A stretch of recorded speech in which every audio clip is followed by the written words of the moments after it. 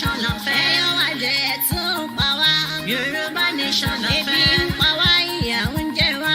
Yorùbá nation la fẹ́. Haúsá bòròrò ti pa wá tán. Yorùbá nation la fẹ́. Èdè wa ń ṣe wọ́n Nàìjíríà. Yorùbá nation la fẹ́. Àwa ò ṣe wọ́n Nàìjíríà mọ́. Yorùbá nation la fẹ́. Nísìnyí o, Yorùbá nation la fẹ́. Yorùbá nation la fẹ́. Ẹ pariwo, ẹ gbóhùn sókè. Yorùbá nation la fẹ́. Ẹ jẹ́ kó dàmọ̀, ẹ jẹ́ kó rí gbọ́. Yorùbá nation la fẹ́. Ẹ sọ̀rọ̀ sókè nísìnyí o. Yorùbá nation la fẹ́. Ọmọdé ìlú máa ń pariwo. Yorùbá nation la fẹ́. Àgbààgbà ìlú ti gbóhùn sókè. Yorùbá nation la fẹ́. Obìnrin ìlú dẹ̀ ń faraya. Yorùbá nation la fẹ́. Àwa ò ṣe wọ́n Nàìjíríà mọ́. Yorùbá nation la fẹ́. Èyí tí àjẹ́ wa ó ti tó. Yorùbá nation la fẹ́. Òṣì yìí máa pọ̀ lápọ̀jù. Yorùbá nation la fẹ́. Ẹ̀yàn àjẹ́ tún pa wá. Yorùbá nation la fẹ́. Ebi ń pa wá, ìyà ń jẹ wá. Yorùbá nation la fẹ́. Haúsá bòròrò ti pa wá tán. Yorùbá nation la fẹ́. Ọmọ wọn Nàìjíríà.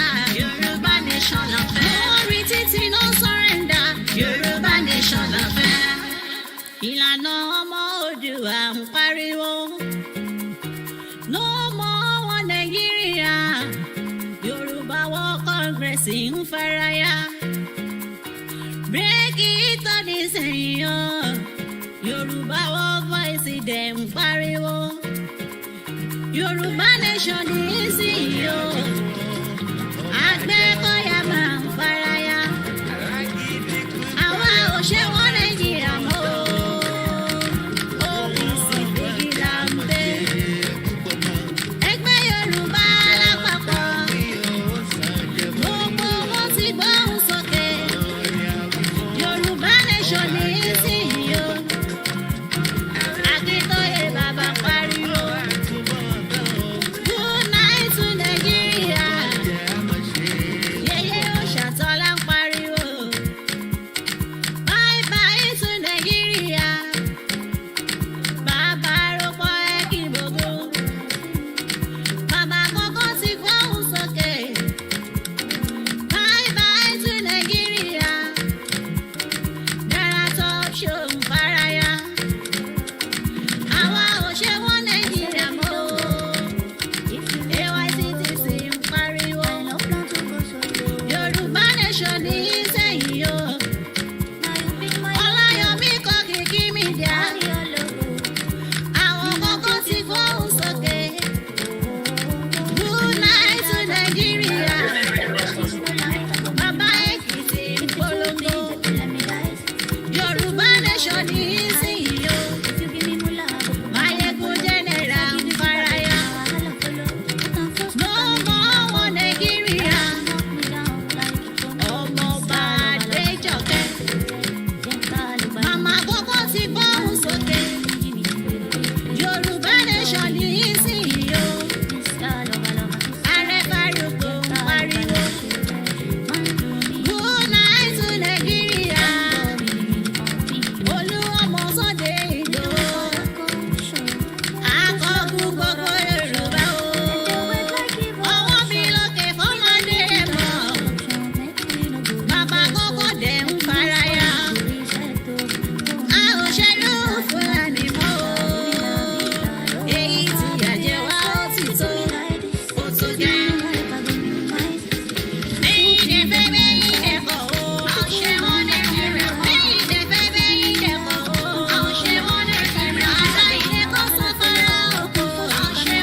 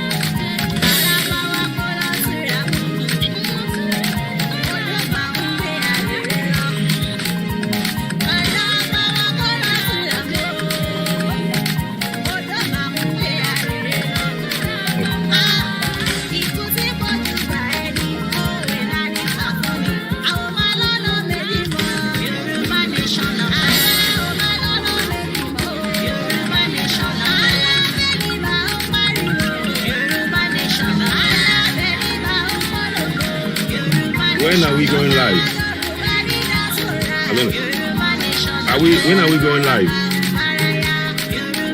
Hello? When are we going live?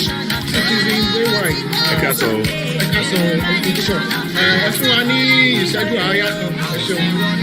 all right.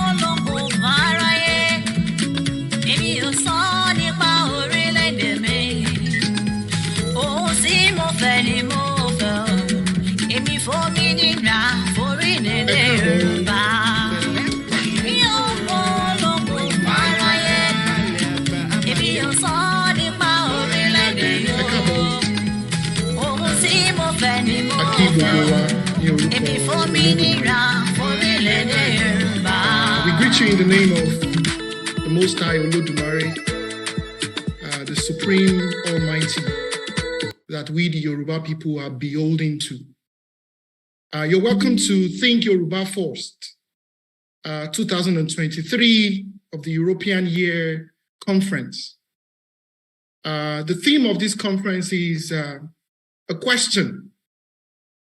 In 200 years from now, will Yoruba race and identity still exist?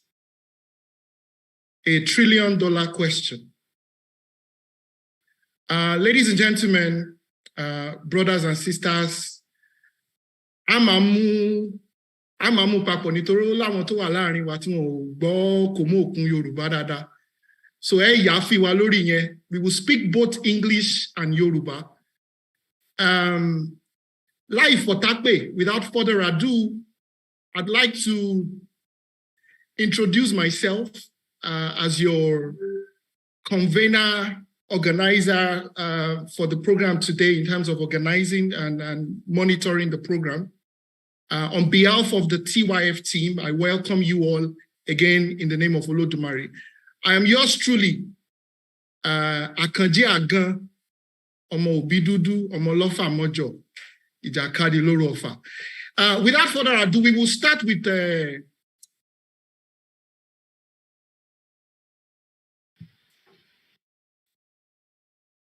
hello, it looks like I was muted. I don't know if you've been hearing everything I've been saying in the last few minutes. Well,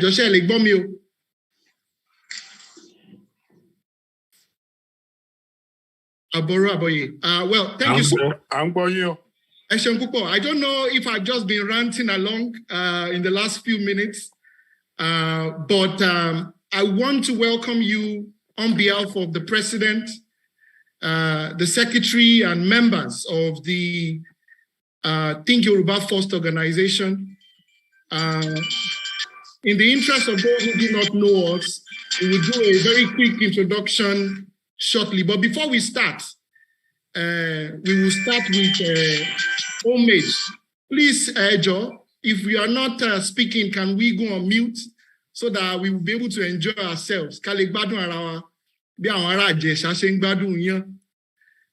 So, again, you're welcome to the first conference of the Think Yoruba First organization. The theme of this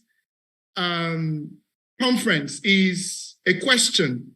In 200 years from now, will Yoruba race and identity still exist? Ladies and gentlemen, we will enjoy ourselves together today. But before we start anything, let's start with Olodumare. And so, Èmi á yọ fìlà mi lórí. Mo rí ẹnìkan tó wà lórí ìkànnì wa yìí. Ẹni ẹ pé ẹni ara ẹ ní àwíṣẹ mi mọ̀ bóyá bàbá àwíṣẹ tá a mọ̀ náà ni o.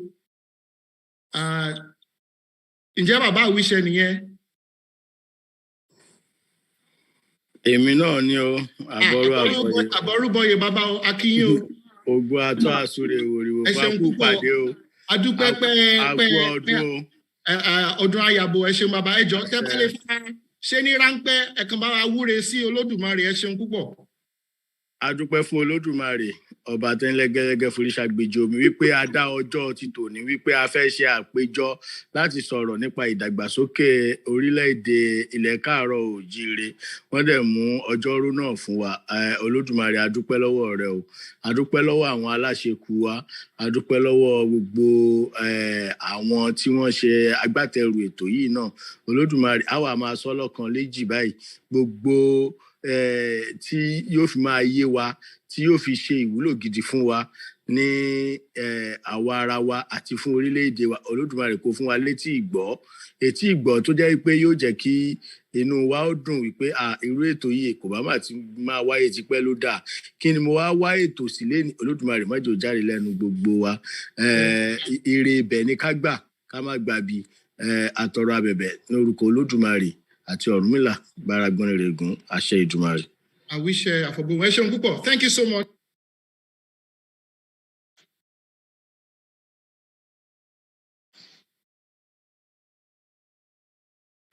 You be muted, Otiwa, muted. You're muted. You're muted. On mute, please. Oh, okay. Thank you so much. Thank you, Citizen Ewa. So we will proceed with the Yoruba national anthem and the Ife anthem. Admin, please take it away.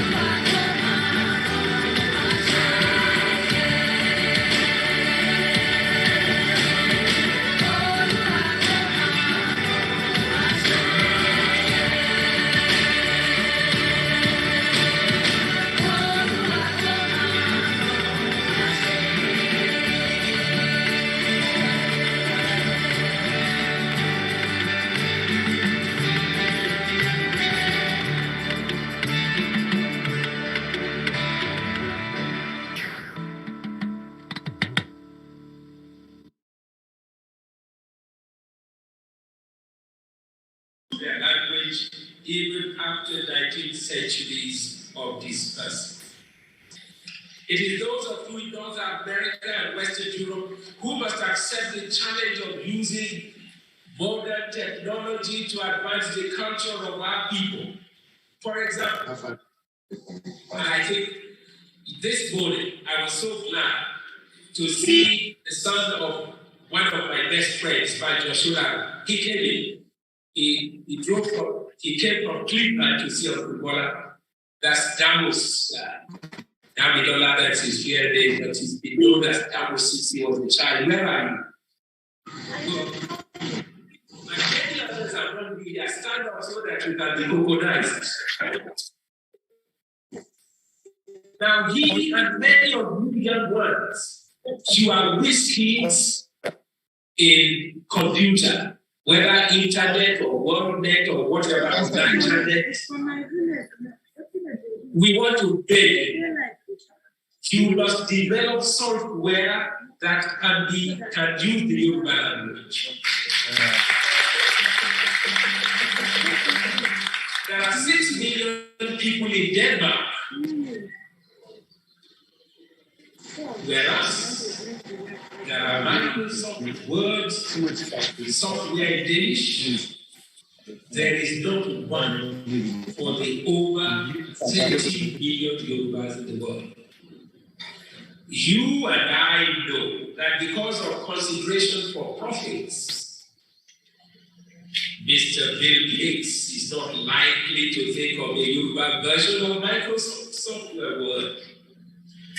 And if we must publish new books in Yoruba, if we must preserve advanced Yoruba literature, then Yorubas in diaspora must ensure that Yoruba texts can be published using the latest technology. And I'm sincerely hoping that constitutional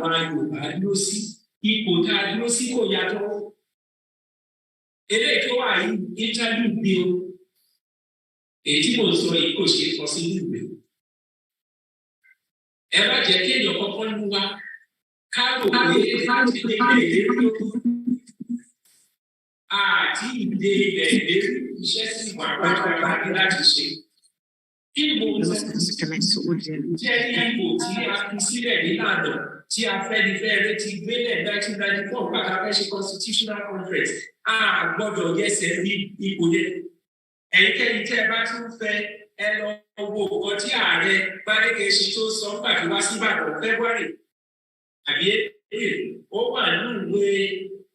Ìṣọ̀kan Yorùbá, ibi tá a dúró sí ó wà bẹ́ẹ̀.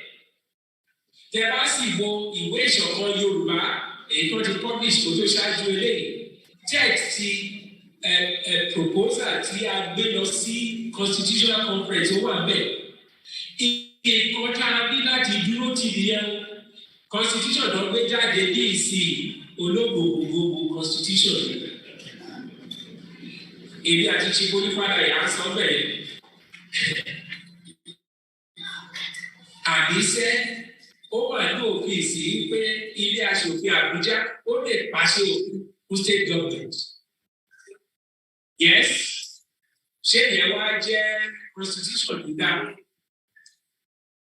Èmi bíi lọ́yà, èmi ti lòdì sí National Judicial Council kan sínú constitution. Nítorí wọ́n wá àwọn tó máa ṣe tí wọ́n fẹ́ máa yọ adájọ́ wá láti Àbújá. Ẹ má jẹ́ nítorí pé ìkọ̀tà láti sọ ní ìsìn òní pé ibi tá a dúró sí 1994 yẹn la dúró sí nípa bá oníkálukú tó dẹ́kun yẹn ni.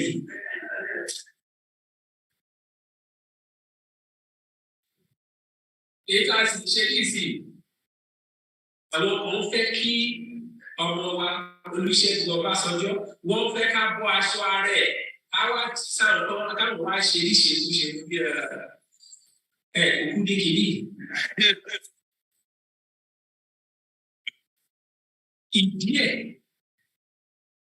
tá a fi ṣe ìtànṣe ní ìsìn ta ní ọkùnrin rédíò obìnrin pa oní pé àbẹ́ kí nǹkan tó máa ṣẹlẹ̀ ṣe kúkú máa rárá bí.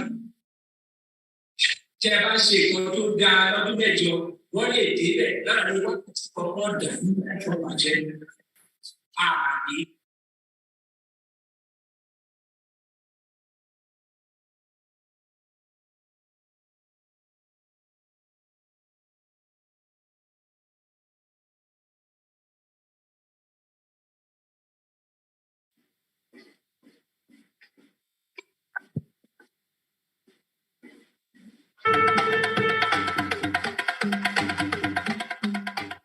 Good morning, good afternoon, good evening, wherever you are. My name is Fumi, aka Yoruba Goddess, and I wanted to talk to you about the globalization of the Yoruba people.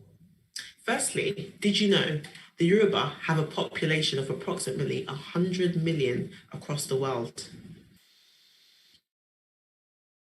Well, originally, Yoruba people are indigenous to the West African sub-region, specifically in countries you may have heard of, such as Nigeria, Benin Republic, Togo, and Ghana.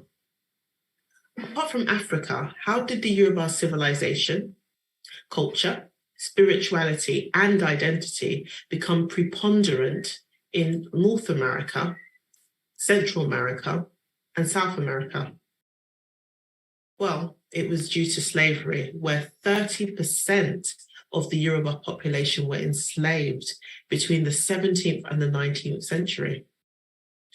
Yoruba tribes such as Isha, Ketu, Sabe, Popo, Gerefe were almost driven into extinction due to the transatlantic slave trade.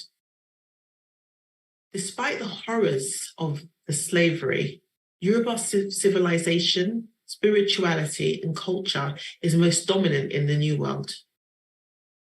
After 300 years of dislocation from the ancestral homeland, Yoruba people in the Americas continue to thrive and identify with their homeland, culture, and spiritual identity in Africa.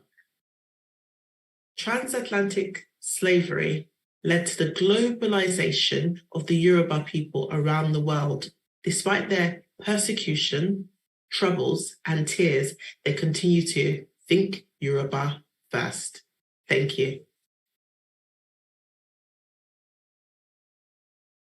Thank you very much. And good afternoon, good morning, good evening, wherever you are.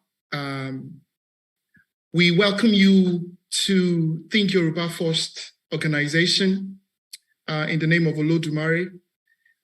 We also welcome you in the name of our patrons, the Honorable Professor Emeritus Wande Abimbola, the Awishe of Yoruba land, global. We also welcome you in the name of our other patron, Oloye Lekan Alabi, who we shall speak a little bit more later on. I also welcome you, ladies and gentlemen, in the name of Oladimeji Bolarinwa and Dr. Bukola Adeniji, our President and Secretary of the TYF organization. We have a program that is packed today. We have very important guests.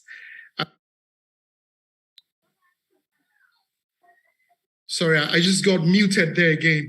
Apologies. So we welcome you on behalf of the patrons, the president and secretary, as well as the members, the working members of Think Yoruba First, to our 2023 conference, which is titled In 200 Years From Now.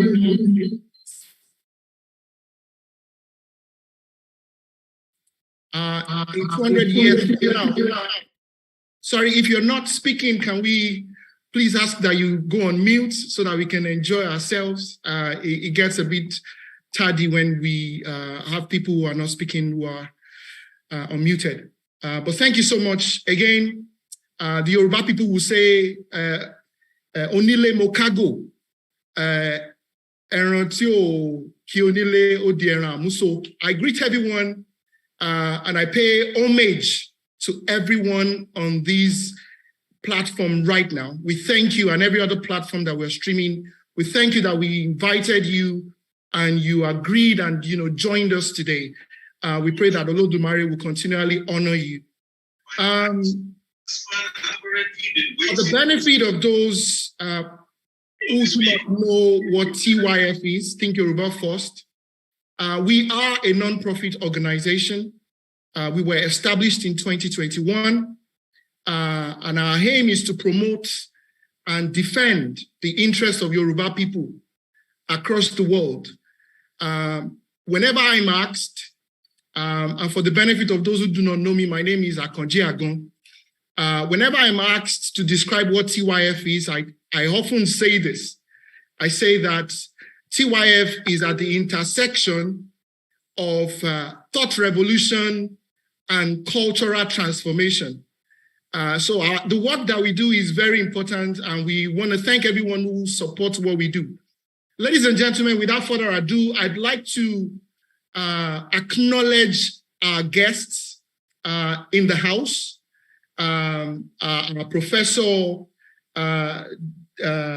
Mayowa Ogedengbe, Barrister Dele Ogun, Professor Akin Ogundiran, Architect George Akinola, Arabirin Shola Salako, and every other person that we will be introducing and giving you a citation of them.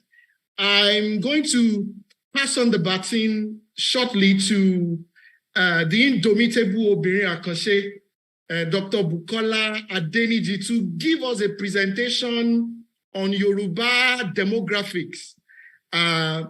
Sit tight and relax, because this is an information that's going to rock you to your core. Egbaradi.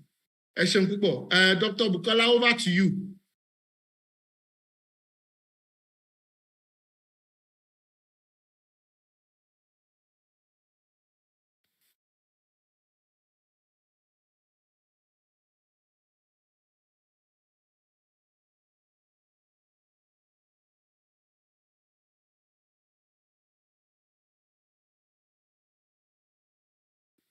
We cannot hear you, Dr. Bukola.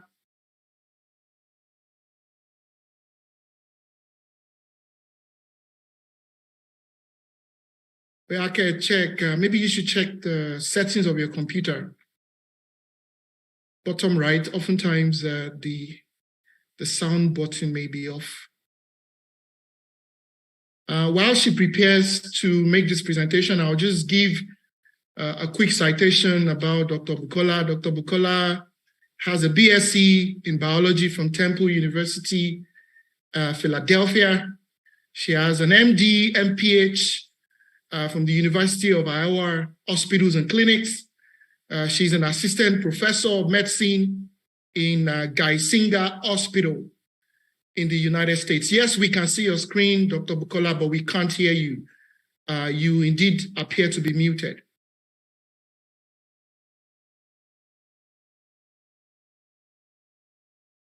Wow. Maybe you should exit and come in again. That seems to work on Clubhouse.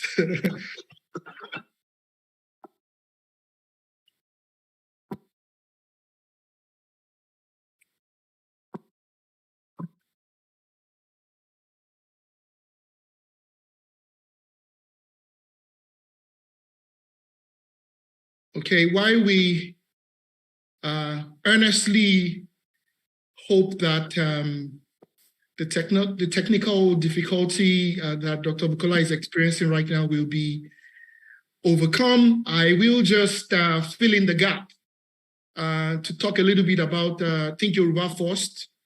The vision of Think Yoruba First is essentially we are here for the preservation of a robust Yoruba identity and engendering of Yoruba sovereignty, Ominira, that is formidable and constantly evolving with the world, but remaining pristine to its core. So originality is at the heart of what Think Yoruba First is about. We want to distill the Yoruba consciousness into our people, because outside of our identity, we are nothing, as you know. We want to decolonize our people, their minds, so that we can have a lasting legacy for our descendants, those who are coming. You heard, can we hear you now, Dr. Bukola? Okay. Can you see my screen? Because I can't see it actually. Your screen is booting. It says Dr. Bukola has started sharing. Okay, let me send these slides to the team and they can help me project just in case. Very well. Thank you. 1 minute.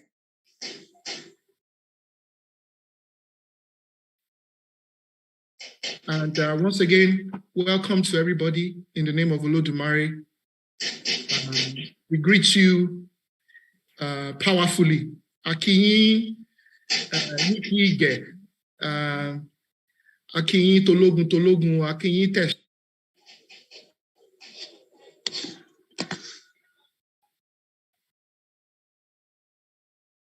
Akinyi Tologun, Akinyi Tesho. Thank you for honoring our invitation.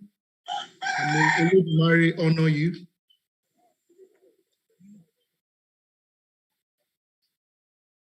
We will be speaking broadly and extensively about the theme that we have titled, In 200 Years From Now, Will Yoruba Race and Identity Still Exist? A deeply profound question that is important for a time as this. Ladies and gentlemen, it is not unusual for people to be exterminated. We have seen it. History, if it's a good place to start, tells us that there have been many people who have come, who have walked through the sands of time, but today are now in the museum, only to be remembered as ideas. So the question is, will the Yoruba race and our identity exist in 200 years from now? Dr. Bukola, maybe pending the time people speak, the admin guys set up the visuals, maybe you can just give us maybe an interim overview of your presentation, just in the interest of... Okay. Yeah, somebody's trying to call me. I sent the slides to the team. They can please help me open it on their side. Aki Bobole, the data that I'll be presenting, it's really going to tell us about what is happening in terms of the migration and just the projection of Yoruba future. And it's actually because the theme of our topic today is 200 years. This data actually said that in about 40 years, some critical change will happen. Some critical demographic change is going to happen in Yoruba land. So, but I don't know, it doesn't want to share itself. I say I'm trying to reshare it again. So I guess we could move on to the next speaker, and when they are able to show the slides, I'll be glad to come back and present it to us. No worries at all, Dr. Bukola. There will be no worries. Okay, thank you so much. Ladies and gentlemen, it's in 200 years from now, will Yoruba race and identity still exist? Our next speaker, ladies and gentlemen, is Professor Mayowa Ogedengbe. And I'm going to, if you allow me, read a quick citation about our speaker, Professor Mayowa Ogedengbe, PhD, Agba-Akin, a retired professor at Temple University, and educated at Temple and Howard universities. Professor Ogedengbe was born at Ilesha, Osun State, Nigeria. Is an offspring of the legendary Ekiti Parakbo, Generalissimo Ogedengbe Agbogunboro, of Ijesaland. Dr. Mayowa Ogedengbe is a distinguished member of the Nigerian community in the United States. He is an Agbaki, which we describe as the elder of valor, honoree of the Egbe Omo Yoruba, National Association of Yoruba Descendants of North America. He is a community organizer and visionary foundation member of the Egbe from the onset, who catalyzed the formation of other chapters in Philadelphia, 1994, New York area, Houston, Texas, Dallas in 1987, etc. He's the chapter president of Philadelphia and successfully has hosted the 6th National Convention and NEC during his tenure. Please, if you are not speaking, may we appeal to you to go on mute. Thank you so much. He's a committed team player who served in several national committees, such as dispute settlement and resolution. He is indeed a community organizer and social activist who has led many nationally based organizations, including the African Union of Students, Nigerian Students Union, Ilesha Grammar School Old Students, Association in North America. Ladies and gentlemen, without further ado, I'd like to recognize and welcome Professor Mayowa Ogedengbe Agbakin. Ẹ káàbọ̀ sà. Ẹ kúlé o. Ẹ ṣeun púpọ̀. Akínyẹ̀wò bàbá. Thank you very much for those exaggerated profile. And I also thank the organizers of this initiative. You are really doing it the way it should be done. And it's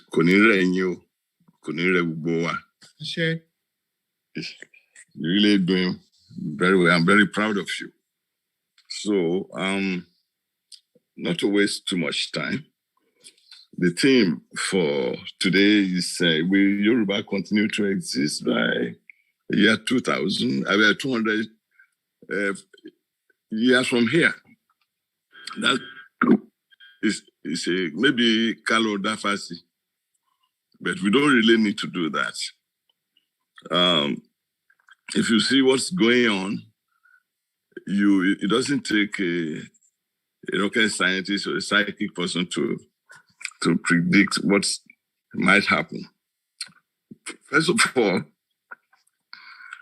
who are the Yoruba today? Who is a Yoruba? I will start from that. Then we do the question of whether we shall continue to thrive or not. A Yoruba could be described as a person who is genetically and psychologically Yoruba. In other words, a genophilic and psychogenetic Yoruba. Anybody who derives from the core of Yoruba culture, from the deep structure of Yoruba cultural constructs. In other words, that person who answers the basic questions each conceptual universe answers. Tanimi, the same question, the kind of question that a figure, a character in our classical literature, IGBOHO by Dio Fagungwa, when Oluwaye was at the domain of Agiju Dakeroro, the growth of tranquil calm, Eshukwekere asked him these questions that every culture does ask, and every member of humanity answers. One, Taniye, Mbulutimbo, Mbulunlo, Kilojamo, etc. And this in W's and H's of those in journalism, they say, who are we? Where we are? Who am I? First of all, you have to know where you derive from. What is your ontological basis? Which deep structure how do you answer one of the basic questions of humanity? One, the jargons, they said cosmologically, what's the origin of the universe to come? What's your value system? What's your ideology? Anybody who answers all this correctly from the perspective of deep-rooted in Eseifa and coded there correctly and uses this as frame of reference in anything he or she does, that's a Yoruba person.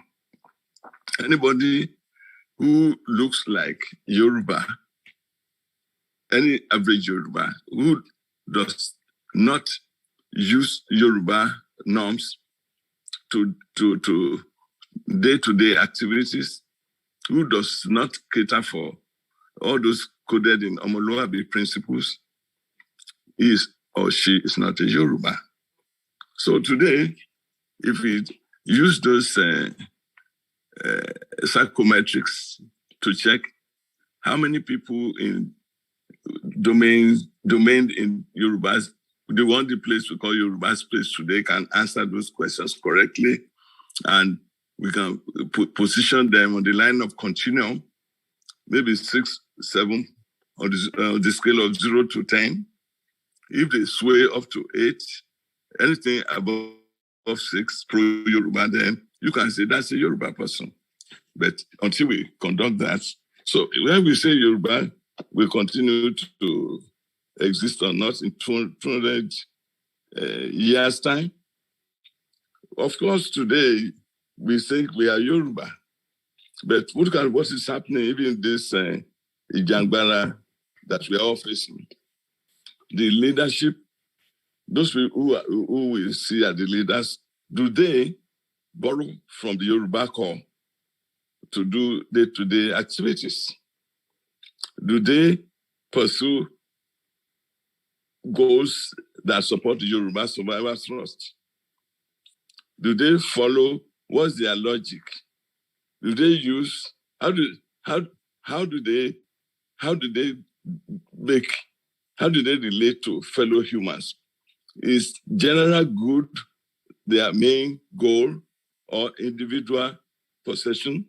Are they spiritual in terms of domain of departure or materialistic? Spiritualism is the basis of Yoruba culture. In other words, is defined as ability for individuals to be immersed in all within the rhythm of the forces of nature. You are not above it, you are not below it. In other words, you apply the unitar logical system in everything you do, which means what you do in harmony with nature, as opposed to the one that imposes control over nature, which is dichotomic. It's either you or nature. Everything has to be controlled. It doesn't belong to the domain of the Yoruba people. So we say, is spirituality your main point of departure or materialism, which means that the material thing you possess is the basis of your value, of your worth. So the survival of the tribe does not bother you as long you go eat everything to get by yourself. Because individualism and the material being, somebody can sell their family, their own mother, in sort of monetary gains. Isn't that what we are facing today? Is that Yoruba or caricature of Yoruba in existence? So we have to ask ourselves, what is the anterior of the status quo that we are facing today in what we call Yoruba space? Edmund Burke in Fury Quene says, tell me what are the prevailing sentiments of your youth. In turn, I will predict what's going to be the character of next generation.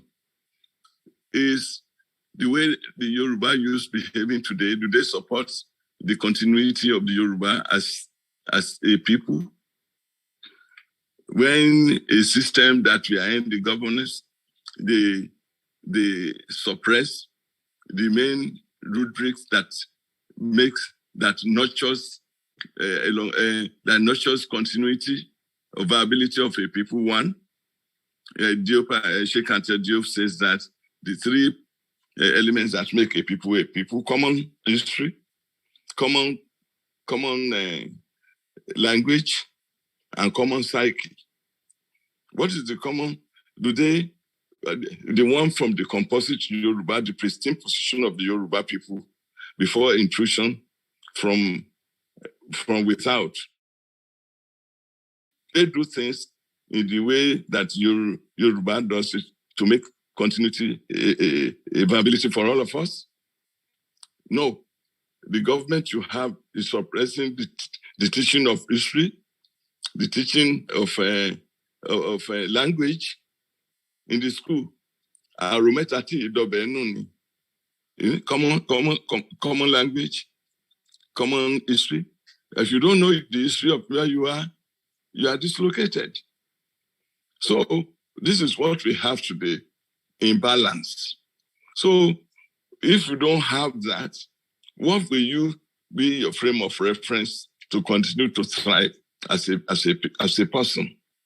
There is a condition, dysgenics.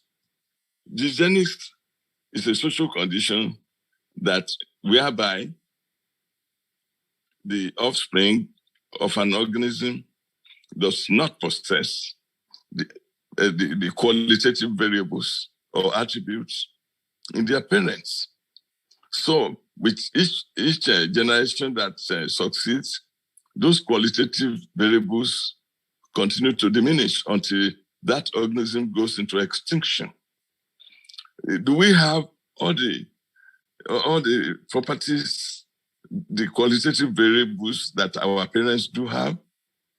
Do we have it among the current generation, the anterior one?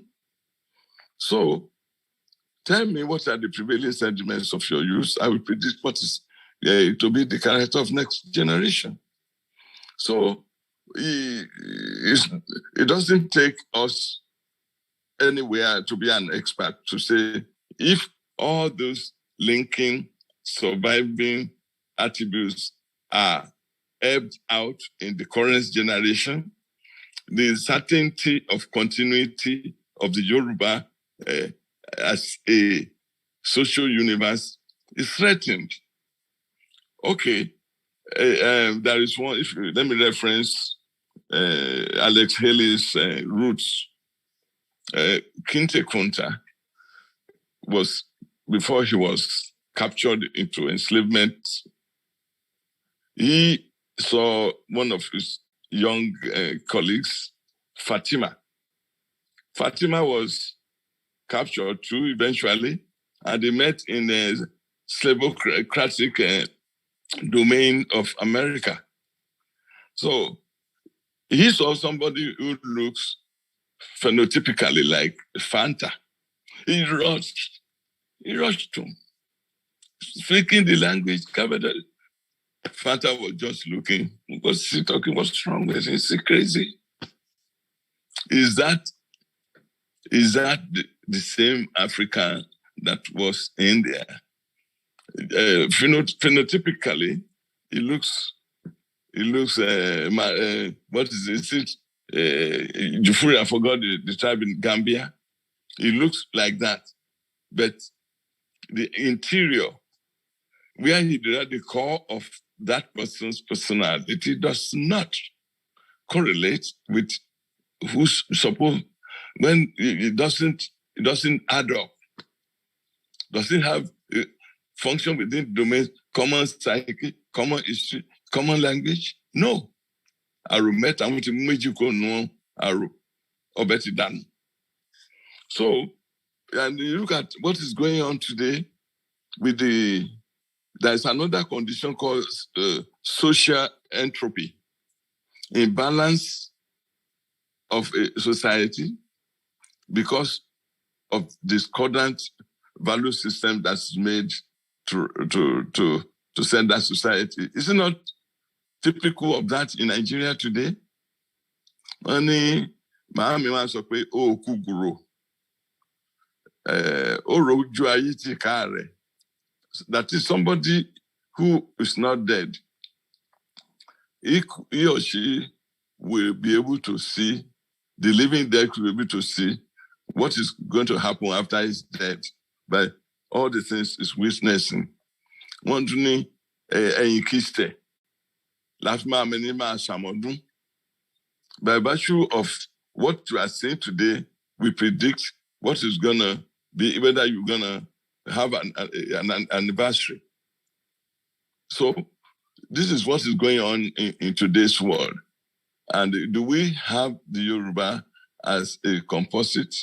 Situationally, Yoruba is not, the one that looks like Yoruba is not purely Yoruba. If he or she does not derive from the Yoruba norms that continue to make Yoruba a viable condition. So before I can answer the question now, I say it's conditional question.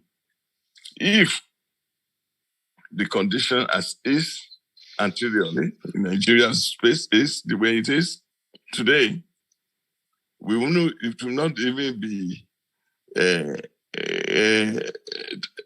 40 years before Yoruba becomes, I won't say endangered. Yoruba is an endangered species. I'm not gonna.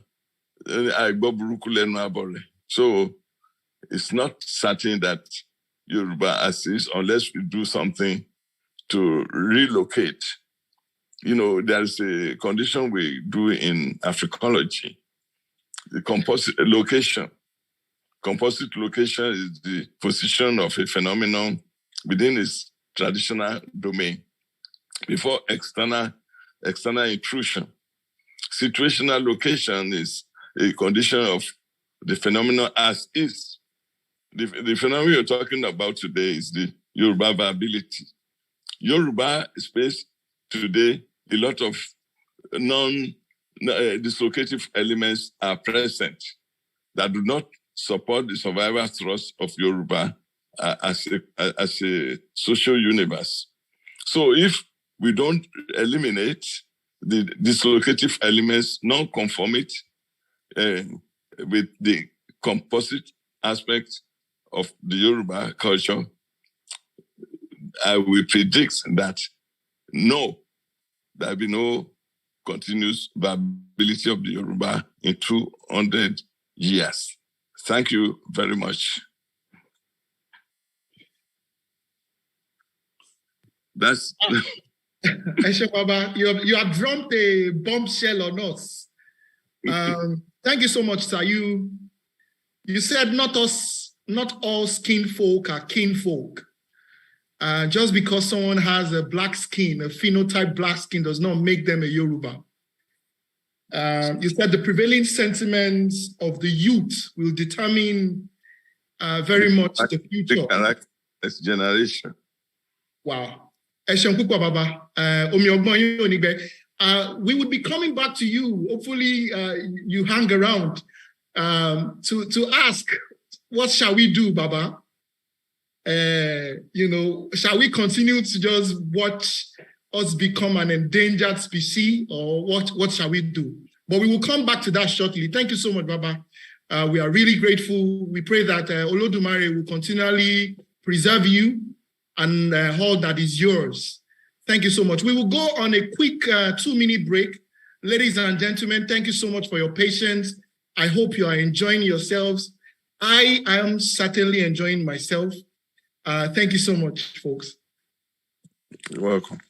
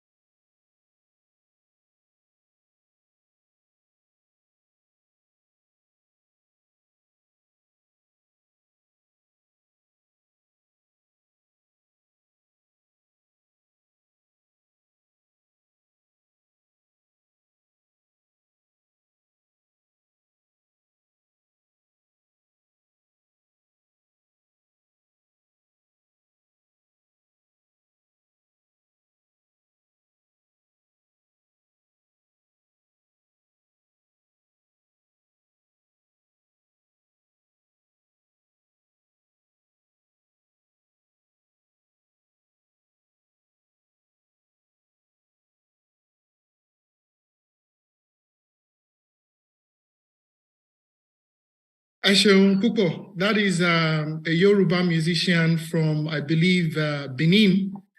I believe her name is Bolojo. The beauty of the Yoruba language, the sacred Yoruba language. Ladies and gentlemen, without further ado, I'll just pass on the baton to the indomitable Obìnrin Àkànṣe Niji for our presentation. Thank you.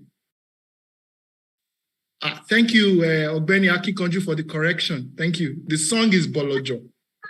Thank you. Okay, I'm ready if they can project my slides, please.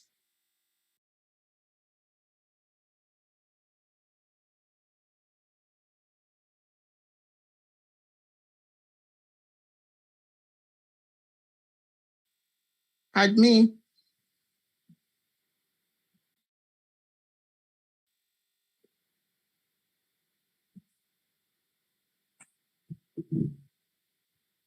Okay, thank you very much. So this slide is going to tell us some changing demographics of Yoruba land. I have to disclose that some of the studies, some of the results you're going to find here are privately funded research that was paid for by Yoruba Conservative Group. As Omoluabi, it is very important for us to understand the problems that we're facing, because if we don't understand the problem, we will know how to move forward. So please, can you advance my slide?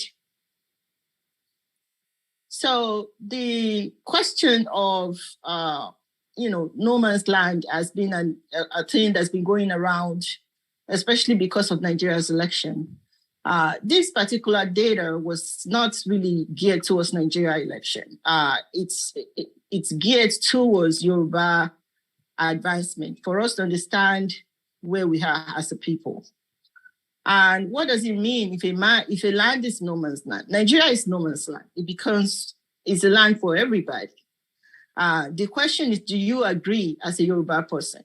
If you agree, then you don't need to do anything. You don't even need to listen to this data.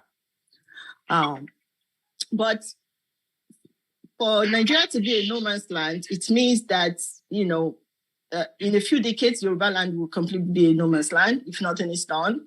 You lose your majority, you're going to lose your political relevance, you're going to become, you're going to fall into the minority status, and you're going to be having these issues of indigenous versus residency status, loss of autonomy, and so many other things are going to be creeping up. I'm going to start by showing the birth rates. The birth rates of Nigeria. This is Nigeria as a whole. And Nigeria as a whole, you have, by 2050, it's projected that Nigeria will be the most populous, will be the fourth most populous country globally. And this data is showing us who is contributing the most to the growing population of Nigeria. And the answer is very straightforward. You can see the blue bar, especially in the last column here. It's the Hausa Fulani group. They are the one that is going to contribute the most to Nigeria's growing population, followed by the Igbo, and of course, in the bottom is the Yoruba group. And the reason why this is so is because of this number of children they are having. So 5+, anywhere from 0 children to 1. This is where you find our people, Yoruba and Igbo. It's that they don't have any children, or maybe they have 1 to 2, okay? But when you see 5+ children, the people that are doing that job is the Hausa group and Hausa Fulani group. And I need to put in a caveat that even the people that conducted this study said that when you look at numbers like this in a scale of the country itself, you're more likely to miss what is happening to the subgroups in terms of their growth rates. So essentially what that means is that you won't even know how bad Yoruba reproduction rate is if you're looking at it this way, compared to if you actually break it down, go to the Yoruba group themselves. So let's go to the next one. So this is a comparison, Yoruba versus Igbo group. So when you look at Yoruba versus Igbo in the context of Nigeria, the Igbos are actually doing better than Yoruba in terms of reproduction. So that's just to put it out there. Now, the next one goes to the parity rate in Nigeria. So when you look at the whole population of Nigeria, like I mentioned before, you can see a group stands out, and that is the Hausa Fulani group in orange. Their population is even higher than the total Nigeria when they average it, which is in blue.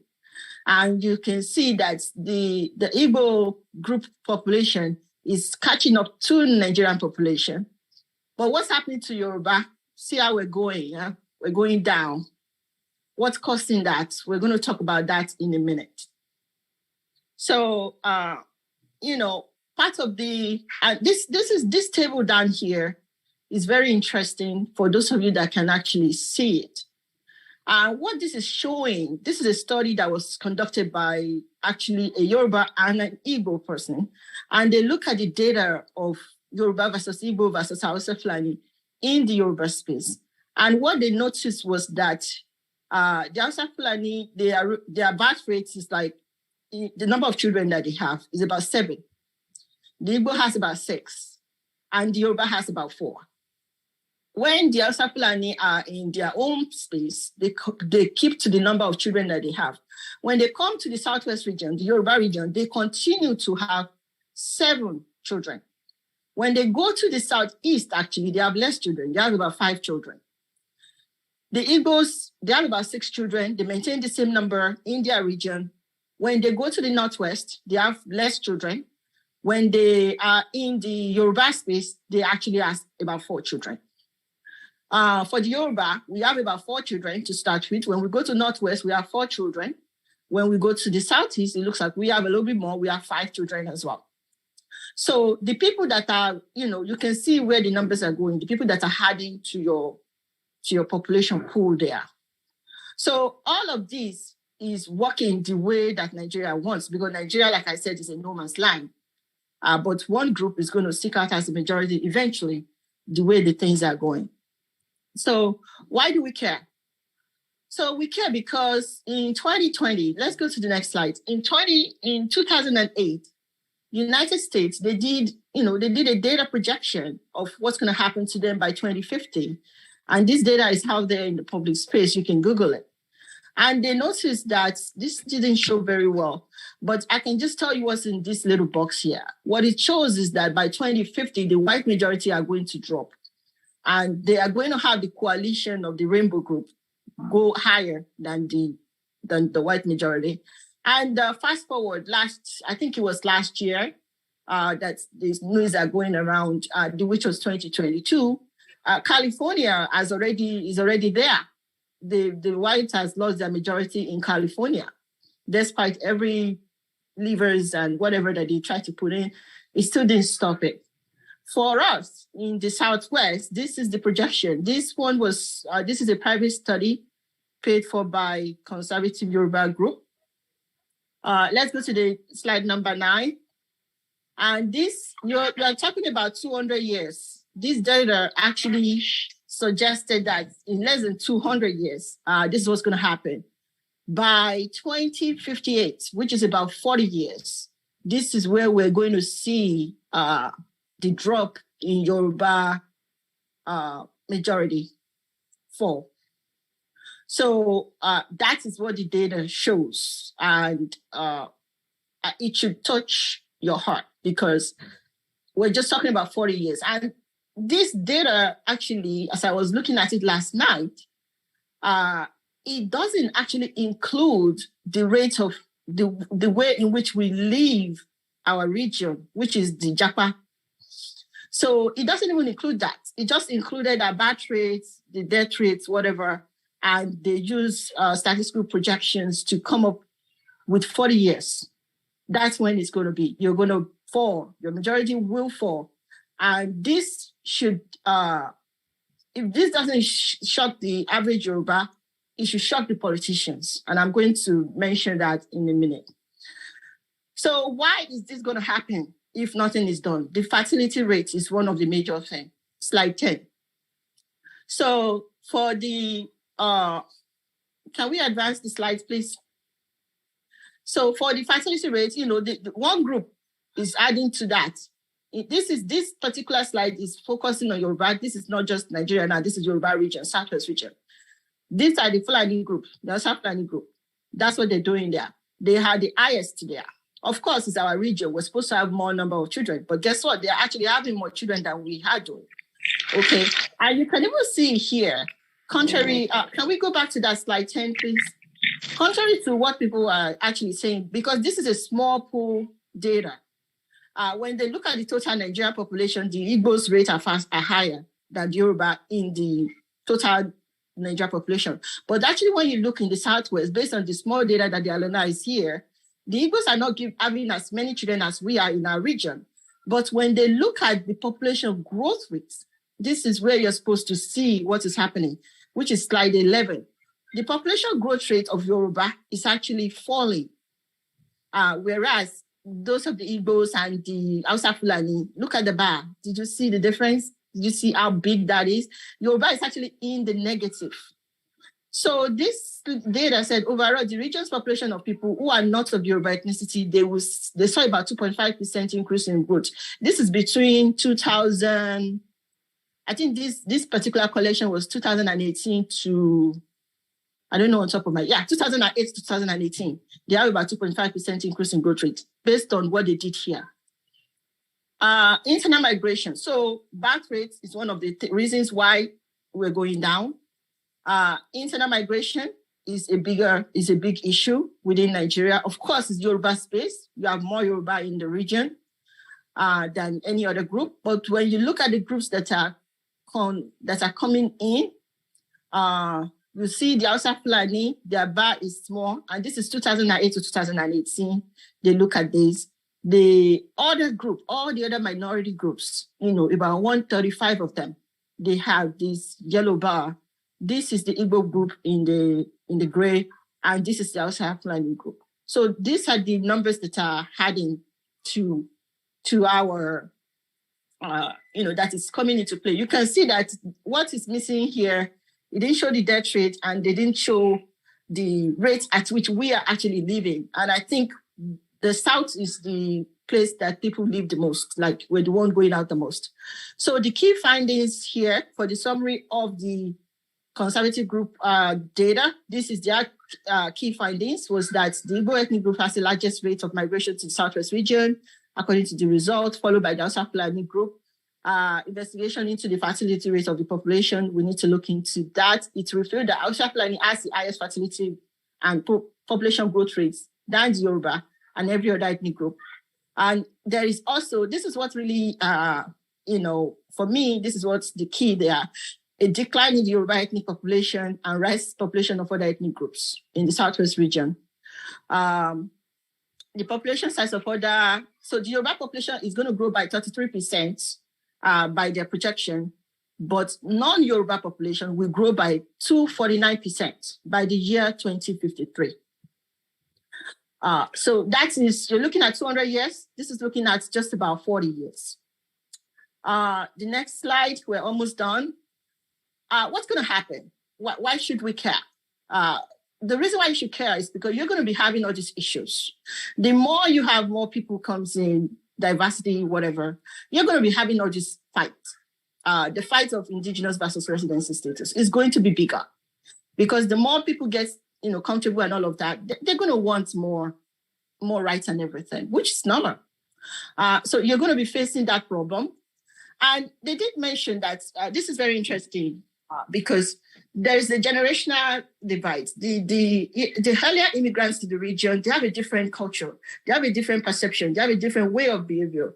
Whereas the newer generations, their offspring, their subsequent generations, they're not like their fathers. They are not the kind that see themselves as, they're just coming in. They see themselves that this is their place. So they have a sense that I was born here. This is the only place I've known. I don't have any other place. This is where I am now. So that needs to be factored into the equation. So among other things, I'll just skip that. Some of the things that's contributing is NYSC. I'm sorry, people keep going in and out. Can we go back to the, yeah, okay, let's go to slide 15. Thank you. So you're going to be having more of slide 15. You're going to be having more of indigenous versus residency status. And I want something jump out, the contraceptive use, the Yoruba people. When you go and look at the Hausa Fulani group, 3.5% of them are using contraceptive. When you go to the Igbo group, I'm actually surprised that Igbos are actually using a lot because they're Catholics. Technically, Catholics don't use contraceptive, but 36.7% of them are using contraceptive. And when you go to the Yoruba group, 50.2% are using contraceptive. So which is the reason why our birth rate is so low. And can you come again? We didn't hear that part yet. Oh, okay. Let me go over it again. Contraception. Contraception is perhaps one of the biggest reasons why our population is going down. The Hausa Fulani, 3.5% of them, only 3.5% of them are using birth control. And some of the reason why you have contraceptive push is part of regulations of, what is it called? All these United Nations, whatever. They give all these guidelines as to population control. And the places where they're the most effective is in the South. The North, they totally disregard that, recommendations of the UN or whatever in terms of population control. They don't follow it. We're the one in the South that is following it. And what is happening is that 3.5% of the Hausa Fulani, they're the one using contraception, okay? 36.7% of the Igbos are using contraceptions. And like I said, I don't even know that a lot of Igbos use contraception like that because they're Catholics. Yoruba, 50.2%, whopping 50.2% of our women are using the contraception. And what's happening is that also when they look at who wants to have more children, Yoruba, we're not interested in having, 5 children or more. 92.6% of Hausa Fulani, they want more children. 61% of Igbos want more children. 33% of Yoruba want more children. There is nothing bad in that. Population control is key. The problem is that when you are in a place like Nigeria, is it going to be to the detriment of you, especially if you cannot control your space? So it's key. And when they look at who is coming to our region, why are they coming to our region? Shockingly, let me tell you, the people in the North, they actually have free access to education and health compared to those of us in the South. So they don't come for education. They don't come for health. That's not why they're coming to our region. So just to put that out there, I put this orange here to salute the Fatherland Group and the Orange Union arrangement that they have. It's really just talking about borders. I wanted to say, you don't have borders, you're going to, you see where the trend is going. Without borders, if something doesn't come to happen, and with the constitution of Nigeria, it's inevitable situation that we're looking at. How does US secure their majority? Or at least they are pretending to secure it. Slide 16, they came up with immigration laws. They used the judiciary harm. They deported people. You can't do that because Nigeria is one. You cannot tell people to go back to their space or whatever. They relocate people. Actually, they use foreign policies. They go to where the conflicts are. They try to resolve it there because they don't want people to come here. They regulate abortion. They make a stink last year when the biggest abortion protection law was struck down. They didn't do it because they care about the lives of Black. I'm pretty sure of that. There's a reason why. It's because they want more people. They want their kids to have children. They see where the trend is going and they're afraid. So they regulated abortion. They defunded Planned Parenthood. That is the biggest payer of contraceptive. So they defunded them. They outsource jobs. A lot of Indians would love to come to the US. They outsource jobs to them, so they don't come here. So that's what they do. They have power. They have control. We don't. We don't have any choice. And none of these things we could do. So I don't know what we're going to do. So let's go to slide 17. Slide 17 is just showing us some of the problems that we're going to continue to have as long as there is no borders. The water bill is one of the ways that these problems are coming in. The Ruga bill, this is why you're going to have it. The more your populations continue to go, the more the diversity population continues to go in the South, you are going to have more call for water resources control, more call for the Ruga. And as times are going on, you will not be able to resist these things because your demographic is going to dictate who your representatives are going to be in your region. So while you might kill the water bill today or the Ruga bill today, they're not dead. They're not dead. They are undead, elements. They will come back in a matter of time. And in our lifetime, most of us that are here, they will be back if nothing is done. So slide 18, what can you do? You can strike down the Constitution, look for a new arrangement. Good luck with that. So far, so good. The people contesting, none of them is suggesting that they're going to do any of that. You can do Orange Union if you can put it off, create a border.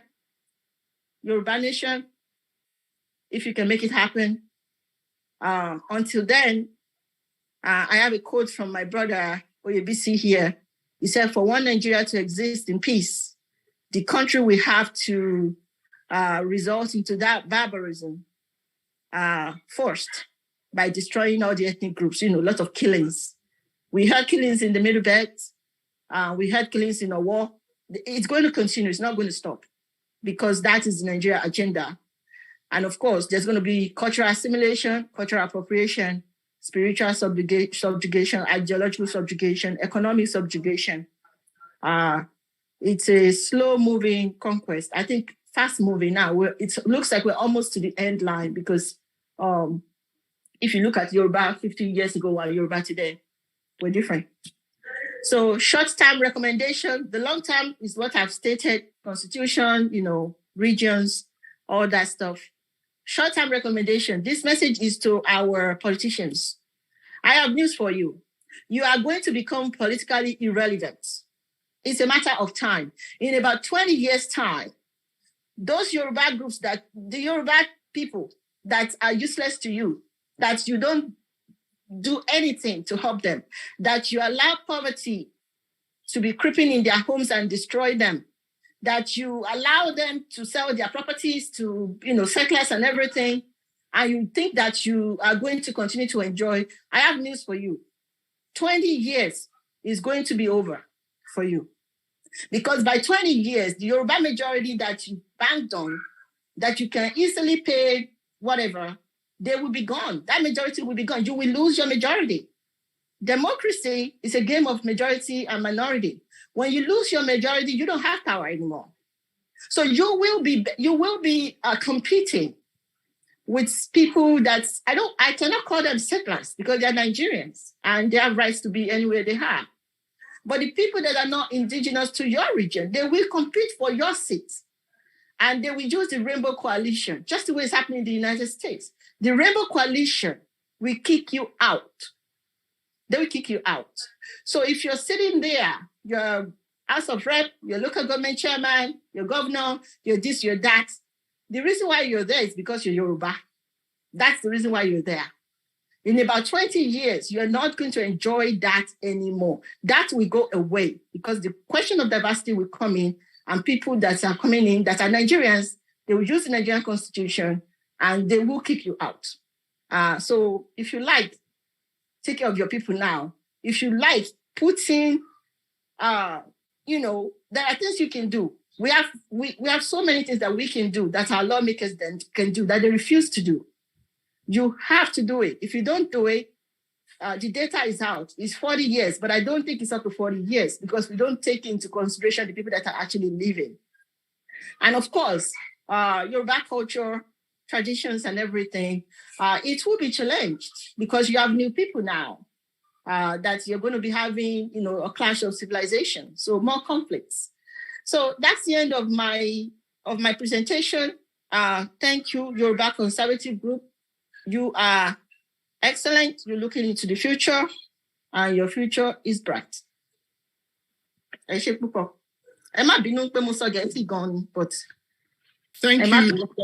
Thank you, Dr. Bukola.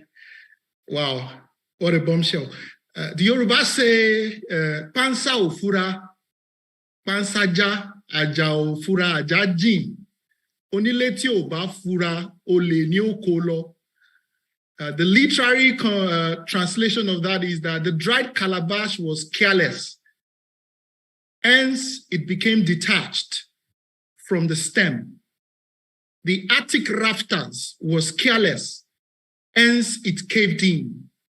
The head of the household that is not careful will be cleaned out by thieves. You asked a very profound question, Dr. Bukola. You said, why are they coming into our land, into Yoruba land? It's not because we have it easier economically. They don't pay for electricity for the most part in the north. We need to address that question, and we will come back to it. I'm adding it to the list of questions. We will take a quick short break. Again, thank you so much, Dr. Bukola, for that succinct presentation. Admin, please take it away, and let's make it very quick. Thank you so much.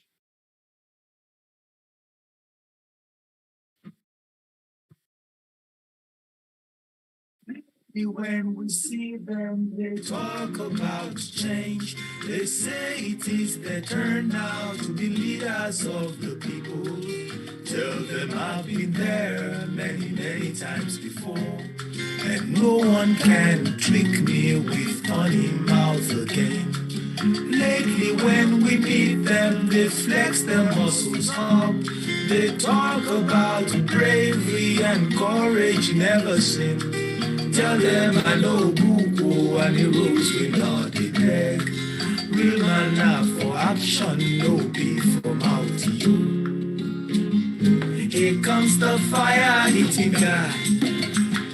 My Lord with arrows in his eyes and burning anger, let no one stand in his way. This land will never be the same again. Yeah, here comes the fire spitting guy. Arekunmi is on the way with this sort of justice, one of the liars and pretenders. The day of reckoning is everywhere. Lately when we see them, they talk about their conquests, the many battles fought in the trenches for your rights.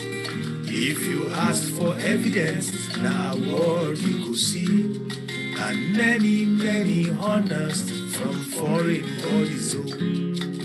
See them on the streets now, preaching to the crowd. The true test of a leader is to lead right in front and be responsible when things go wrong. No need to dey run and make excuse you.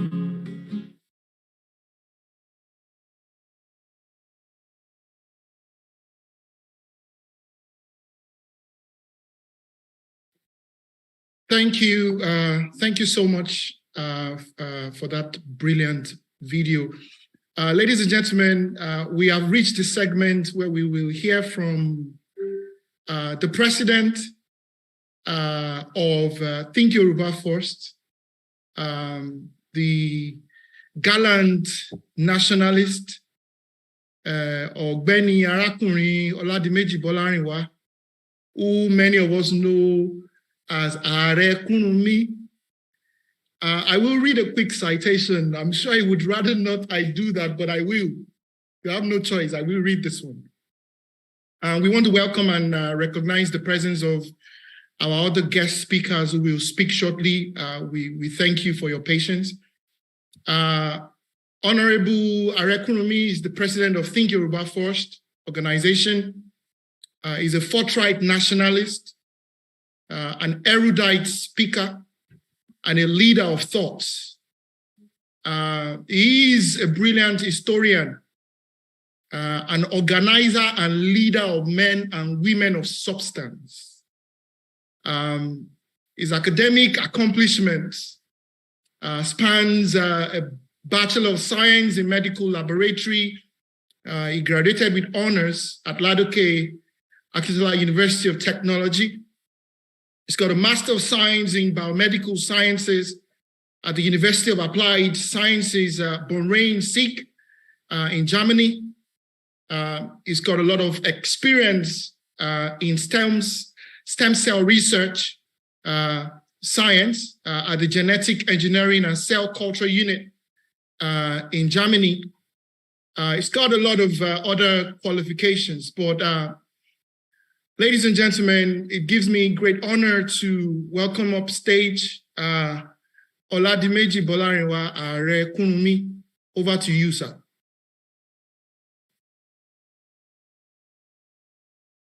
I greet you all in the name of Olodumare. Greetings to all Yoruba people across the world. In the name of our ancestors, in the name of those who created Ile-Ife, I pay obeisance to those who died before us.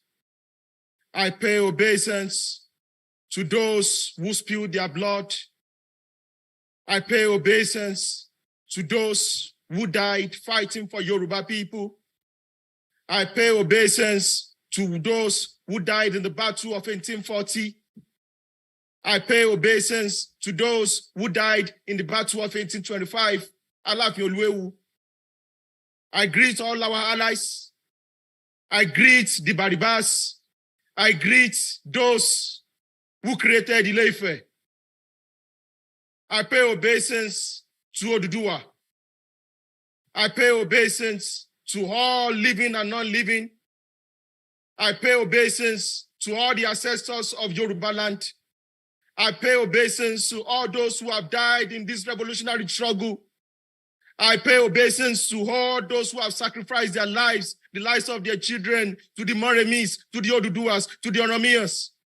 I pay obeisance to those who shall come before us and spill their blood for the struggle for the emancipation and the freedom of the Yoruba people. I pay obeisance to those who dwell in the middle of the heavens, who intercede for the Yoruba people. I pay obeisance to Olodumare. I pay obeisance to the source of all civilization. I pay obeisance to those who believe that freedom is the right of all people across the world. I pay obeisance to all patriotic Yoruba people across the world. The Yoruba people are an empire-building people.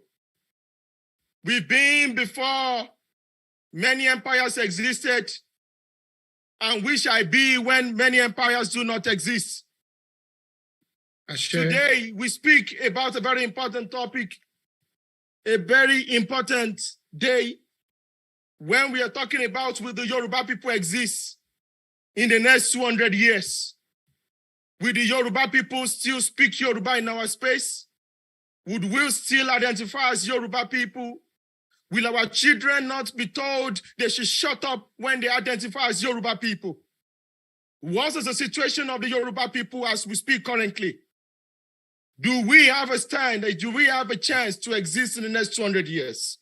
These are rhetorical questions, and I pay obeisance to the elders in the house that have spoken before me. Today, I am not here to make you happy. Today, I am not here to make you smile. This is not a conference of a tea party. This is not a conference where everybody will move around and you laugh. This is not a conference of laughing. This is a conference where you have to be sober. If you are a Yoruba man or woman and you want your people to survive. In the 19th century, which was called the century of blood and iron, 40% of the Yoruba people were taken into slavery via transatlantic slavery. The Yoruba people were taken off their lands. The Yoruba people were taken off their space. The Yoruba people were taken off everywhere we were. We were dislocated from our spaces. It is unfortunate that this generation, it is a generation that decided that they want to perish. It is a generation that has decided that they want to assimilate. It is a generation that wants to please their enemies instead of fighting for their survival. I will talk about the different people that have gone extinct. I will talk about the different people that have expired. And I will talk about the different people that have been able to bring their civilization back into survival. So the first thing I'll talk about is talking about the Circassians. The Circassians were a very powerful people that had their own nation states. They had their own civilization, their own country in the 18th, even towards the 19th century. But due to war, the Circassians became assimilated and they were uprooted out of their lands. The identity of the Circassians, it is now in the museum. The question I want to ask us again is that we all remember Sudan. Do you know the meaning of Sudan? Sudan means the land of the blacks. Sudan means the land of the black people. For the meaning of the land of the black people, the question I want to ask us again is this. What does Sudan represent currently? Sudan represents Arab world. That is what brings this important terminology I want to use, which is called the replacement theory. Yoruba man, Yoruba woman listening to me. If you really want to live forever, like the Spartans used to say, you have to understand that your first panacea and your first solution is Yoruba nationalism. I want those in this room and those listening to me to please pay me rapt attention. I beg you. If you want to live forever, the only solution is hardcore Yoruba nationalism. It is thinking Yoruba first in your economics, in your marriage, in your academics, in your technology, in your politics, in everything you do. Without you defending and upholding your own Yoruba identity, there is no Yoruba nation. We are going to be foolhardy to think we are going to achieve Yoruba nation when we do not understand the need to protect Yoruba nationalism, when we do not see the need to protect Yoruba identity. The Yoruba people became Nigerians through war. We became Togolese through persecution, and we became Beninois through torture. The Yorubas became Brazilians through slavery. We became Cubans through subjugation. Our identity is an identity of genocide, and our identity is an identity of humiliation. Again, I would like to also make an example that Ile-Ife can still be Ile-Ife, and another people will replace us in Ile-Ife, and there is nothing that will happen to us. The world will move on. Half of the states in the United States of America probably represents indigenous lands and indigenous communities in America. Oklahoma, Mississippi, all these places belongs to the Native Americans. These were their lands. And why was their lands? And why belong to the Native Americans? But the question I want to ask us is this. They have been replaced. They have been replaced. And we see a good example in Ilorin, in Yoruba land. Ilorin can still be Ilorin. The Yoruba people can still form a part of a society, of a population in any space. But the reality, the civilization, the control, the political and economic control of those spaces can be taken away from you. That you are indigenous to a space does not mean you cannot be taken over. That is what brings us this reality. Because when we talk about Yoruba nationalism, we are not talking about Yorubas of Nigeria. We are talking about the Yoruba people across the world. Those that were uprooted from their land through slavery, and those that were taken up their space through economic starvation. The Yoruba people will live amongst our enemies across the place where we've been. From Togo to Benin Republic, to Nigeria, to Sierra Leone, to Brazil, we are a people that are envied by everybody. Everybody wants our land. Everybody wants our space. Everybody wants to be who we are, but they hate us for who we are. Everybody wants to be who we are. They want to be Yoruba so badly, and they hate what Yoruba represents. They know who we are, that we are sons and kings. We are kings and queens, descendants of the gods, descendants of the invisibles. That is who the Yoruba people are. We are a special people, a unique people, a wonderful people, the bastion of Black civilization. The Yoruba civilization can rival the Greek civilization. We can rival the Babylonian civilization. We can rival the Egyptian civilization. We can rival the Chinese civilization. We can rival the Indian civilization. We can rival the Japanese civilization. We can rival the Aztec civilization. We are a civilization building people. We built empires. We were the first urbanized people in Sub-Saharan Africa. When other peoples were still living in their primitiveness in villages, in champs, in hamlets, the Yoruba people were building cities. Before the existence of Lisbon, Ile-Ife existed. Before the existence of several European cities, Oyo existed, Katunga existed. That is how powerful we are. We built empires. We built the Ife Empire. We built Owu Empire. We built Oyo Empire. We built Ibadan Empire. But what is the glory of claiming the glories of yesteryears when the descendants of those who built these great civilizations are no more? Sudan has more pyramids than Egypt. The question I want to ask you, where are those who built the civilization of Sudan? Sudan has more. When we talk about Egypt, the people of Egypt have been replaced by Arabs. When we talk about Sudan, the people of Sudan has been replaced by Arabs. The Yoruba people, I want to ask you, anywhere you're listening to me today, do you want to be replaced? Do you want your space to be taken over? The question I want to ask you, when some people write jargons, when some people intellectualize genocide and tell you your Yoruba identity is rubbish, when some people legalize genocide and a lot of sons of perditions were clapping for them that the Yoruba identity is nonsense, what they are telling you that you have no right to exist, what they are telling you that you have no right to be who you are. The question I want to ask you, you Yoruba man listening to me, do you want to live forever?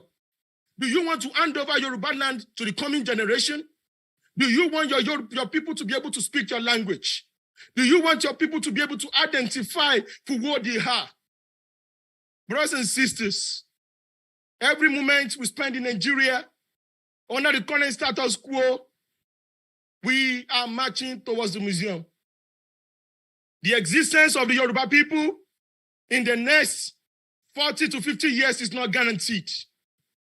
You see, when we say Yoruba land, Yoruba resources, even within the concept of Nigeria should be controlled by Yoruba people, you see a lot of people ganging up to destroy us. People we share nothing in common with except the colonial masters. This is the problem we have. This is what we are facing.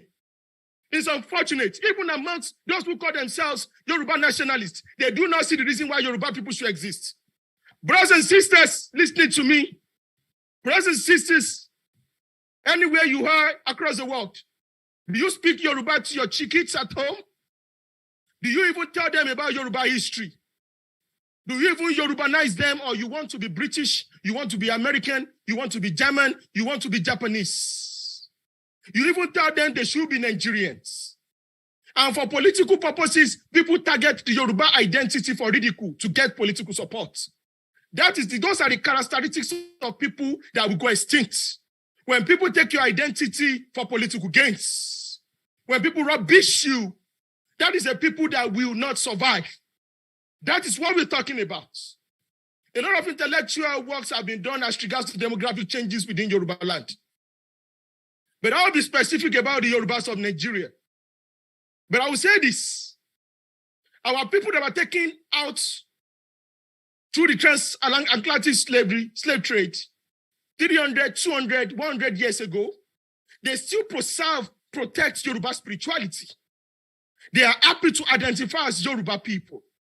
You dare not tell them not to identify as Yoruba people. Millions, I said millions of a lot of indigenous Africans were taken out or put out of motherland, Africa. We are the only people that survived.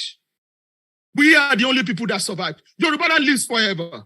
Yoruba land lives forever. We shall live forever. Those that do not want us to survive, we shall see them no more. I will also proceed to tell you about the geopolitical reality of what Nigeria is all about. Nigeria is not a nation, it's a country of nations. For you to regard Nigeria as a nation is to be a fool. For you to see your Yoruba man in Benin Republic and Togo as your enemy, and you are seeing an Hausa man, Fulani man, or Igbo man, Ijaw man within Nigeria as your brother, is the definition of madness. Because borders were set up to destroy us.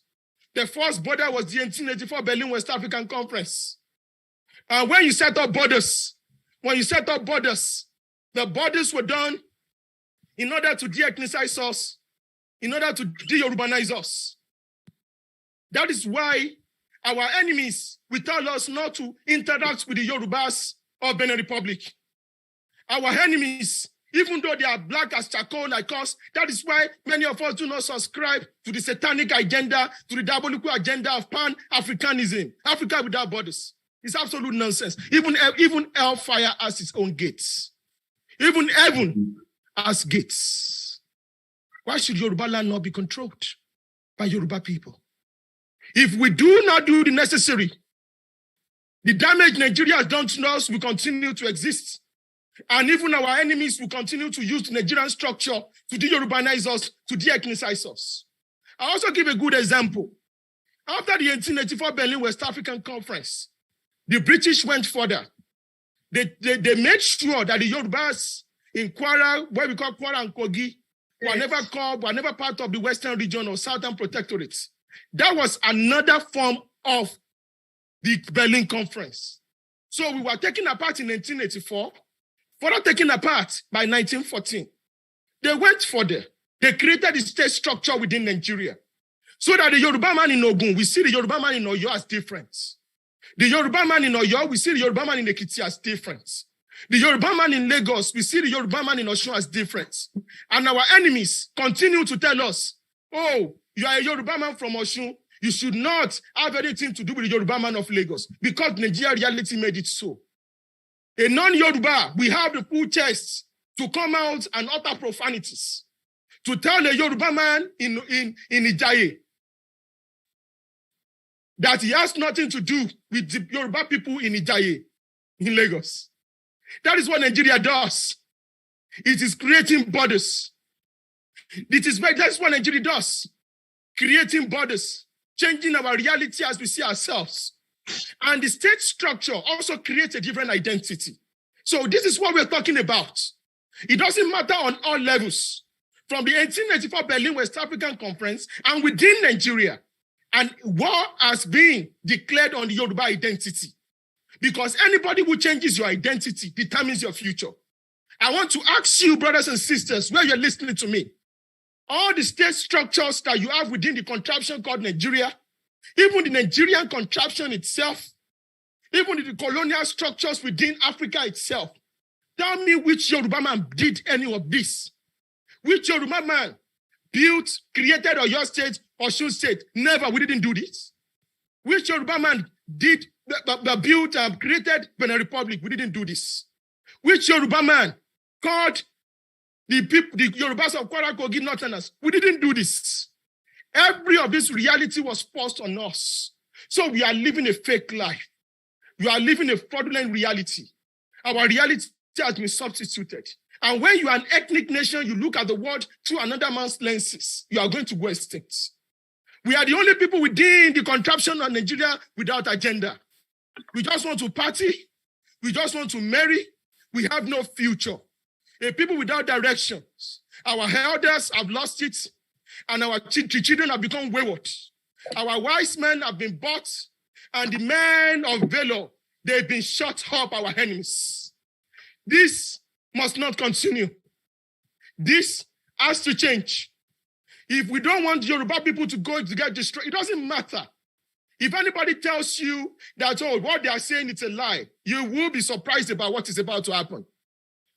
To the Yoruba politicians, I know a lot of people hate you people, and some of us don't like you people. because you've never spoken up for us when we needed you. All what you do is to become the gatekeepers of the Nigerian contraption. But you are a Yoruba politician because Yoruba people voted for you. You are a Yoruba politician because you have a Yoruba constituency. The day Yoruba people are replaced is the day your political empire gets destroyed. When Yoruba people no longer occupy Ikeja, when Yoruba people no longer occupy Osogbo, when Yoruba people no longer occupy Ibadan, and we are replaced by other ethnicities, that is the day your political empire is destroyed. Don't you look at the Northerners? Despite the fact that they are within the Nigerian contraption, they've always protected and defended their civilization. Within Nigeria, they have built another civilization within the civilization. This is why I'm going to be talking about the geopolitical reality of Nigeria once again. Nigeria is not a nation, as I've said. It's a clash of civilization. Yeah, the North is an Islamic civilization. The North is an Islamic civilization. You have to know this reality. The East, what we see in the East currently is a form of Igbo nationalism spiced up with Zionism. The question I want to ask you, the Yoruba man listening to me, apart from shouting Yoruba nation now, what is the ideology in which Yoruba people are functioning? None. In Yoruba land, we have a lot of people who believe they are Christians first before being a Yoruba man. In Yoruba land, we have a lot of damaged people who believe they are Muslims first before being a Yoruba man. We are in Yoruba land, we have a lot of people who believe that they are traditionalists before being a Yoruba man. That's the reality. We will say it the way it is. We have a Yoruba man with some Yoruba people who do not see any reason for the Yoruba people to exist. Now, when we have this Tower of Babel within an ethnic nation, their destruction is guaranteed. If you look at what is currently happening within the political reality of Nigeria, I'm going to say it the way it is. That's why I said I'm not here to make you smile. I'm here to make you think and go home and stop becoming part of the cannon fodders used to destroy your race. If you look at the current reality of the political going on within Nigeria, some people are coming to tell Yoruba people, oh, we are Muslims. Vote for us because of Islam. Some people are coming to tell Yoruba people, Christians, we are Christians. Vote against your people because we are Christians. We are politically divided. We are ideologically divided. We are a people that are about to self-implode and destroy ourselves. Must this continue? You can shout Yoruba nation from now to tomorrow. If you do not get the ideology right, you are going to go extinct. That is why Think Yoruba First, we believe a new ideology must come forth, just like the way the sun rises, which is the ideology of pan-Yorubanism, which embodies the totalitarian philosophy, the total philosophy of the Yoruba self-preservation, ethnic consciousness. Yoruba people want to be on our lands for the next 1,000 years. Empire rises, empire falls. Nigeria was created and Nigeria will go down. It's a matter of time. We do not say we are not here to be a prophet of doom. Tell me any empire that have never gone down. The Roman Empire went down. Babylonian Empire went down. Egyptian Empire went down. Even the Great Oyo Empire went down at the point in time. When all this Nigerian Empire goes down, where will the Yoruba people be? Where are we going to be? Are we going to be in Europe? We are going to enter Nigeria with 400 local governments. I'm giving an example. And we are going to leave Nigeria with just 2 local governments.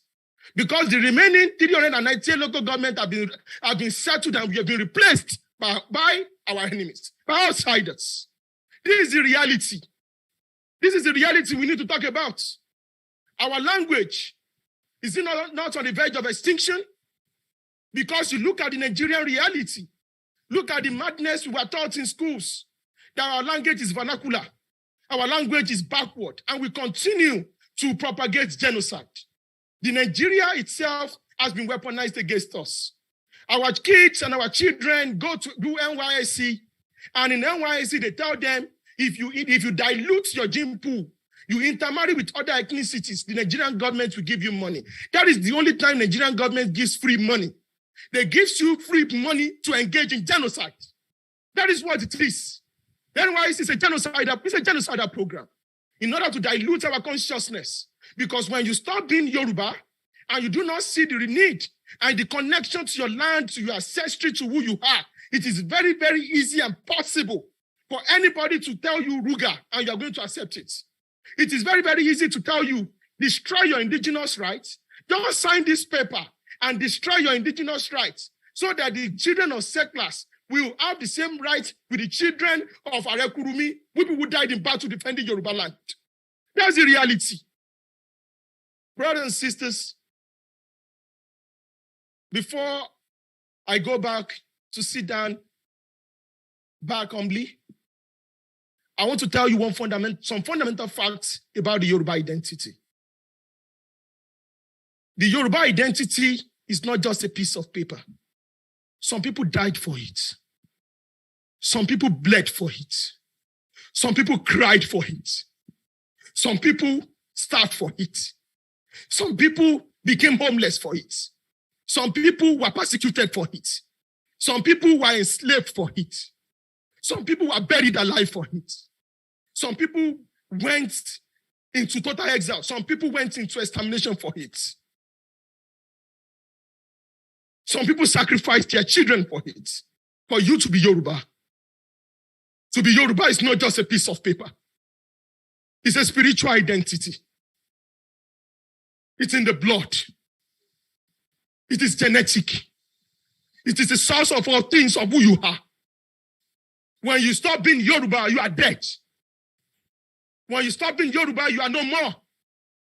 It is an identity. The way the radical Islamists will fight to fight against blasphemy, it should be how you fight and die for Yoruba nationality. That's what it is. Anybody who asks you to do otherwise is your enemy. Anybody who tells you your Yoruba identity, who preaches neoliberalism to you, is your enemy. That is what it is. Because it is an identity forged in blood. And we shall preserve it with our blood. Thank you very much.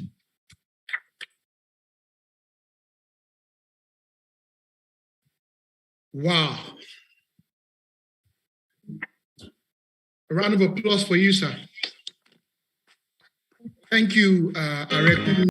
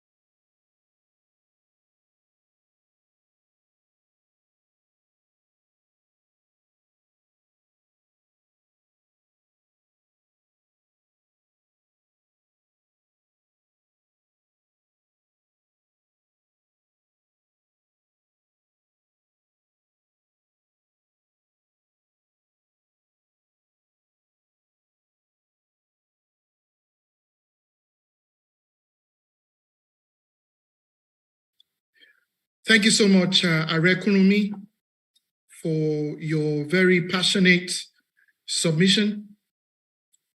Yoruba identity is not a matter of a piece of paper. Thank you so much. We have so much to reflect on your submission. But in the interest of time, I'm going to line up our next speaker. Is not a stranger.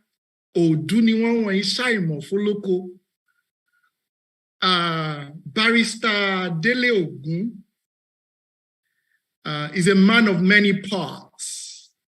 I've had the joy of being in the same room virtually with him. And I can say to you, ladies and gentlemen, that Yoruba people, we are blessed. Hi. Arakuri Amofin Dele Ogun is a Yoruba-born intellectual. He's a presenter, he's an international speaker, commentator on current affairs.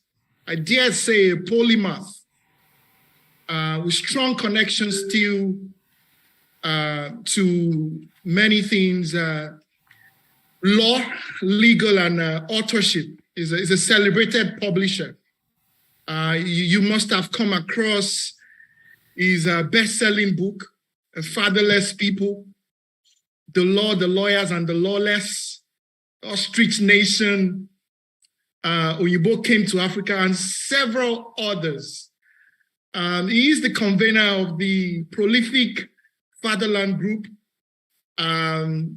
which has come up with a concept called the Orange Union, which I'm very sure he's going to mention and talk to us about as well within the context of his presentation. Listen, if I have to spend the next couple of minutes really now to his profile, we won't leave here, okay? Just know that for a fact.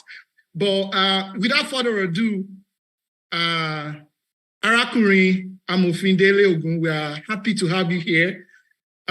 Please serenade us. Thank you.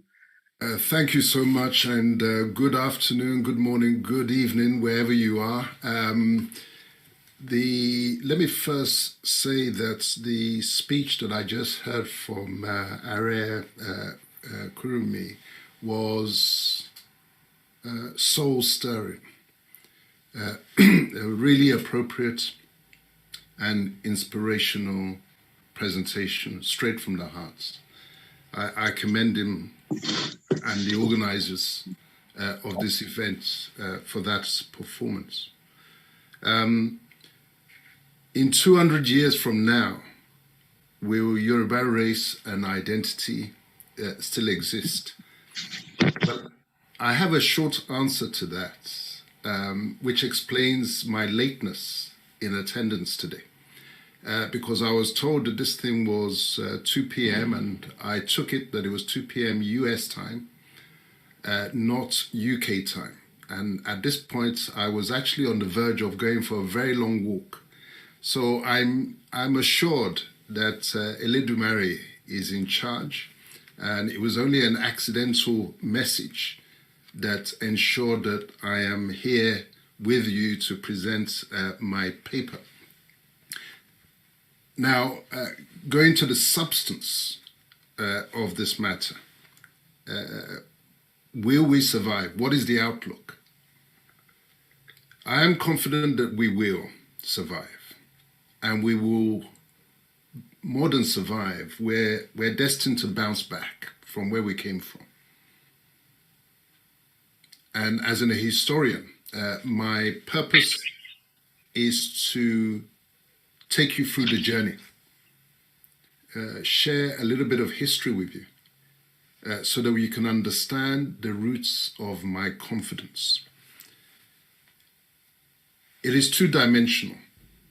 First of all, we know what happened. I always say to people, you can't solve a problem of any nature until you understand that problem. We do now understand what happened. But it's not sufficient to know what happened and to understand. You need action, you need a solution.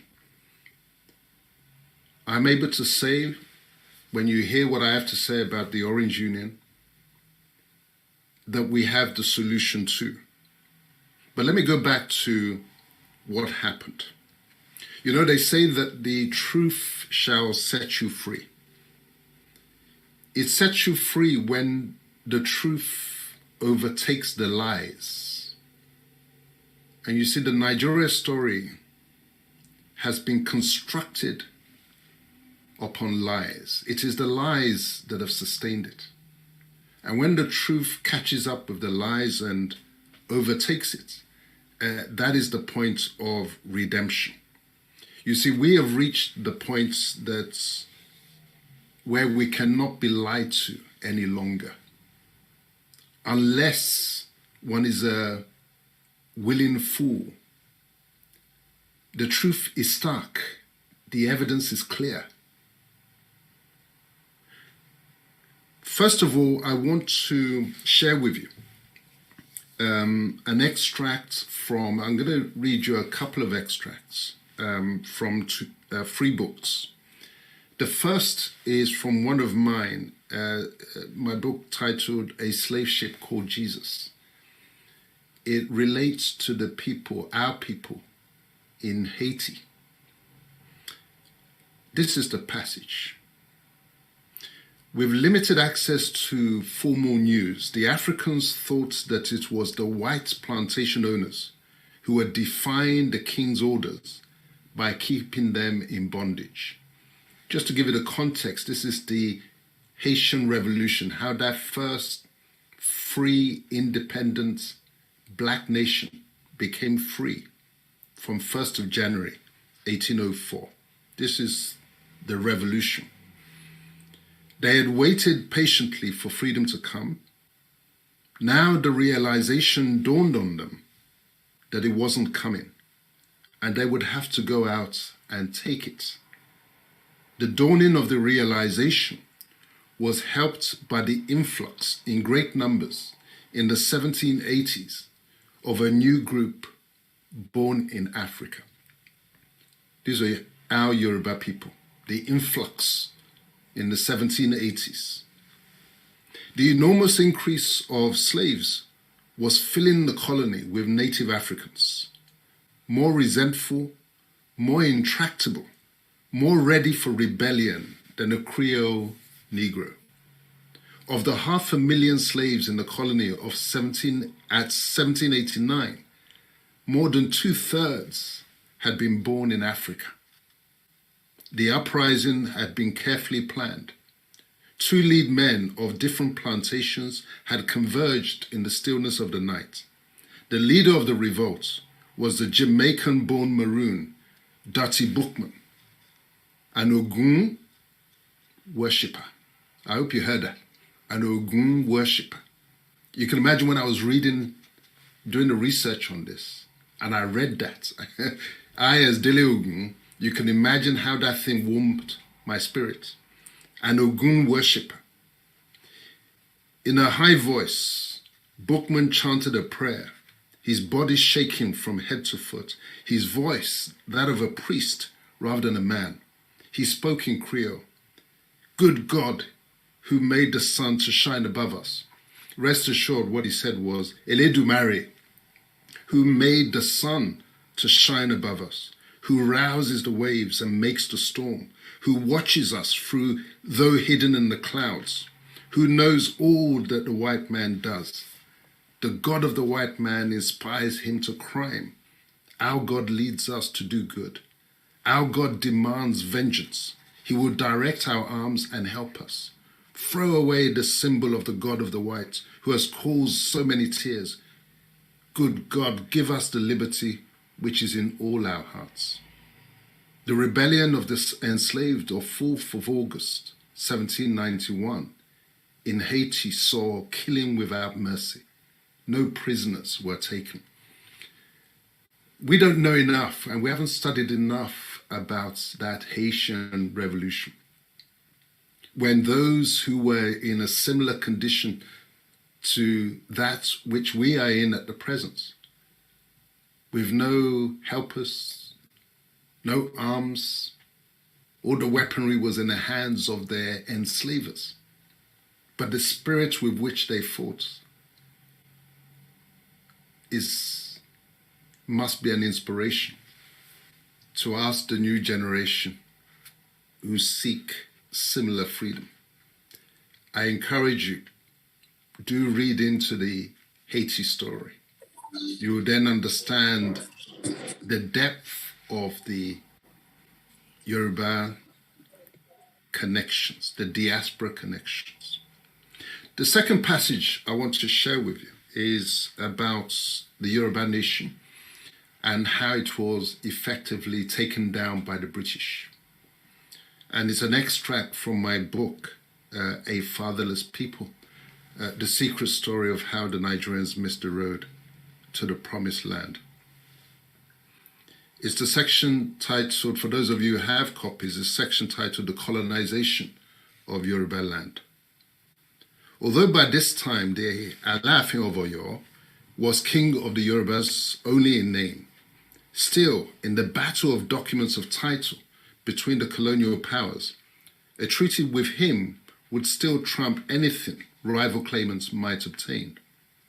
On 23rd of May, 1888, Governor Moloney sent the Alaafin of Oyo an offer to help him reassemble the broken pieces of his empire.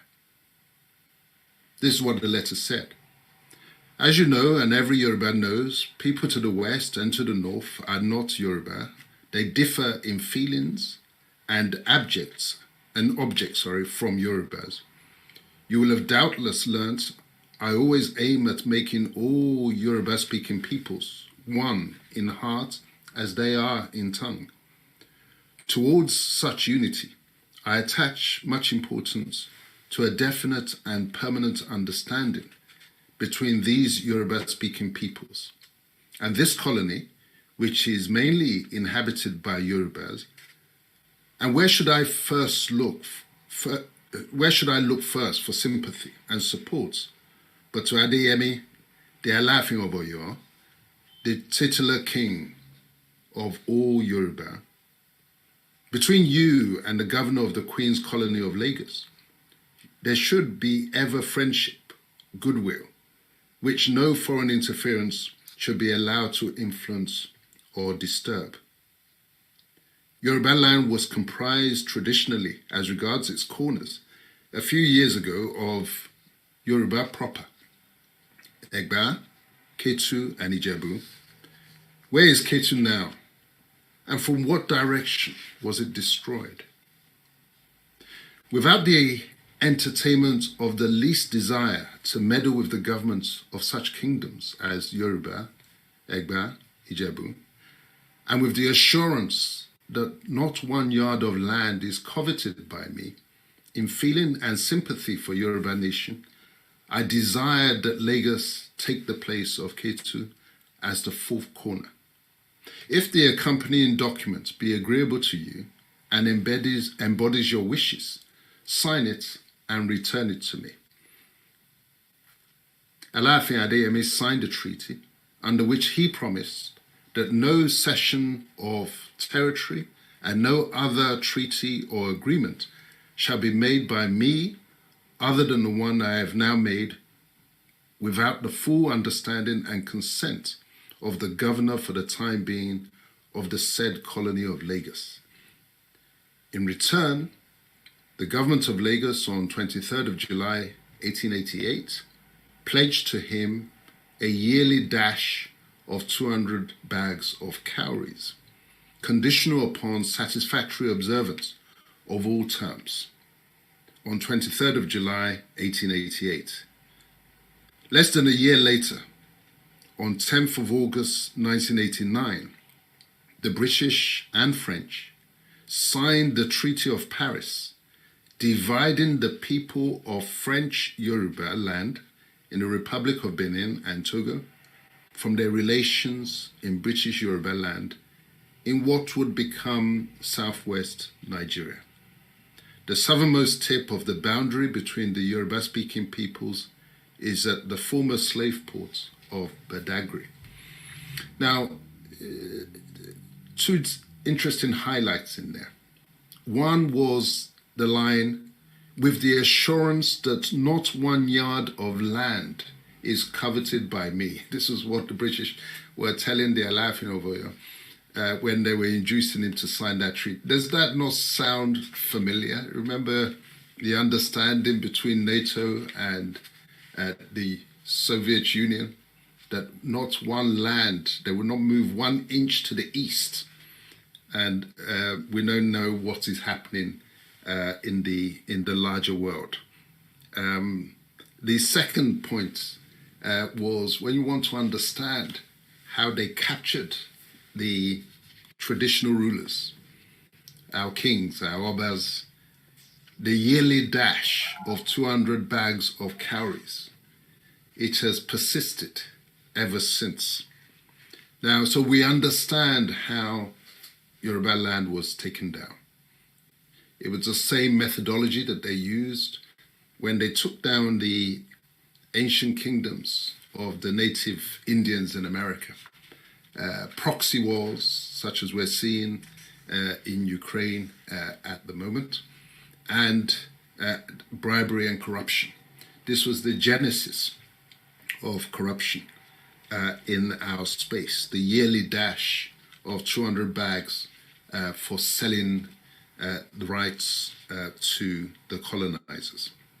The third book that I want to read from is not written by me, is a book that I just came across very recently, but it's very, very insightful in understanding where we are in the Nigeria space right now.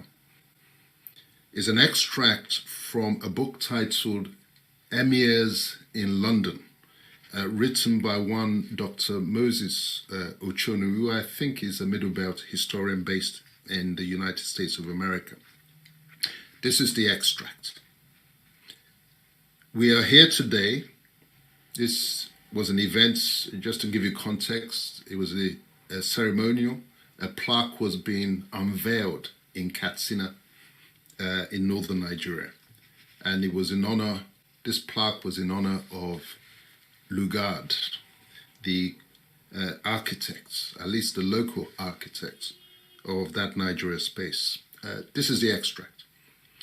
We are here today to unveil this tablet in commemoration of the great European whose name is known to you, Governor Lugard, who entered Katsina town through this gate, the Kofa Yandaka, on Saturday, the 28th of March, 1903. The gentleman in whose memory we are gathered here today is still living. I see him whenever I visit England, and we still talk about this country. He has been honoured by the King of England with a peerage and is now called Lord Lugard. This tablet, which I am going to unveil, will strengthen the ties of friendship and loyalty between this country and England. My earnest prayers are that God gives him and us long life and good health, as it was that gentleman who made it possible for us to enter the British Empire, which has given us peace and prosperity. We pray that the Empire and His Majesty the King will long endure. Amen. Now, who was the speaker? The fellow speaking was Muhammadu Dikko, who Lugard had made Emir of Katsina in 1906 as a reward for that fidelity, that pledge of loyalty to the British Empire and gratitude for colonization. You can imagine such sentiments coming from a Yoruba leader. Never in a million years. But what is the significance of that? You see, what I've observed is that this marked the transfer of the Sokoto, what was the Uthman Danfodio line, the Sokoto Caliphate, that had the special relationship with the British. what happened was that that special relationship between Sokoto and the Danfodio line was transferred to Katsina ever since 1906, but it became manifest in following the January 15th, 1966 coup, because the gentleman who was appointed military leader of the North, Hassan Katsina, was the grandson of that Emir Diko, who was giving thanks to the British for colonizing our space. So that is the special relationship that is now developed, which manifests in recent and current politics of the Nigeria space, in the fact that Yaradua was Katsina, Buhari is Katsina. In fact, if you look at most of the significant players, El Rufai, Katsina, this is the new reality that has dawned, that there's a special relationship between that Katsina line. The Danfodio line was effectively ended by the coup when Sadana was taken out, and the Katsina line has taken over. This is important in the context of understanding where we came from, where we are now. What then is the solution? What is the way forward for the Yoruba nation? By virtue of that understanding, we're now able to fashion a way forward. I call in aid a quotation from a 18th century philosopher, Rousseau was his name, who explained the challenge as follows. He said the problem is to find a form of association which will defend and protect with the whole common force the person and good of each associate, and in which each, whilst uniting himself with all, may still obey himself alone and remain as free as before. This is the fundamental problem of which the social contract provides the solution. Now let me apply it to our space. Whether we like it or not, where we are, by virtue of Lugard and his colonial intruders, Yoruba nation, as Are explained, has been thrown into this sack with 371 other ethnic groups. Biafra happened because they wanted to use it as an occasion to lock everybody in. Anybody who tries to escape the net, it is the Biafra treatment that awaits them. It was a strategy to lock that construct up. So in that context, how do we recover our nation? We have to find that formula that will allow us to be who we are, whilst being part of this, or so long as we're part of this wider construct. I say that it needs to be imagined as the Orange Union. If you can imagine the orange with all its segments, each of those segments is an ethnic group, distinct and self-contained. The Yoruba nation, that's where we are. The Yoruba nation sits within that construct as a distinct, unique segment.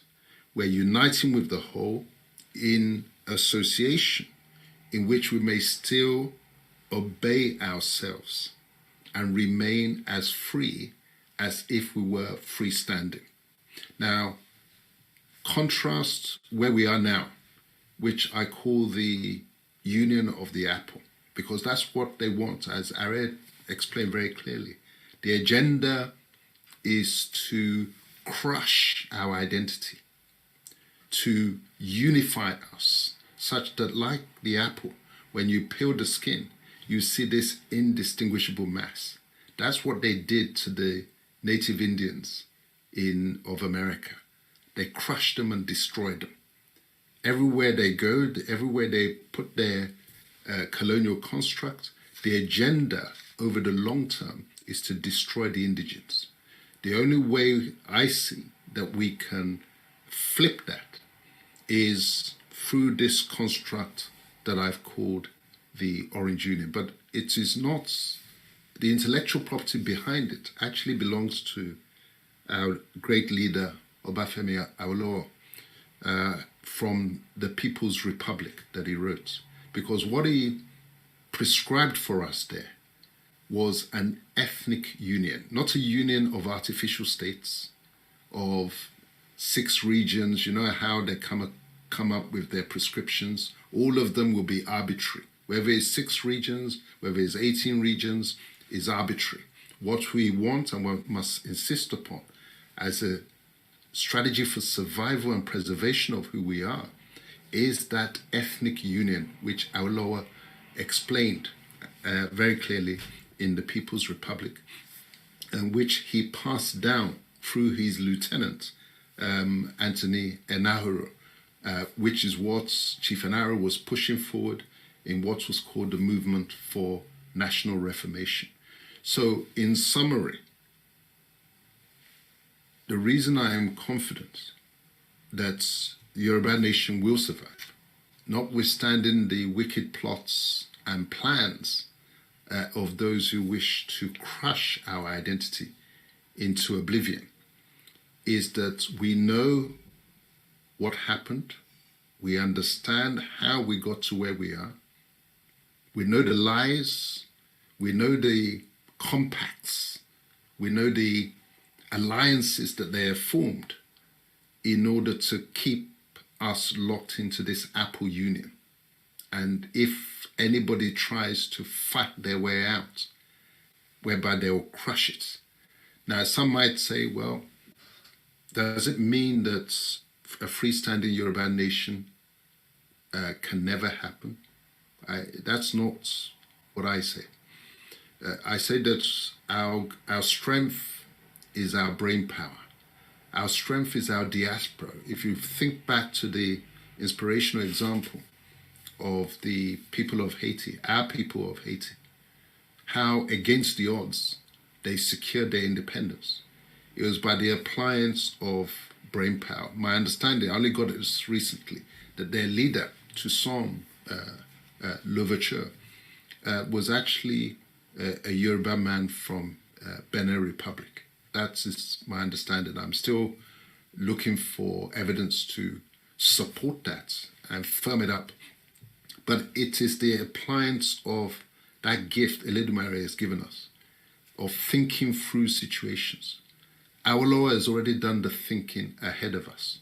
All we have done, the new generation, is rather than neglect all the intellectual work that he did in mapping out the way forward, we've now taken it to the new level in terms of what I've explained as the Orange Union. So we know what happened, we understand the problem, and we have the solution.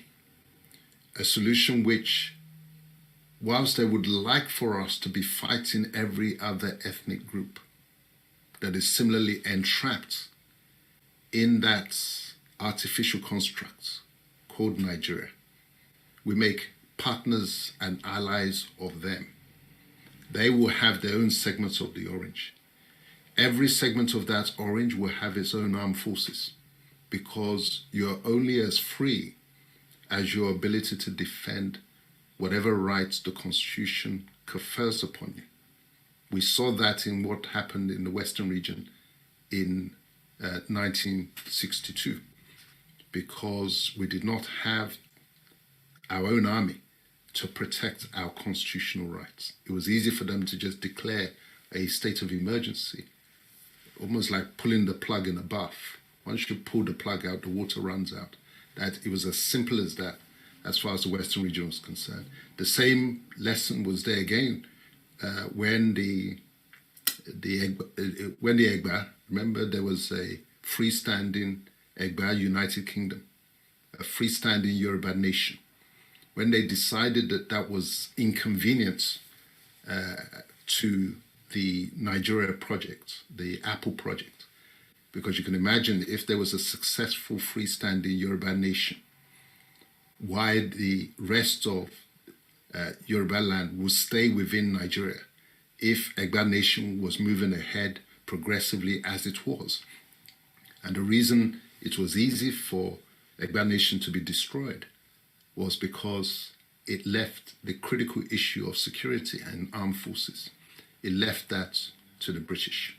And when it suited them, Lugard simply took over. So we've had two concrete lessons: the dissolution of the Egba United Kingdom and the destruction of Awolowo's Western region. The common factor was you did not have your own security forces. So when that constitutional conference comes, as it must come, the Apple Union is crashing. It's crashed. The evidence is clear. It is crashed. They're just patching it up as best they can. When that conference comes, a fundamental point of on which the Yoruba nation will stand, alongside the other nations, is each ethnic group will have its own armed forces in order to protect its own people. The reign of terror must end.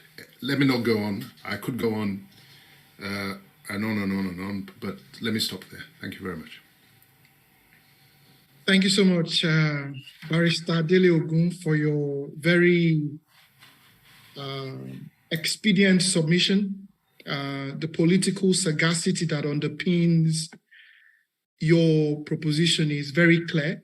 The Yoruba say that ikuto pa ojugba eni, òwe ló ń dá fún ni, and ọgbọ́n ju agbára lọ.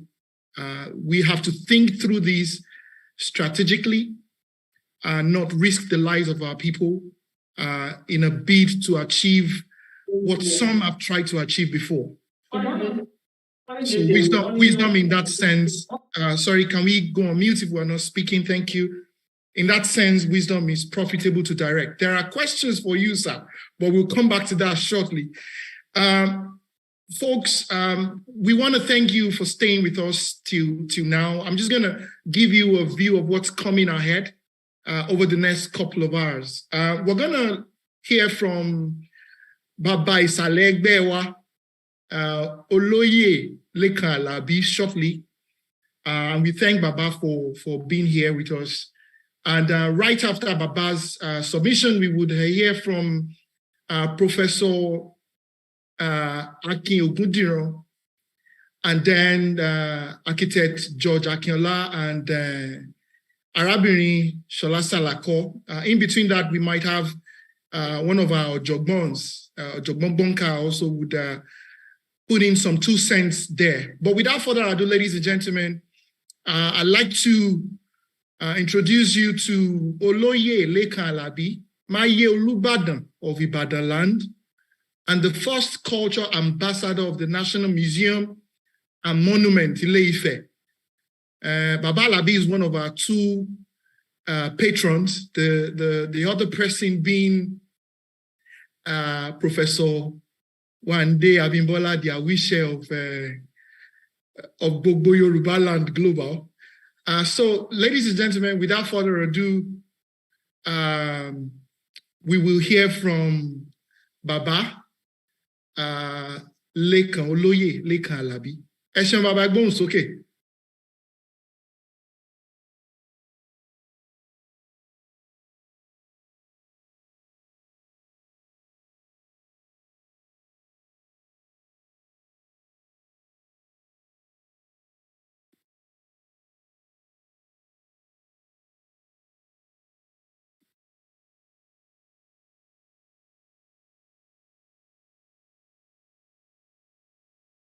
Okay, I think we will just go on a quick musical break. Admin, can you take it away before we hear from Baba Oloye?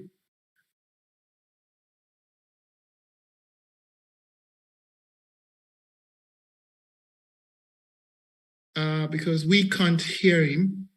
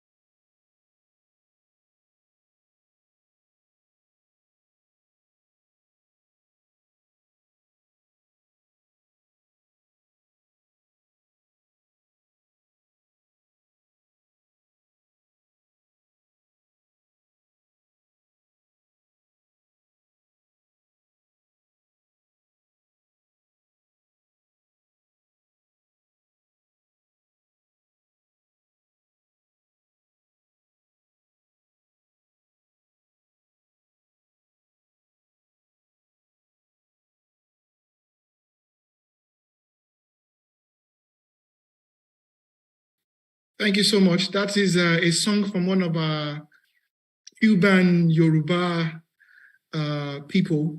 As you know, the Yoruba people are spread, our tentacles are spread across the world.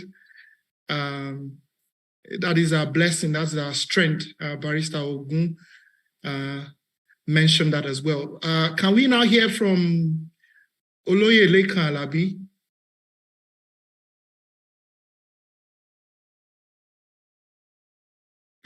Please, can the admin confirm is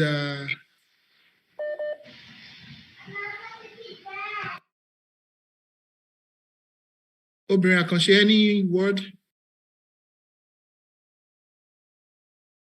Ṣé ẹ gbọ́ mi báyìí? Yes, I'm going. Oh, finally, okay. Ẹ jẹ́ kí n connect wọn. Ẹ ṣé púpọ̀.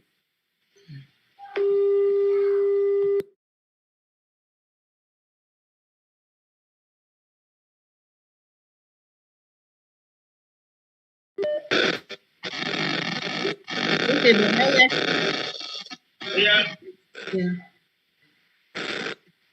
wọ́n ń gbọ́ yín. Ọ̀dà ṣé wọ́n ní sọ èèbó dàbí Yorùbá? Yorùbá ni. Yorùbá ni mo sọ. Bẹ́ẹ̀ni, ṣé ẹ̀ ń gbọ́ bàbá ẹ̀yin tẹ́ wà ní. Can you? Yes, we can hear Baba. For the interest of those who are not very adept at the Yoruba language, Baba le ba mix e kan Baba ṣe àmúlùmálà ẹ díẹ̀ so that yóò ṣẹnu rẹ̀ ṣeun púpọ̀. Thank you for this opportunity again. We must commend the administrators, the contributors, and the audience for their valuable time. I wish the administrators will take note of the points I want to raise. Torí Yorùbá ní àbọ̀rọ̀ ló ń sọ fún ọmọlúàbí. Bùkọ́lá parí òwe yẹn. Tó bá dénú ẹ̀ á dodindi. Ó ṣe àwọn alàgbà ọkùnrin tí mò ń gbọ́ wọn yẹn, àwọn náà máa parí òwe lẹ́ẹ̀kejì. Wípé gbogbo aṣọ kọ́ ni wọ́n ń sá lórùn. Ṣé ń gbọ́ mi? Àgbọ́yé bàbá. Yóò dà fún yín. Without ascribing fault to nobody, dead or living, because all human beings we have our foibles. Only God is perfect. But one of the weak points of the Yoruba is that we go on rooftops announcing our strategy, making the enemy and giving the enemy every opportunity to attack, or prevent our action. This international forum, I believe, if not now, it will have been recorded and transcribed and shown to other what do they call them? Nations. Nigeria is not a nation. Nigeria is a country of nations. And hardly will you see the two major other nations engaging in public debate or exposure. That's why the erroneous belief or statement is made that the Fulani are super strategists. No, they are not. If they are super to themselves. But one thing they have at advantage is that they do all this type of strategic thinking, planning within their locality. It's a closed empire, closed, like the Jews. I lived in England, I lived in London, 82, Prince George Road, Stoke in London, N16, as a student in 1970. And if you know North London very well, the Jews are a very dominant race. They hardly mix, and if they mix, they don't integrate. So do the Fulanis. They prefer to live in their enclosures, trading, marrying, and interacting within themselves. So it is time we Yorubas to learn that strategy, to stop exposing our strategies, particularly in dangerous times like this, whereby they will not only study our strategy, but counter-attack. Example, when Balogun Odenilo got the mandate of Ibaoluyole to gather Ibadan army and lead them to war, to flush out the Fulanis from Osogbo, 1820s. My great-grandfather, Subiru Ajengbe, was among the Ibadan army.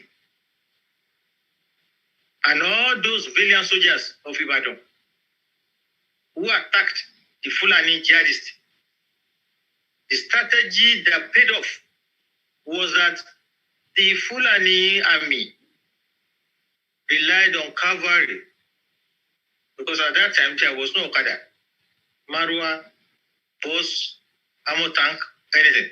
They fought on horses and struck in the daytime. So Odenilo and his army council strategized. The first thing they raised and agreed was they were going to attack the Fulani camp midnight when they will be asleep, when their horses will scatter on seeing naked flame. But they didn't use torchlight, lamp, or whatever. It was naked, don't put any atupa. Atupa de konko, because she don't put any oshu. Do you want to feel epo to ti rin sínú epo pa ton wa fi gi boniti ton ma ṣáná sí. So when they attacked around 2 a.m. I'm going. When the Ibadan army attacked the Fulani around 2 a.m., it was hell let loose. Àwọn Fulani ti sùn, wọ́n tají pé, àwọn wo rèé? The horses fled in disarray. Torí wọn ò rí nọ́rí, wọn ò rí attack ní alẹ́ rí. Àárọ̀ sí ọ̀sán làwọn tó máa ń gùn wọn lọ máa fi ń kọlu ènìyàn. That's strategy number 1. Strategy number 2. The Ibadan army met secretly and they had a code, CODE, because wọ́n ti rí pé alẹ́ làwọn máa attack àwọn ọ̀tá yìí. Òru òde mẹ́ni ọ̀wọ̀. Káwọn máa lọ máa pa ara wọn. Wọ́n wá ti ní kíní kan tó ń pè ní code. Ọ̀rọ̀ táwọn máa sọ síra wọn bíi pé ọmọ ìyá tó bá jẹ́ ara wọn ni ìwọ náà ó wà dáhùn padà pé ọmọ ìyá ò. So ó di méjì. Gbogbo bí wọ́n ṣe fẹ́ dìbò ọlọ́jọ́ kan dì ó. Ìtàn náà fẹ́ dì yìí nìsín. Gbogbo ẹ̀ náà ti tú síta pẹ́rẹ́pẹ́rẹ́. Madrumbe. Step number 3. Adúpẹ́ lọ́wọ́ Ọlọ́run. Ìyá bàbá mi, Àsùnmọ́wù Ọdúnọlá, ìyàwó Adégbọlá Àlàbí, Abdulsalam Adégbọlá Àlàbí. Ọwọ́ níwọ̀n ní Onígàmbàrí. Àwọn ní ìyá ẹgbẹ́ alákòókò ní ìlú Ilẹ̀ Ìbàdàn lábẹ́ àkóso Alhaji Adégòkè Adélabú Pẹ̀kẹ́lẹ́ Mess. So mo dàgbà sí inú òṣèlú ní tí agboolé wa ni wọ́n pè ní ilé ẹ̀kẹ́ Àjẹ́ǹgbè SW1/131 nìbàdàn. Àwọn alálégún kan rí kú. One of the 5 leading traditional masquerades of Ireland. Wọ́n máa ń ṣèpàdé ẹgbẹ́. Adélabú á wá sí ilé ìyá ẹgbẹ́. Ìyá ẹgbẹ́ náà wá lọ sí òkè olú òkun nílé Adélabú pẹ̀lú àwọn olóyè ẹgbẹ́.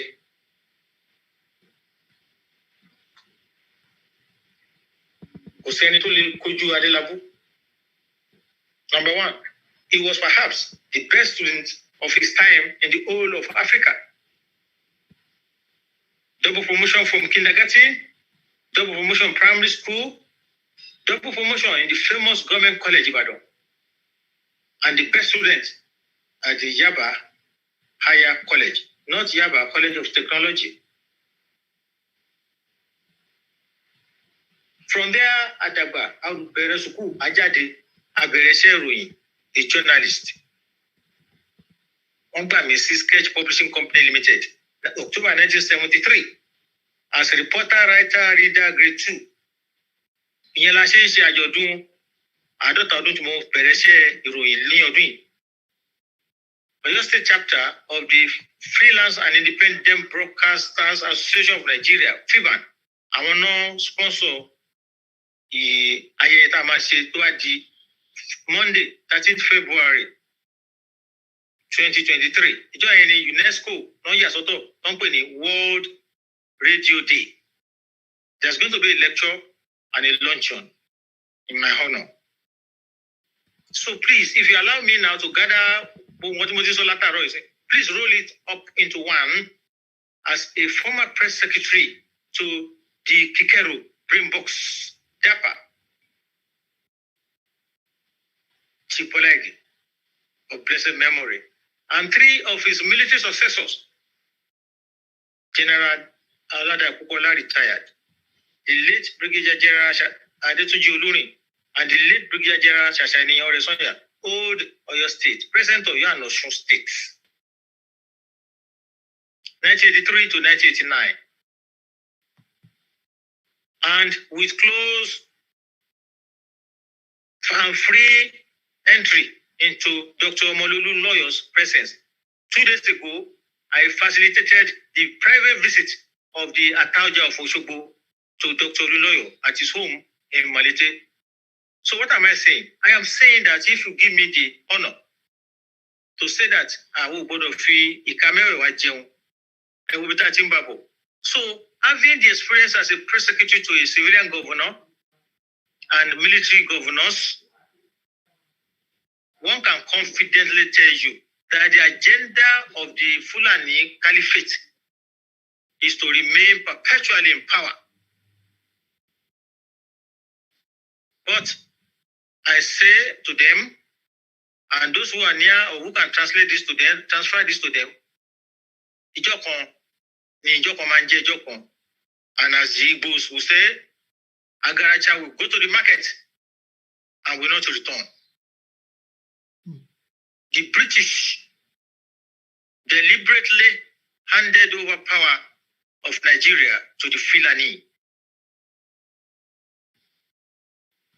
Look at why are all the military institutions in Nigeria sited in the north? Why?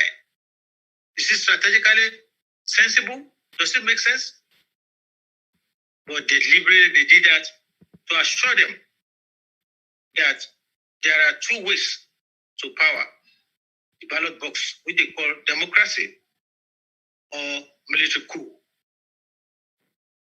If you read Mr. Smith's book, Mr. Smith was a DO before independence.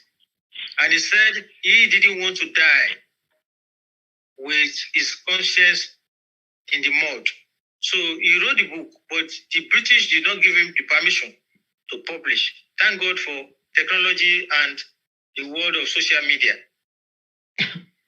The man explained in full details how the census was rigged in favor of the North, the first census. And the chairman of the Population Commission was a British trained cartographer who the Governor General called to Marina House and told to sway the figures in favor of the North. But the gentleman refused, and he was deported back to Britain. That is why they say they are going to conduct another population census, I think this year. That is why whenever they conduct census in Nigeria, it will take almost a year to release the figures, because they must balance the original 1959 roulette, ROULETTE, that they call population census. All over the world, population thins as we move from the coast to the Sahara. But in Nigeria, population increases as you leave the coast to the Sahara Desert. So it's all a ruse. Sandfield Tower.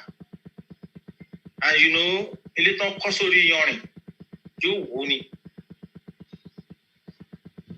Whereas we don't support bloody revolution or crisis or war, but it is time they allow equity to reign in Nigeria. All the motto of Nigeria of unity and peace, progress, peace and progress, it is fake. It has never worked anywhere in the world.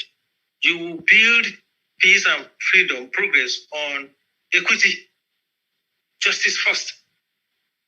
If there's no justice anywhere, there won't be peace.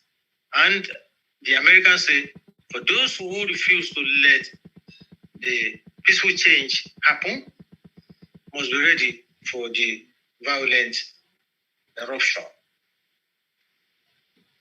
So what is the way forward? The respectable speakers before me, I've heard them say that the last Baba who spoke recalled history from the 17th century and talked through it. And by the time I was rounding off, he said, which way forward? And I think the theme of this Zoom meeting is Nigeria and Yoruba in 200 years' time. Yes, Boogie, is that it? Benny, sir. 2 days ago, I heard a lecture and luncheon for the senior prefect boys of my primary school, 7-day Adventist primary school, Kefoko, Ibadan. The head girl and their assistants, and also the head boy and the head girl of Omalewa Nursery and Primary School, funded by Mama Aduke Von Akiloye Von, Aburu AMA Akiloye Mama Aduke Von. May her soul continue to rest in peace. I didn't go to Mary Omalewa, I didn't. My last born went to Omalewa, but today I am a member of the Board of Governors of Omalewa. So I invited the head boy and the head girl, and the head teacher to follow them. And the luncheon was held at our club, Omar Jerusalem Club, Agodi GRA, Ibadan. Because 60 years ago, I was the head boy of 7-day Adventist, Okefoko. After being class captain, primary 2, class captain, primary 3, class captain, primary 4, schoolmate boy, primary 5, head boy, 1963. So when they came, as we do at any gathering of the youth, not so pé ó do. Tí ó bá gbàgbé orísun ẹ̀, á gbé. Òrìṣà tán dẹ̀ fi ojú àwọn ọmọdé mọ̀, yóò kú ni. So what is the way forward? The way forward is to let the youth into this agenda, of which is enough is enough. Ẹ má máa jẹ́ kí wọ́n fi búrẹ́dì sangros kó yín ní ọbẹ̀ jẹ mọ́ wípé unity and peace, and progress. Of the 26 sensitive positions in the country today, 19 are held and headed not only by Northerners, but by Fulani Muslims. That's good. That's why Tafa Balewa. You want to reserve our ministerial position, what do you say? Northerners only. Defense, Lagos affairs, Baba Yaradua tí wọ́n dárúkọ nínú gbàtà ẹnìkan sọ̀rọ̀ yẹn. Baba wọn ló ń jẹ́ Musa Yaradua. He was the minister in charge of Lagos affairs. As a Mohammed from Niger, the head of land affairs in Ibadan District Council. Many things I won't tolerate when we go to the first time tí wọ́n gbé ọkùnrin kan láyé Shehu Shagari, wọ́n pè ní Minister of Defense, wọ́n wá porúkọ ẹ̀ ní Alhaji Akombi Oniyangi. Tribune Sketch and one other paper now wrote a beautiful editorial where Nigeria is now showing federal style of government. Torí ọdún yẹn ni the first ever tí ẹni Yorùbá máa di Minister of Defense. So I want to say, MPN government of Shehu Shagari, thank you for appointing a Yoruba man. That man replied immediately the following day, Olo kì í ṣe Yorùbá o, I am a Fulani. Orúkọ rẹ̀ dẹ̀ jẹ́ Àkànbí Oníyangi. So go into history. Ìjọ tán ti ní àwọn lọ sí Federal Capital Territory tó ń pè ní Abuja. Tell me who or what national has been the minister. Wọ́n tan ọmọ Akínjídé, Jùmọ̀kẹ́ Akínjídé, wọ́n tún gbà wọ́n ní minister, junior minister. So these are the fundamentals we must, like a goose in a basket, we must throw open. Let us speak and choose to reflect the diversity called Nigeria. There are over 200 nations in Nigeria. When you say a nation has a lingua franca. Philosophy the same. I'm happy. Bàbá tó sọ̀rọ̀ lẹ́ẹ̀kan, wọ́n dárúkọ ìwé Awólọ́wọ̀, the People's Republic. So Awólọ́wọ̀ ti sọ pé a country, ó dẹ̀ jẹ́ pé region lè fẹ́ pé àbí state, they must be identifiable and identical. Mother tongue, culture, philosophy, outlook, food, music, and so forth. So irọ́ ńláńlá ni wọ́n ti ń dín fúnra wọn láti ọjọ́ yìí o. We are one. We are not one. We are not. We have never been. And we will never be.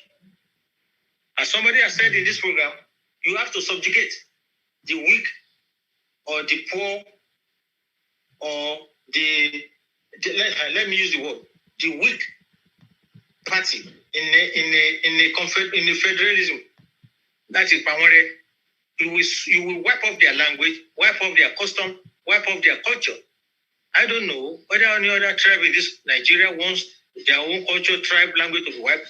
Never will it happen to the Yoruba.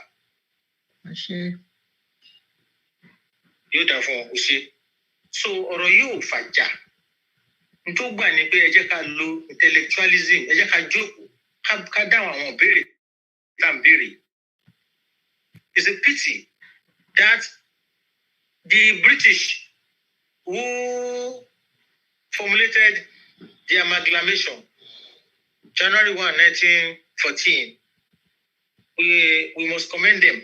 They put the clause that if after 100 years this system does not work, please reconvene. Ọdún tó pé 100 years in January 1, 2014, Jonathan ni ó ṣe president Nigeria. Gbogbo àwọn tó ń lọ sí London lọ ṣe kíní yẹn, wọ́n náà mú tí yóò mọ́jú ni. rather than go and just the amalgamation and look at that clause. So, thank God, this is January 1, 2014, 100 years. Let us review. During in January 1, 1914, one put it down, black and white. Come back for a review if this system does not work. It has never worked. And that is what I may not sound paradoxical. If I say Ahmadu Bello is my number one nationalist, a Fulani. Why? Because he said and insisted and was telling Nnamdi Azikiwe, even though Sardauna didn't call Azikiwe Nnamdi, he called Azikiwe Trout as Benjamin, the name which Azikiwe said they are rejected. And he was telling him all the time.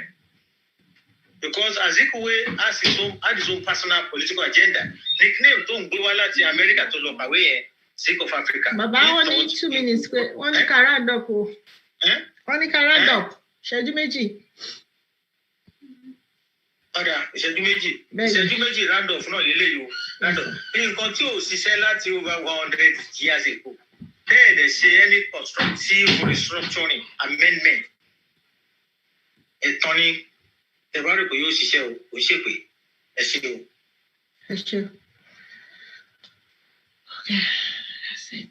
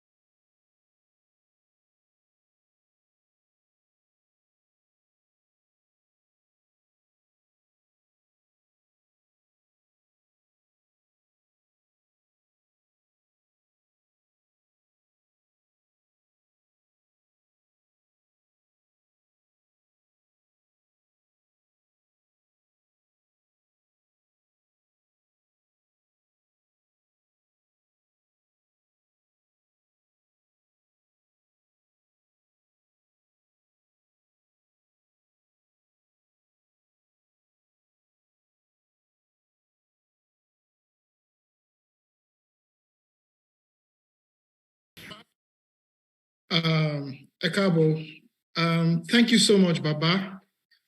Amariba, we thank you for your wisdom. Wisdom indeed is profitable to direct. Ladies and gentlemen, we want to thank you for staying with us even to this point. Our next speaker is going to be Professor Akin Ogundiran, and I just want to check in with the team Is the prof still in the room? If someone can please confirm that. I don't think so. Maybe if he comes back later. Okay. I think he had a prior engagement, so he did mention that. Anyway, we seem to have had our time spent. But anyway, guys, let us move on to the next speaker. Architect George Akinola is the founder of the movement for Oduduwa Republic, Mofore, and the convener of Idande. He's an architect of over 37 years in terms of his professional experience and career. He was a spokesperson of Yorùbá Group, which was declared in clear terms on the 27th July 2017 that the desire of the Yoruba is to leave Nigeria and found a new nation to be called Oduduwa Republic. It was the founding general secretary of Ilana Omo Yoruba as well. Architect George, we are pleased to have you and look forward to hearing from you. Please take it away, sir. Thank you. Thank you, everyone. Mo kí gbogbo ilé o, mo dẹ̀ kí gbogbo àwọn tó ti sọ̀rọ̀ ṣáájú, mo kí gbogbo àwọn tó kó ètò yìí papọ̀. Well, it's a bit lengthy, and I hope I'll be able to do justice here, to 100 years from now, with the Yoruba race and identity still exists. Lákọ̀ọ́kọ́, ẹ jẹ́ ká define nǹkan tó ń jẹ́ race àbí people. What defines a people or a race? A people describes the entire body of persons who constitute a community, tribe, or nation, or other group by virtue of a common history, geographical location, culture, ancestral religion, and language. By the above definition, do we agree that the Yoruba of West Africa qualify as a people or a race? Let us examine the facts. And this is called from my book, The Unknown Stranger, which catalogs the history of the Yoruba people from antiquity and tries to interact with the lies that have been told that we're from Egypt and all that kind of nonsense. Anyway, ancient history. Present-day Yoruba land has been inhabited since the 4th century BC by people who are not originally called Yoruba, but Aku Abianogo. Archaeological findings, radiocarbon dating of excavated artifacts and traditional Yoruba oral history as encapsulated in Ifa, their revered body of knowledge and divination, confirm the existence of people in this region for several millennia. Yoruba spiritual heritage maintains that the Yoruba ethnic group are a unique people who were originally created at Ife. And fún tó bá mọ oríkì Ifẹ̀ is Ifẹ̀ òye, Ifẹ̀ òdáyé, ibi tí ojúmọ́ ire tí ń wá mọ́ wálé ayé, ọmọ onífẹ̀ òdáyé, ọmọ onífẹ̀ atẹ́rẹrẹ, ọmọ Oòduà aládé àrè, ọmọ onífẹ̀ àbùrẹ́, ọmọ aládé owórẹmọ, Oòduà àtẹ̀wọ̀nrọ̀. A kì í dúró kí wọ́n nífẹ̀ẹ́ Ọọ̀ni, a kì í bẹ̀rẹ̀ kí wọ́n nífẹ̀ẹ́ Oòduà, ẹni tó dúró kí wọ́n nífẹ̀ẹ́ tábẹ́rẹ́. This eulogy, this oriki of Ife emphatically establishes the preeminence of Ile-Ife as the origin of not only the Yoruba race, but of the whole human race and the beginning of creation. Anytime anybody is trying to ask you about the history of the Yoruba, don't refer to any book written by Clapperton or written by Mohammed Bello, or just go to their compilation of their cosmogony. Go to the Ifa panegyrics. Ifa lo sọ gbogbo ẹ̀, ó pé tán bẹ̀. Many legends and myths surround the origin of Ife and of the Yoruba. While Ife's place in antiquity cannot be disputed, one thing agreeable to all Yoruba descendants is that they all came and left from Ife after the great dispersal. You know, and this is in Akinjogbi and Ayodele in Yoruba up to 1800. Page 124 of Obari Kime's Grand Work of Nigerian History. In succeeding waves over a period of time, an elite collection of scholars, Herodotus, Frobenius, Akinjogbi, Fabumi, Biobakwa, and Najayi, among others, researching the origin of the Yoruba, found that as early as the 4th century BC, Ile-Ife had been a settled city-state. Now, the meaning of the word Ife in Yoruba language is expansion. Ile-Ife is therefore a reference to the myth of origin, the land of expansion. But no matter how deeply scholars, historians, scientists, and researchers may attempt to unravel the history of this very important city-state, the Yoruba on their own have made unequivocal and emphatic statements in the oral records of their cosmology compilations, Ifa. Ifa being the body of knowledge on history, ancestral religion, culture, language, and custom of the race. This with reference to what was quoted in Iwe Àṣà Ìbílẹ̀ Yorùbá by Oludari Olajubu.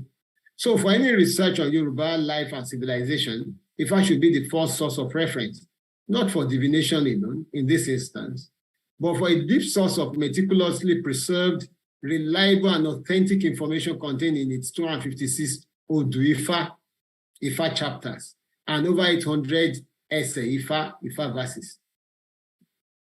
The following are pointers in this regard. You know, I'll be quoting in Yoruba and quoting in English. Díàfún gba irúnmọlẹ̀ olùkọ̀tún, a kò fún igba irúnmọlẹ̀ olùkòsìn. Nígbà tí wọ́n ń tòde ọ̀run bọ̀ wálé ayé, tí wọ́n wá fìmọ̀ ṣe tọ̀ṣun, tí wọ́n wá fìmọ̀ ṣe tọ̀ṣun, Ọ̀ṣun ní kó máa lọ gbárù wọn wá. Olódùmarè ni ó jẹ́ bí gbogbo ọ̀kànlélúmọ̀ inú mọ̀lẹ̀, wọ́n wá sìn, wọ́n wá tọ̀ Olódùmarè lọ. Wọ́n ní ó jọ bí ẹ̀yin òfin tóbìnrin inú yín ṣe ni, wọ́n ní bẹ́ẹ̀ ni. Wọ́n ní kó fìmọ̀ ṣe jẹ́ tiẹ̀, wọ́n wá padà délé ayé, wọ́n wá fìmọ̀ jẹ́ tọ̀ṣun. Ǹjẹ́ àwa fìmọ̀ jẹ́ tọ̀ṣun wà yìí o, òwìrí onímọ̀, a fìmọ̀ jẹ́ tọ̀ṣun, òwìrí onímọ̀. Wọ́n wá ṣe ilé ayé, ayé wá gún, wọ́n wá ṣòde ọ̀run, ọ̀run wá tòrò, wọ́n wá ń là wá náà tòrò olúfẹ̀ bọ̀ wá, gbogbo rẹ̀ wá gún rekete. What is this one saying? This is still tracing, according to Ifa, the origin of the Yoruba. And there's another one, you know, which I got from one Babalawo, you know, of course, one was going to get late. And he said this, he said, the essay Ifa confirms it totally. And this one says, Ọ̀kànràn àjàngúlẹ̀ onílẹ̀ ló láre, òun ló dífá fún Oòduà tó rẹ ayé omi, tó ní kó mú adìyẹ lẹ́sẹ̀ márùn-ún mẹ́wàá tó ń tẹ̀gbọ̀n dìgbà àtọkọ̀. Oòduà arúbọ ó balẹ̀ sórí omi. That is the Odu Ọ̀kànràn. For people who are knowledgeable about the Ifa panegyrics, this further buttress the fact that the self-propagated mythology of the origin of the Yoruba, who refer to themselves as Omo Oòduà, children of Oòduà, revolves around the mythical figure of Oduduwa. The meaning of the name may be translated as, well, the spiritual one who created knowledge, Odu, and character, Ewa. Furthermore, the date of the commencement of the role of this consensus progenitor of the Yoruba race and where it came from are the subjects of many claims. Where there is a Mohammed Bello Clapperton version of a dubious migration from Northeast Africa or Mecca.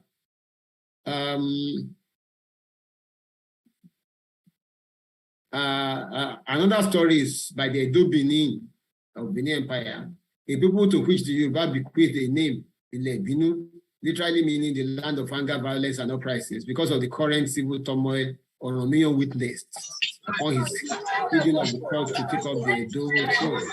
And the kingship dynasty, there's some background noise there. These two, I hope you can all hear me, please, because I can see I can feel and hear some background noises there. But in all this, as in other cases, the recourse to information from the Ifa oracle is unambiguous. Recent research work as presented in the Ifa verses quoted and writers' reference above tend to the to differentiate between the mythical Oduduwa of the Yoruba and the emigrant warrior stranger from the proverbial East. While the first is Irumole, is an Irumole, a being from outer space, whose origin is rooted in the book of creation. The more recent of Oduduwa, whose historical timeline and antiquity situates is coming around the 9th century, is believed to have been a migrant who, with a band of warriors, overpowered the established leaders of the aborigines of Ife. He therefore adopted the name of the mythical Oduduwa. This habit of taking up the name of an Orisha, any Orishada, a special being, is common to the Yoruba. So names like Ogun, Shango, etc. are adopted by people as a means of assuming or wishing for themselves the special powers bestowed by God on these people and wielded by them while on earth. Why am I going through all this? I'm trying to establish who we are as a people. The people that we are talking about are the largest homogeneous people in Africa. They inhabit a continuous, unbroken territory, speak the same language, share the same culture, custom, and world belief. They are urban dwellers who built many towns, cities, kingdoms, and an empire before the advent of the Europeans. As an ethnic description, the word Yoruba appeared in a treatise written by one Songhai empire called Ahmed Baba. So these people who are the Yoruba can broadly be classified or grouped according to the dialectal groups to which they belong. And the subgroup of migration from Ife, or the kingdom or empire to whom they owed allegiance.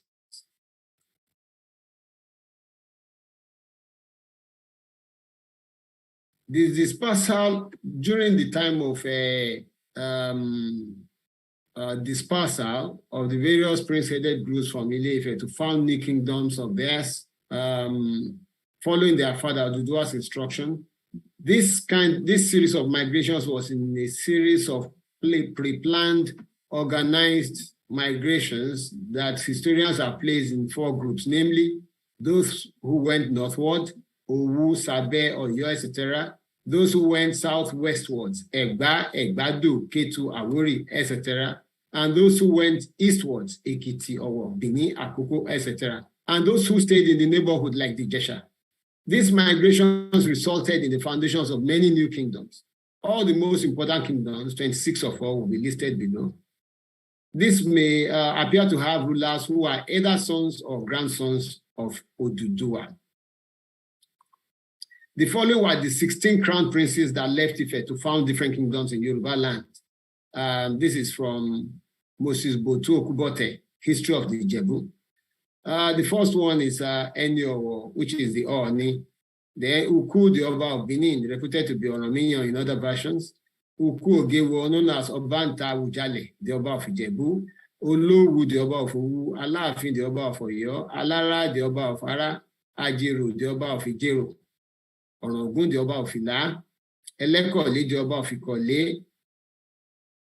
Ewi, the Oba of Ado. Olowu, the Oba of, Olowo, the Oba of Owo, Deji, the Oba of Akure, Alaketu, the Oba of Ketu, Alake Bobade, the Oba of Ake, Oshimawe, the Oba of Ondo, Owa, the Oba of Ijesha.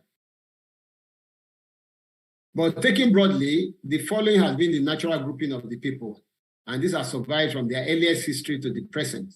You have the Ife, who are in Ile-Ife, Ode-Omu, Ipetumodu, Ikire, Apom, Okegbo, and Ifewara. You have the Oyo, who are divided into maybe 5 major groups: the Ekusi, the Igbono, Okun, Ibolo, and Ekpo. You have the Egba, who, of course, are a group of 4 major sub-tribes who came together to form the Egba Kingdom: Agbin, Okiono, Agura, and then this one includes Ifo and Owode to an extent. You have the Jebu, of course, the Jebu, they're a very large subgroup. I won't bother us reading all their various subgroups. You have the Remo, you have the Ondo, Ìkálẹ̀, Ìlàjẹ, Èkìtì, Àkókó, Ìjẹ̀ṣà, Àwórì, Ẹ̀gbádò, Ifẹ̀, Òwu, Ọ̀wọ̀, Kétu, Sàbẹ̀, Pópó, and Àjàṣẹ́. Now, these last four are from, they are presently in the Republic of Benin. That is Kétu, Sàbẹ̀, Pópó, and Àjàṣẹ́. So we have defined the people we are talking about. But what about their location? Because for you to have a people, you must have their history, you must have the geography, you must have so many other facts that we're trying to test here. Maybe you've not heard of this anywhere else, but the entirety of Yoruba land lies almost completely within the trough encompassed by the River Niger to the north and east, River Volta to the west, and the long stretch of the Atlantic Ocean to the south. This geographic space that we're talking about more or less roughly describes the totality of the area occupied by the Yoruba people over the entire extent of their known history. From the west at the borders of Togo, it stretches through Benin Republic to the east, at Warri in the east in the creeks of the Niger Delta, between longitude 2 degrees 30 minutes east and 6 degrees 30 minutes east. This upward sweep commences from the Atlantic Ocean coastline up to the immediate westerly bend of the Niger River, below the confluence between latitude 6 degrees north and 9 degrees north. The coordinates of the central city of Ife, the central city of origin, Ile-Ife, are 7 degrees 28 degrees 28 minutes north, 4 degrees 34 minutes east, / 7.467 degrees north, 4.567 degrees east. From the savannah to the sea, from the banks of the Niger to the edges of the Volta, they have traversed the length and breadth of this expanse as conquerors and as slaves, on legs and on horseback, trading, migrating, intermarrying during tame periods of peace and volatile times of war. From the coast, the country rises gradually from low-lying swampy regions with thick undergrowth at the creeks to forest belt and finally semi or derived savanna. A large part of the country consists of low, flat plateau with only a range of hills. Architects, we are running very low on time already. If you can please help us just wrap it up within 5 minutes, because we still have like 2-3 submissions still to be made. Okay, that's why I asked earlier what time I have, but I'm still within time, so I'll round up in 5 minutes. Okay, thank you.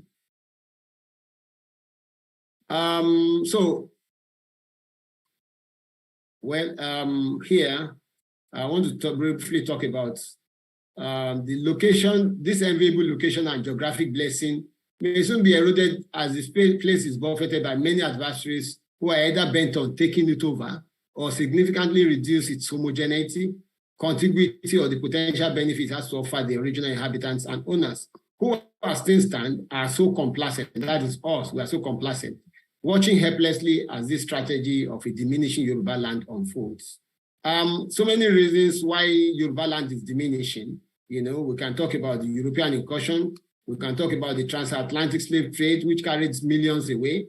We can talk about the Fulani invasion, the reduction, the cutting away of major parts of Yoruba land by the British to benefit the Fulani and the Hausa, the excision of the Midwest by legislation in 1963. Upon independence in 1960, Lagos was part of the West, but then, you know, they cut it away again and cut part of the West to add up to Lagos, thereby more or less diminishing the people and balkanizing them. So culture, Yoruba culture, of course, is celebrated the world over. But while the language and religion are dying at home, Yoruba ancestral religion, as encapsulated in Ifa, continues to attract adherents abroad and in the Yoruba diaspora. Music, fashion, drama scenes, on the other hand, are drawing rave reviews from pundits at home and the cultural capitals of the world. Language, Yoruba language is today on its way to extinction. It is dying mainly because we don't speak it to our children. Of course, we pride ourselves in our ability to speak another man's language over ours. This slave mentality is transmitted from generation to generation and is one of our undoings. Now, what are the reasons why people and races go into extinction? We can deal with the following: wars, ecological collapse and famine, genocide or pogrom, diffusion or assimilation, and death of language and culture. In general terms, some human species like the Neanderthals, Denisovans, and Homo erectus have all vanished from the surface of the earth, leaving just the Homo sapiens, and some other people that have survived. So there are reasons why the Yoruba race may go into extinction. One, we will lose control in the next 200 years if we do not succeed now in our current efforts to achieve Oduduwa Republic.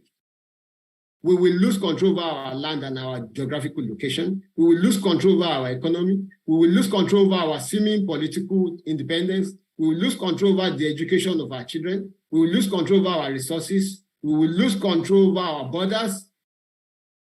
Our demographic purity will be so significantly watered down that you will be having majority as Yoruba Hausa, Yoruba Igbo, Yoruba Ijo, etc. A devastating war of all wars would have been fought, which might like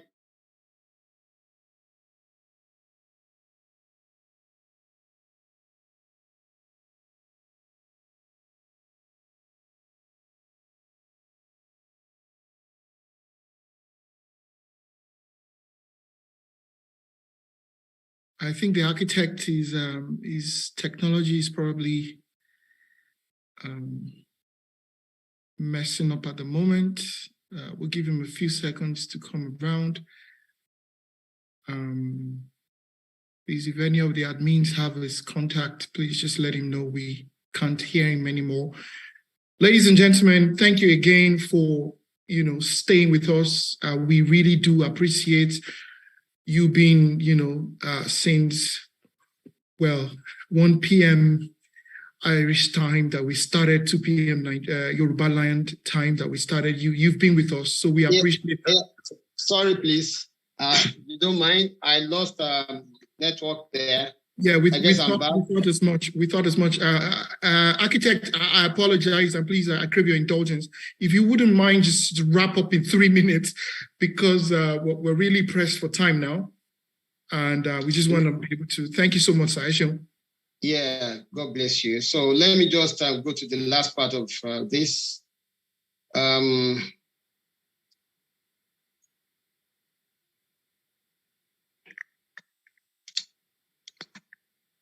Okay. I guess I'm where I was now. All right. So I'm saying the reasons why we must fight for what we have is very crucial. Number one, reasons why the Yoruba race may not go into extinction. If, on the contrary, we succeed in our current agitations to birth a new Yoruba nation away from the disaster of Nigeria, fully and truly governed by us, the Yoruba people, then we will be the pride and glory of the Black race all over the world.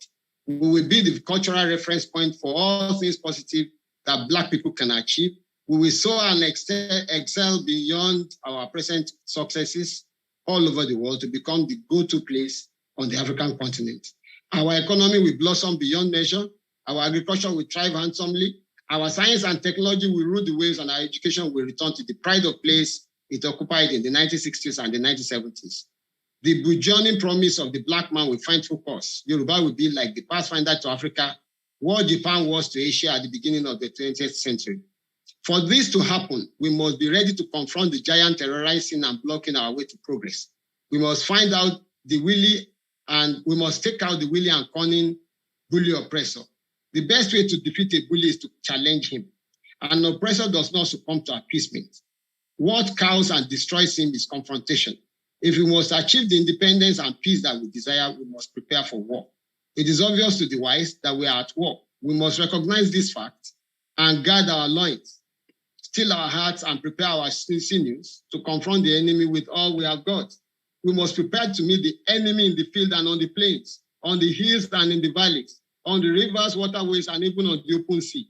We must confront him on the streets and in the air. The battleground must be forced to shift from our terrain to theirs. Far from lands Far from the land, the war must rage in their corridors. Far from our lands and in their backyards. They must be made to suffer hundredfold the pain, humiliations, arrested development that they caused us in all our years of locusts on our lands. Thank you so much, ladies and gentlemen. We'll continue this discussion. Discover lots of little tips that could save you hundreds of pounds. Visit gov.uk/save energy.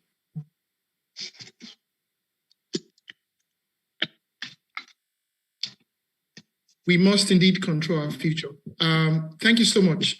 In the interest of time, admin, are we going on a short music break just to lift our spirits?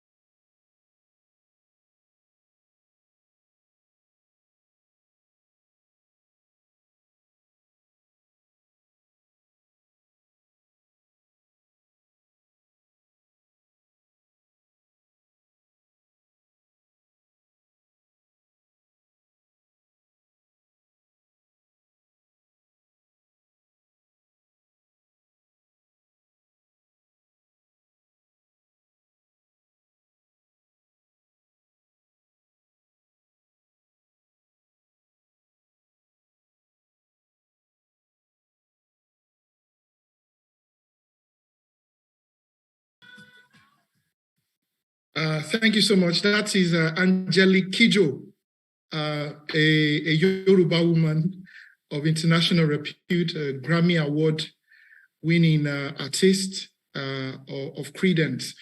Ladies and gentlemen, without further ado, we would bring next Arabinrin Shola Salako. Miss Salako is an Awori woman from of Yoruba land, of course, of Yoruba extraction. She is a Yoruba nationalist working for a separate sovereign Yoruba nation. That's what she lives for, a very enterprising lady. When not working for Yoruba sovereign state, she is a finance professional. Ladies and gentlemen, without further ado, Arabinrin Shola Salako, Egbehun Soke.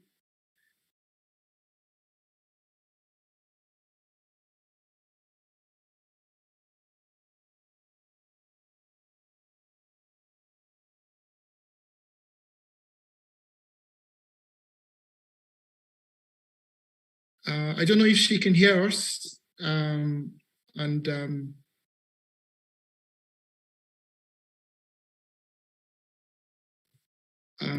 begin.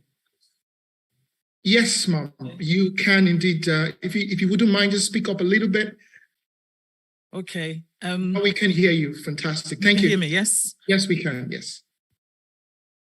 Good morning, good afternoon, good evening, wherever you are in the world, Omo Yoruba.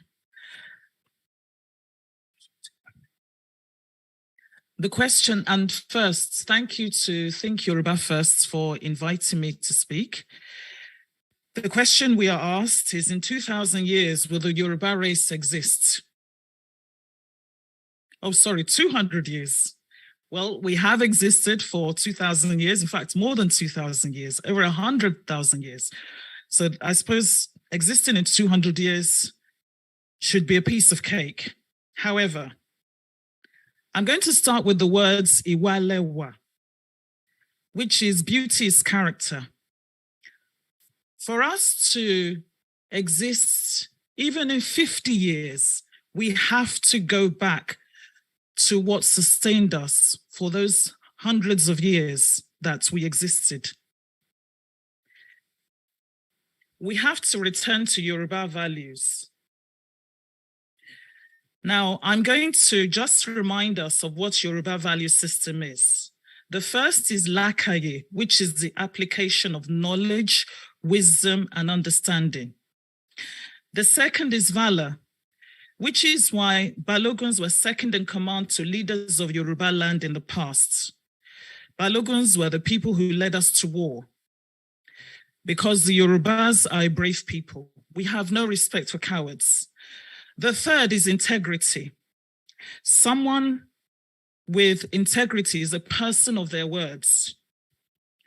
You can have, the Yorubas believe that you can have all the wealth in the world, but if you lack integrity, then you are nothing. It means nothing. And integrity combined with Iwa is part of what the Yoruba call omoluabi. The fourth in our value system is the visible means of living, of income. So that's your job, your trade, or a profession.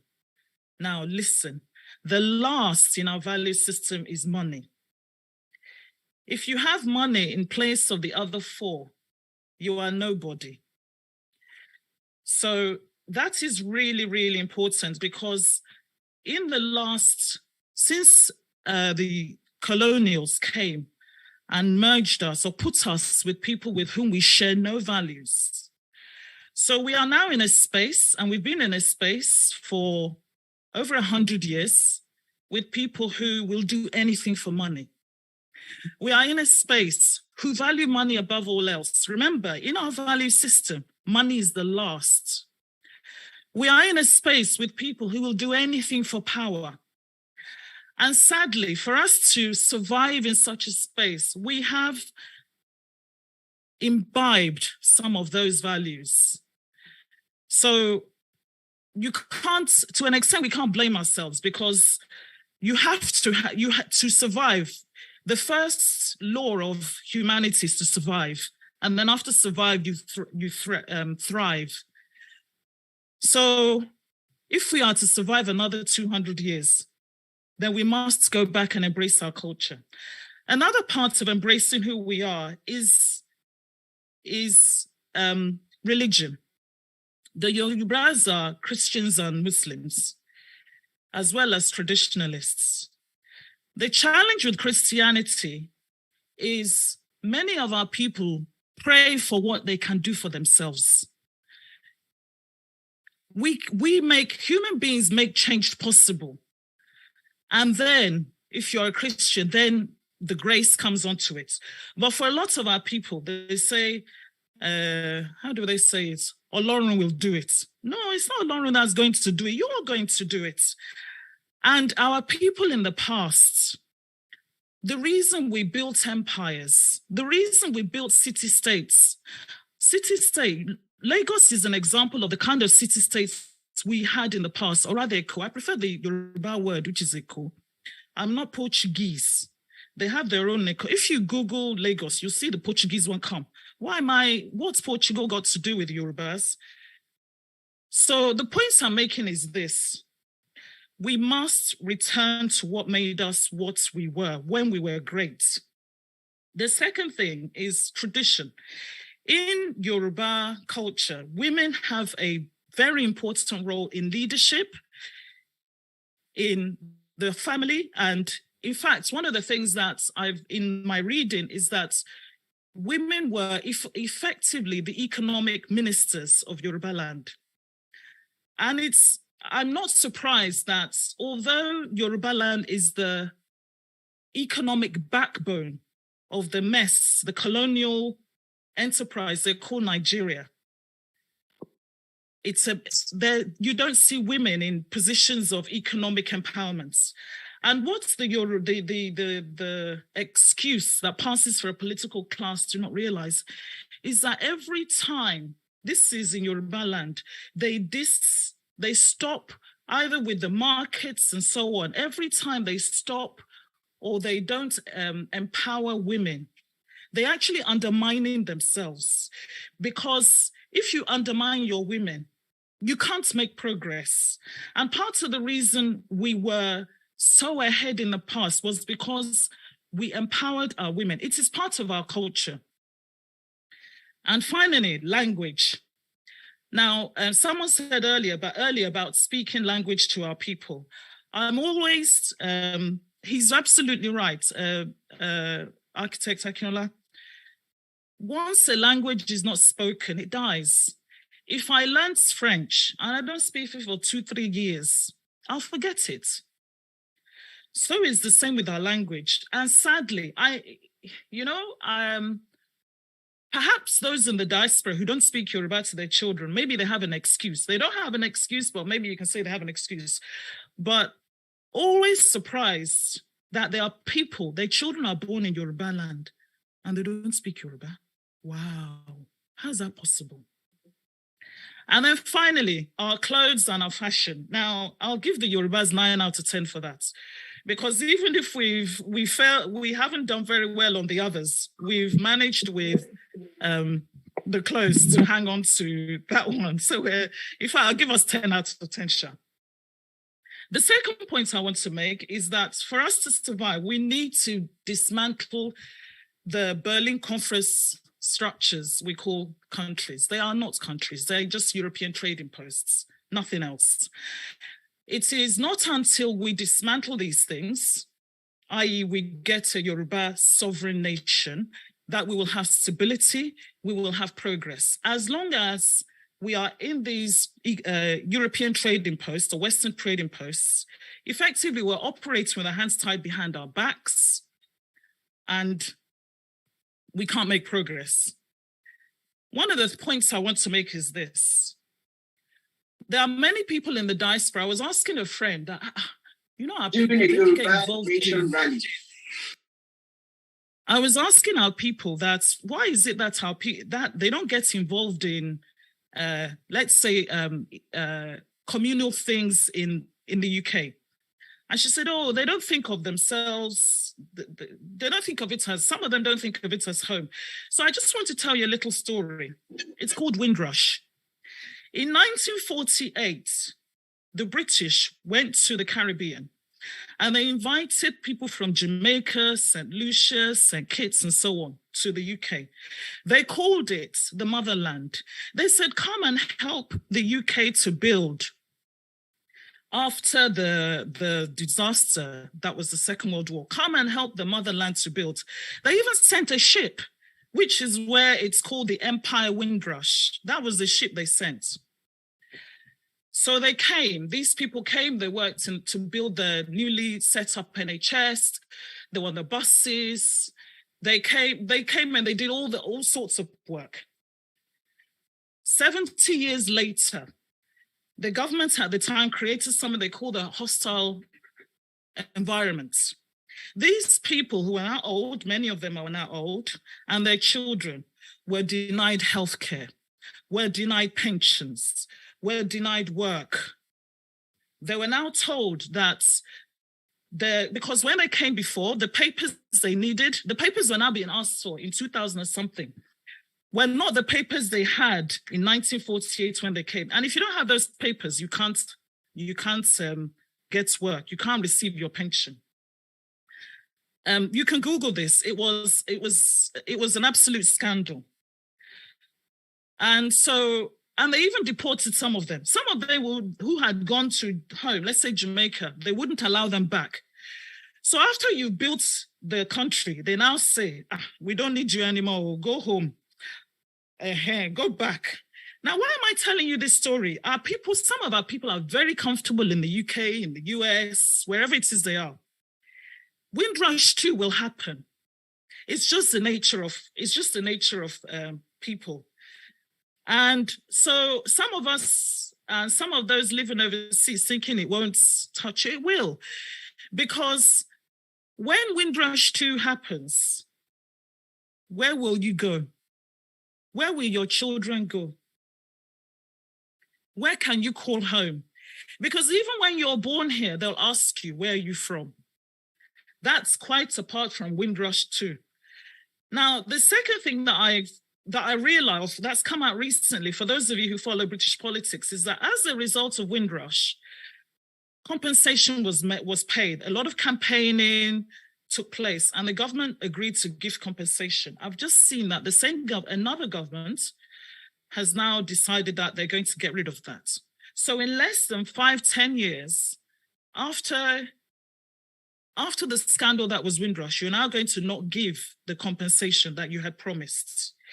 So those of us in the diaspora, we can't sit on our laurels. It is as much our battle as it is for those at home, that we have a home.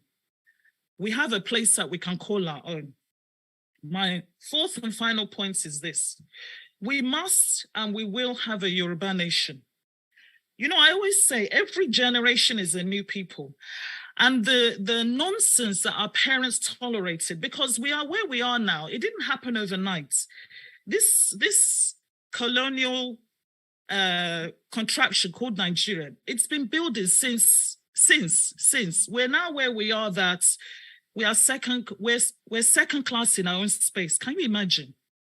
Our ancestors died for it. They fought for it. And now some immigrant will come from somewhere and be telling you that ABCD, like, really?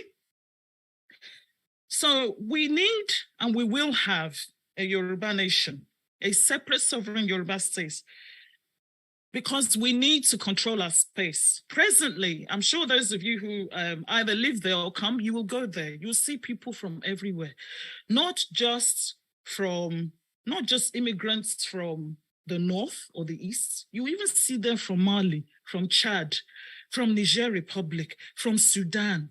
Even one Mauritanian wants to be vice president. Now, wow, that is where we are. A Yoruba nation will protect our unborn generations. As I said before, even those who are outside, you need a home. You need a home. And that is what it will protect and safeguard our language, our spirituality, our culture. We get the joy of calling ourselves Yoruba because we will have a place that is ours. Final point, or near to final point, is let's just remember that as Nigeria stands today, it actually doesn't exist in law. I know people, they don't talk about it much because they don't want you to focus on that. I don't know if you've noticed, Obasanjo, I don't want to say any bad word, Obasanjo wrote a letter. Nobody took any notice. He now did a speech, some nonsense about constitution. When him and his class of 1966 were presenting a military decree as a constitution. He didn't know that to make a constitution, you need the people. Anyway, the point is that we don't have a constitution. Why is that important? Because the constitution effectively acts as a union agreement. If you don't have a union agreement, then you don't have a union, which means you don't have a Nigeria. I repeat again, every generation is a new people.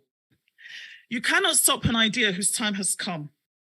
The future is bright. The future is Oduduwa Republic. Thank you.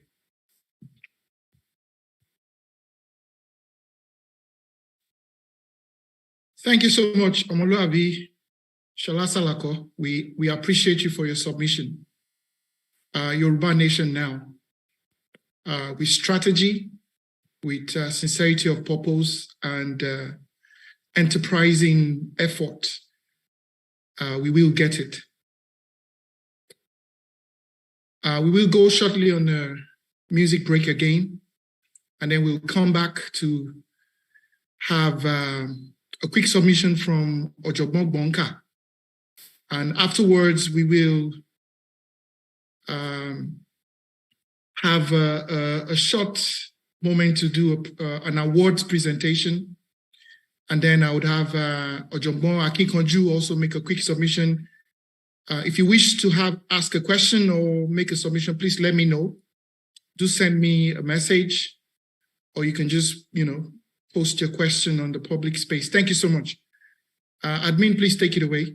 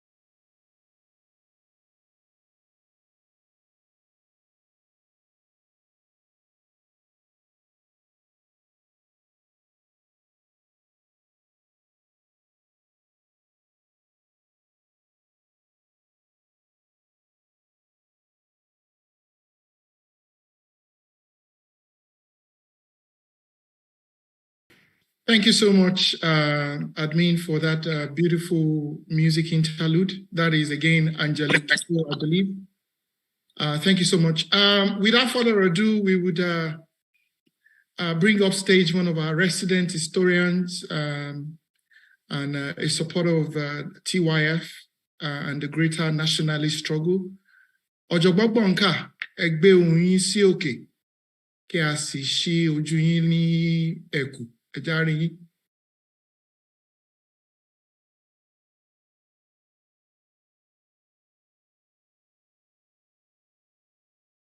Ọ̀jọ̀gbọ́n Gbọ̀ǹkà, ṣé ń gbọ́ wa o? Can you hear us?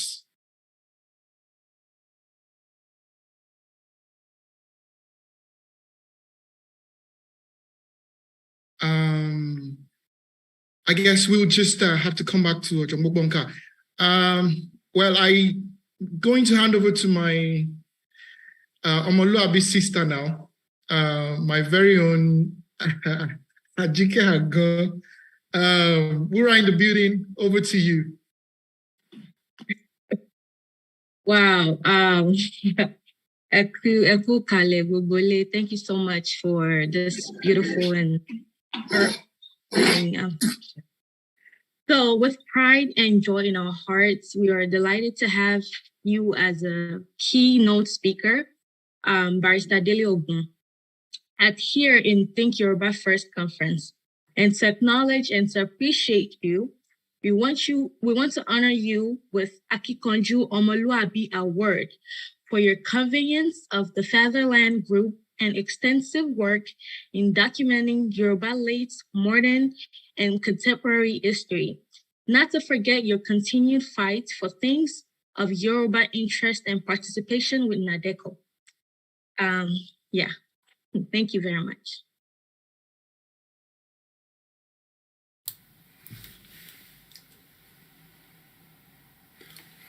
Can I say how grateful I am for the award? If you can see, it sits pride of place on my bookshelf here. Here it is in my hand. This means more to me than any MBE, OBE, knighthood. This is from my people, especially the new generation. You know, it's the work, the legacies must pass down. One of my obsessions has been the writings and teachings of Obafemi Awolowo. He is my teacher. I try and play the role of teacher to the new generation. And this trophy is the mark that somehow I'm beginning to get through. So I'm so grateful to Think Yoruba First for this award. I would always be here to support your efforts with whatever learning pieces I can contribute. So thank you so much. I appreciate it. Thank you so much. Congratulations, Barrister Dele Ogun. We would now have Omoluabi Fumi, the one and only Yoruba goddess, to make a presentation to one of our awardees as well. Thank you. Hello, everyone. Can you hear me? Brilliant, brilliant. Well, thank you so much for allowing me to present this award to Architect George Akinola. So with pride and joy in our hearts, we're delighted to have you as a keynote speaker at our conference for Think Yoruba First. And to acknowledge and appreciate you, we want to honor you with the Akinkoju Omoluabi Award for your role in founding Idande. Idande, a futuristic Yoruba security apparatus and relentless fight in defense of Yoruba right to sovereignty for over 2 decades. Thank you so much.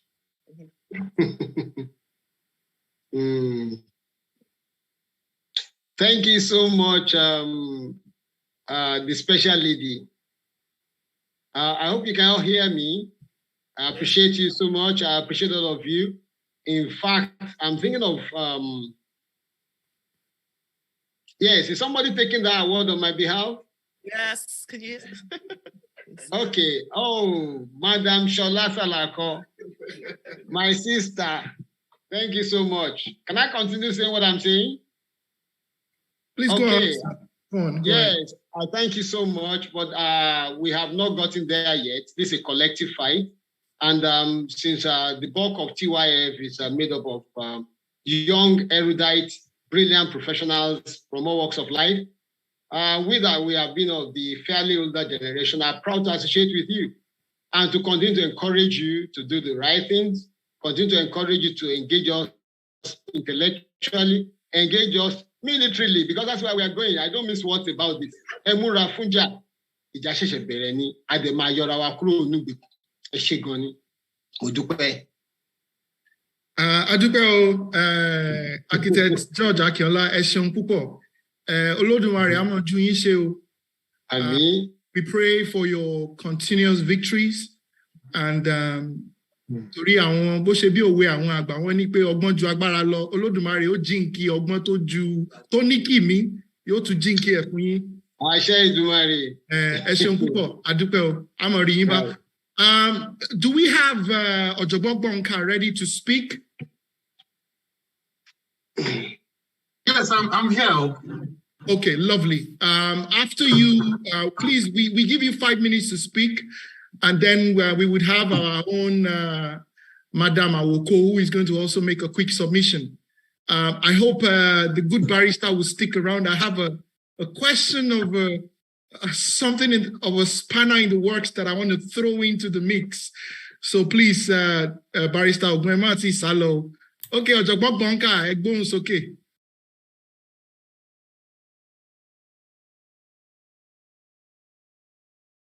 You're on mute. You're on mute. I said, thank you, Mr. Akonji. You're starting to sound so much like Arekurumi. And you're starting to look like him. Mr. Arakunrin lawa. Arakunrin Akonji. You're starting to sound and look like Kurumi. Is this how the struggle happens? Well, thank you so much, my people. I'm so happy to see one of my big mentors here. Ojogbon George Akinola. So when I'm looking at you, I see a youth, but you know, I know you're much older than us. I don't know why. Maybe it's just that energy, or you've been a great mentor to me over so many years, and I'm happy that you're still here, still kind of doing all these devotions. We know what it takes to really make all these sacrifices, and it's not something many of us take for granted. And I'm so happy to have listened to Mr. Dele Ogun.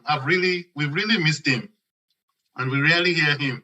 So it's always a privilege to hear him. And he was speaking of something called the dual mandate. He was talking about the Fulani, and he was talking about, he mentioned Katsina. I don't think people understand the significance of that. When people want to conquer you, the most important place is not your military base. The most important place is your spiritual base. Katsina was the spiritual base of Hausa people. And Katsina was the stronghold of resistance of Hausa people against Fulani domination up until the arrival of the British. And it's the same thing. There was a man called Mohomi, and this man was from Iwo. He went to meet the invaders from Ilorin and said, hey, listen, guys, if you want to attack, if you want to destroy Yoruba land, stop attacking Oyo people. Stop attacking that military. You need to go to the spiritual base. Go to Ile-Ife and destroy Ile-Ife, and you have destroyed the soul of Yoruba people. It's easier to take the spoils. There and then, the tempo changed from attacking Oyo people, and then they started to make their way into Ile-Ife. And that was what they were doing when they got to Oshogun. Oshogun was the place where Samuel Ajayi Crowther was eventually taken. And if you remember the final war that chased them back, it was at Oshogbo, the sacred grove of Oshun. They were making their way to Ile-Ife. So you see, why am I bringing this up? I'm bringing this up to let us understand that if you look at the history of Nigeria, it's the only place that never got independence. And what do I mean by this? Take a look at all the African countries, one by one. And you would notice that the freedom fighters ended up ruling their countries. In Ghana, Kwame Nkrumah was the freedom fighter, and he was the one who ended up having Ghana. In Senegal, in Guinea, it was Sekou Touré.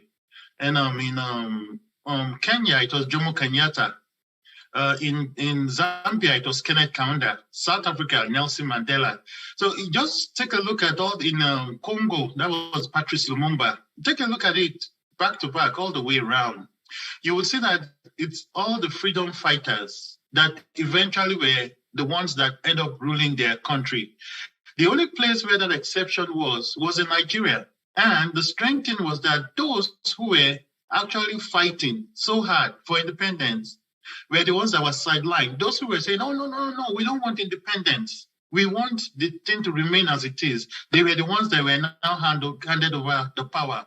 Why is this so? It's because they've always been what you call the dual mandate between the Fulani and the Northerners and the British.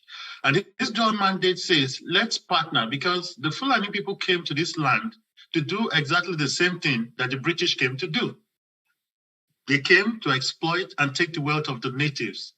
And how did that end? It ended up with both of them having an agreement and saying, rather than both of us fighting each other, why don't you let both of us cooperate in this destruction? Atahiru of Sokoto rejected that, and that was why he had to be taken out.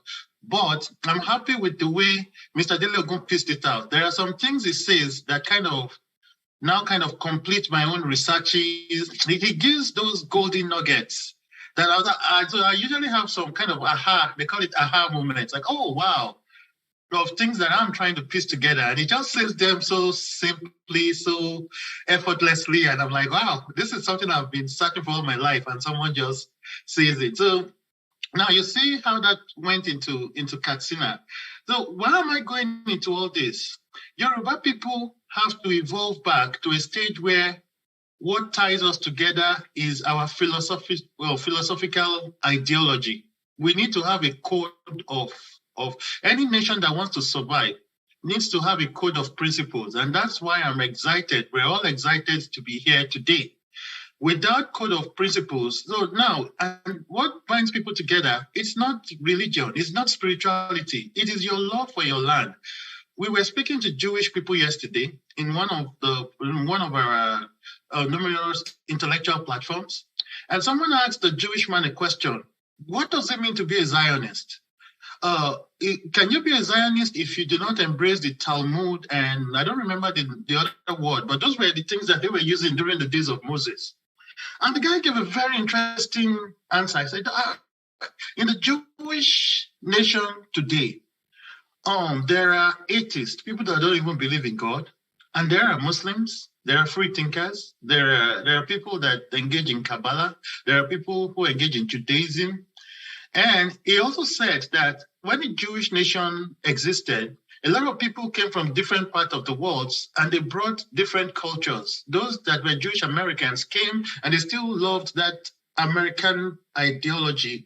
Those that were from Ethiopia came and they still had that. But one thing bound all of them together, and it is the love for the land.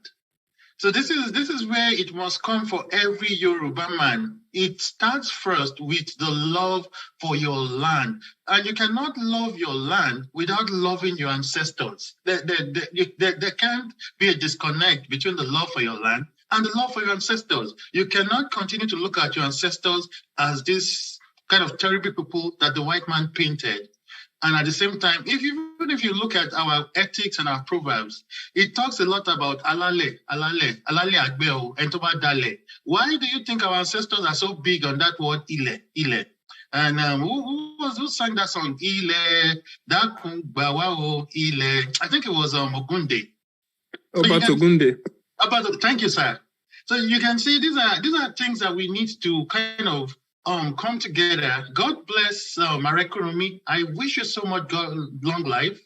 You've become such a selfless brother in this struggle, and anything that is needed to support you, I am someone you can always count on. That I assure you in this struggle, because we've spoken one-on-one, and I know a lot of sacrifices you've made for this, But you see, to build this, the first person who started it was a man called Balogun Ibikunle, and I'm wrapping up because I know a lot of people have other things to say as well.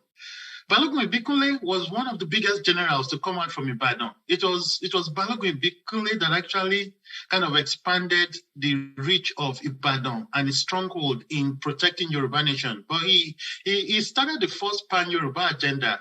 But unfortunately, he couldn't complete it before he died. And then the man that took over from him much later, Arelatosa, was a little bit more reckless about it. But thank God that Awolowo came and Awolowo gave us this blueprint. And I'm happy that we're here today now and we're going to build on it. And wherever this road leads, I'm sure it's Oma Siwade Ibire. That's all I have to say. Thank you, Mr. Akanji, for giving me the platform. God bless Yoruba Nation. Ashe Dumari. Thank you, Ojomo Bunka. Ijo tabatu ti pe mini Mr. Ijo yele ma gba bill lọ́tọ̀dọ̀ mi. Arákùnrin lórúkọ tèmi. Mi ò tí ìgboyè, but màá sì ìgboyè. Anyway, I would connect to our London team now, where I believe Yeye Awoko is ready, getting ready to speak. Please, can you guys take over from here? Thank you. Thank you, Ojogbonka. Morning, everyone. Good evening and good afternoon, depending on where you're hearing me from. I'm grateful to be part of this great movement. Think Yoruba first. And Mudukala Wolodumare, Mudejuba for everyone that has spoken, the ladies and our men that have spoken. Well, I'll take a cue from the last speaker, Gonka. He mentioned that we can't talk about us without having love for our land. Without the love for our land, we can't take that heart from our ancestors. And that's what makes us who we are, Yoruba or Moluabi. But I don't want to go over what everyone has said. But the main theme is in 200 years. In 200 years. And I can tell you, everyone that has spoken will not be here again. We will be gone. Our land first and our ancestor, the best of all. If we cannot recognize that, and if we as a parent cannot recognize that in our children, imbibe that into our future, then there is nothing to talk about. And what is it am I saying? I'm not here to preach Ifa. There's a verse there. Oni bongola bedog beke. Adifa fun kolade to nṣẹlẹ̀ mọ̀ṣọ́ awo. Ifá kolade ele mọ̀ṣọ́ awo. Èṣètò ló ṣe fámọ́. Ifá ń wò sìn ọ́. Ẹlẹ́bọ̀rọ̀ agẹmọ́. Ṣe bó ṣà tó bá gbé ní lásìn. I know we've involved. We've been westernized, either we like it or not. But if we cannot recognize our ancestors, if we cannot go back to the basis, there is nothing for us. And listen to the Zionists. They keep talking about their ancestors. And many of us are still bearing Ogunjimi. And many of us are still bearing Eshubi. And many of us are still bearing Fatoke. And many of us are still saying, yes, this is my ancestors. And these are the people I stand with. Rather, we bury our head. We don't want to recognize that. We don't want to talk about that. Because what? It's been stigmatized.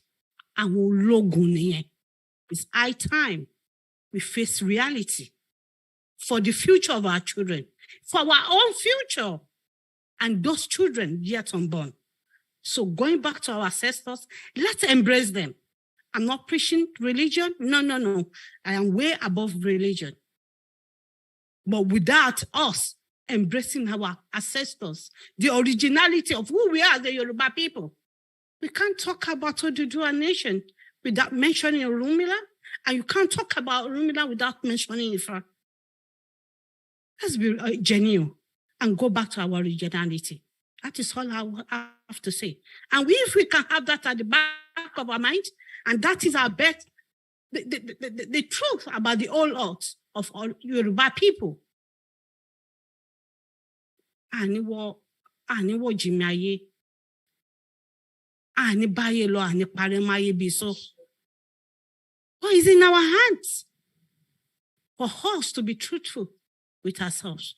Let's be truthful with ourselves and stand for the truth and stand for who we are without us. I am an ancestor. In 200 years' time, I will become an ancestor. But if my children cannot recognize who Awoko was, it's all in vain. So please, let's take that home and think deep about that. Thank you for giving me the opportunity. Thank you so much, Yeye Awoko. Thank you so much. We will take a very quick musical break from the studios. Thank you.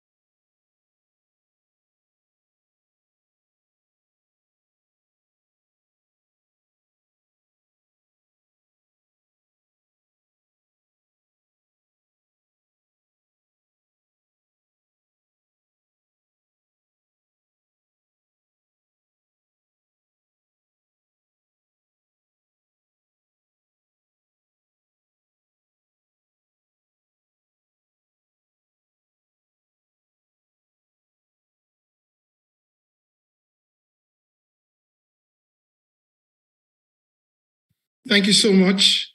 Ladies and gentlemen, I think we have come to that point where we are going to say thank you to you for every second of time that you've spent with us today.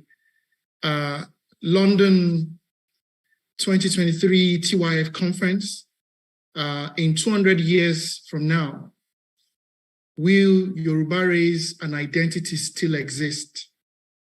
There is a lot to be said, and we just want to appreciate every single person who has spoken, every individual who has been part of this showcase. There is a lot of work, as you can imagine, that has gone into this. I want to specifically appreciate the wider TYF membership. We have a group of very committed, very resourceful individuals. I'm going to take a pause for a moment and then welcome my brother, Femi Akishola, to give the vote of thanks.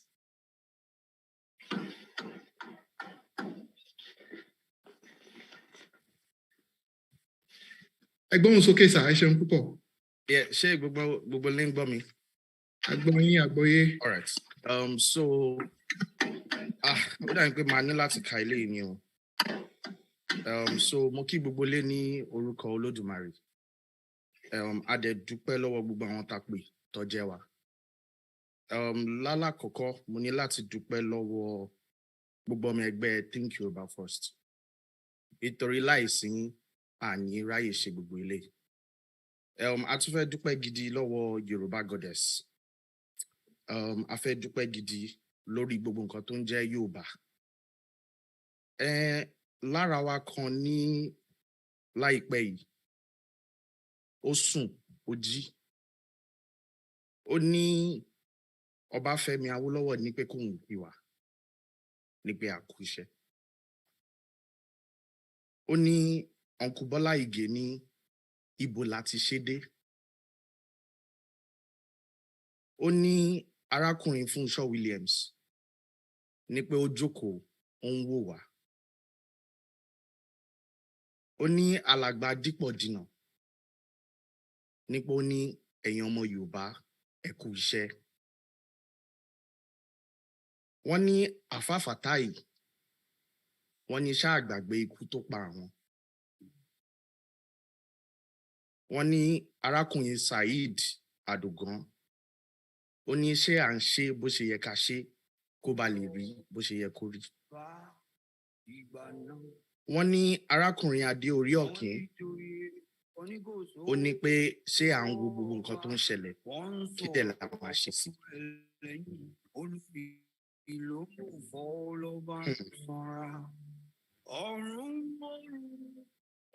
Ó ní ọ̀rọ̀ kan tí Ọbáfẹ́mi Awólọ́wọ̀ sọ.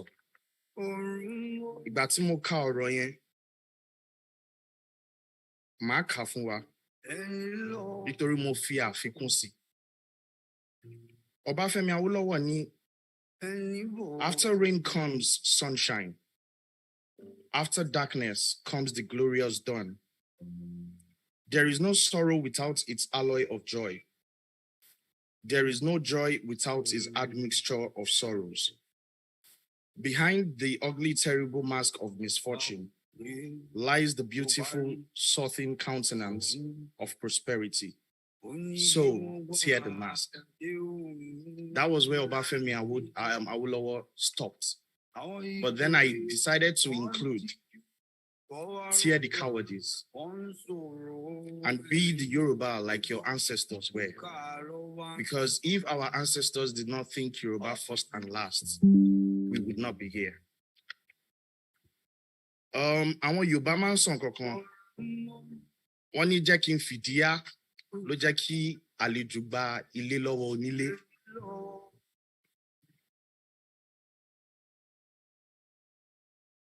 Ẹ jẹ́ ká máa rántí nínú gbogbo nǹkan tá à ń ṣe láti ìsìn tá a ṣe ń tẹ̀síwájú.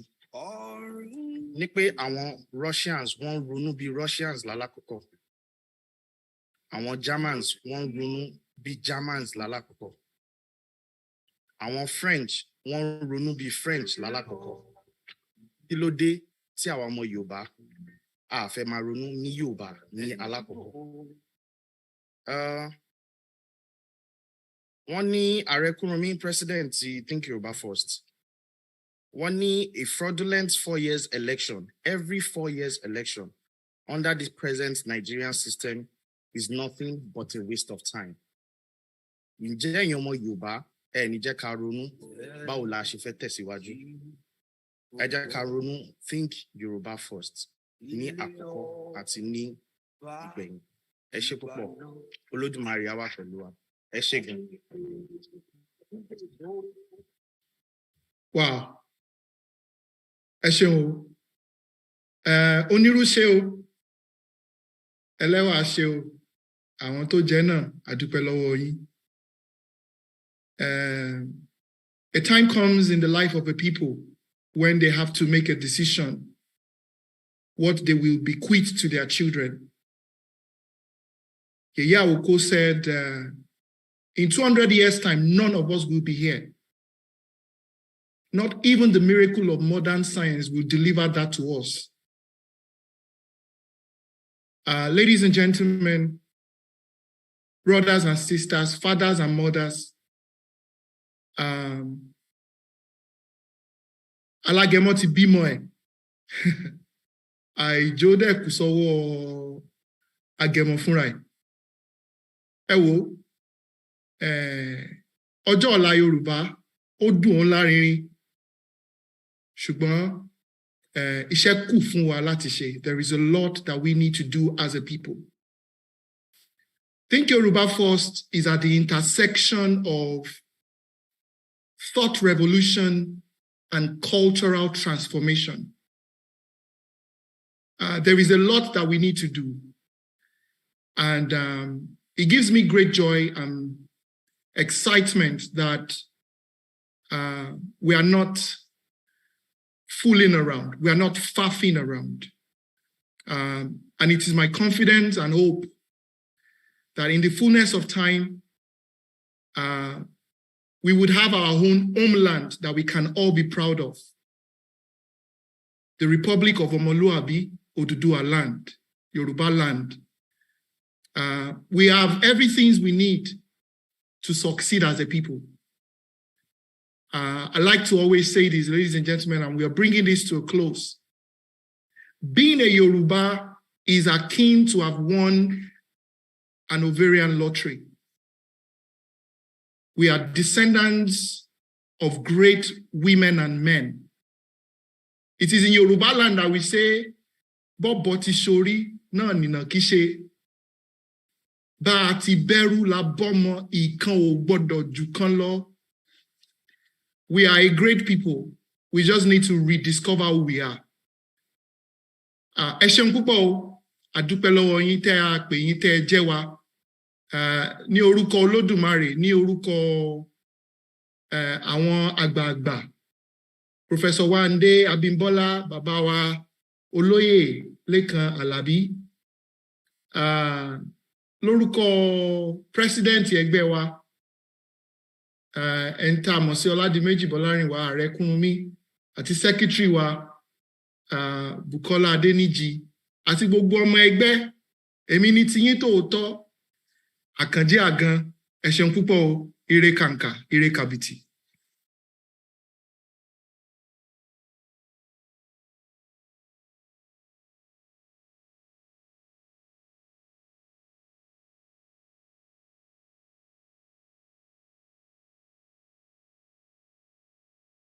Center Akanji, arákùnrin Akanji, ṣé wà ń bẹ̀? All right. So basically, àwọn pété aka fún àwọn mẹ́ta ní àǹfààní láti sọ̀rọ̀ fún ìṣẹ́jú kankan. Okay, sir. Ìyẹn náà dà, ẹ má bínú, èmi rò pé ti ní pé ká. Nítorí ara àwọn èèyàn kan tó ń nawọ́, so kó má kọ dàbí pé a fi ṣe àsọ̀rọ̀mágbèsì. Okay, sir. Okay, ẹ má bínú, ẹ dákun ẹ yá fì mí fún yẹn o. Ben, all right, ẹ ṣé.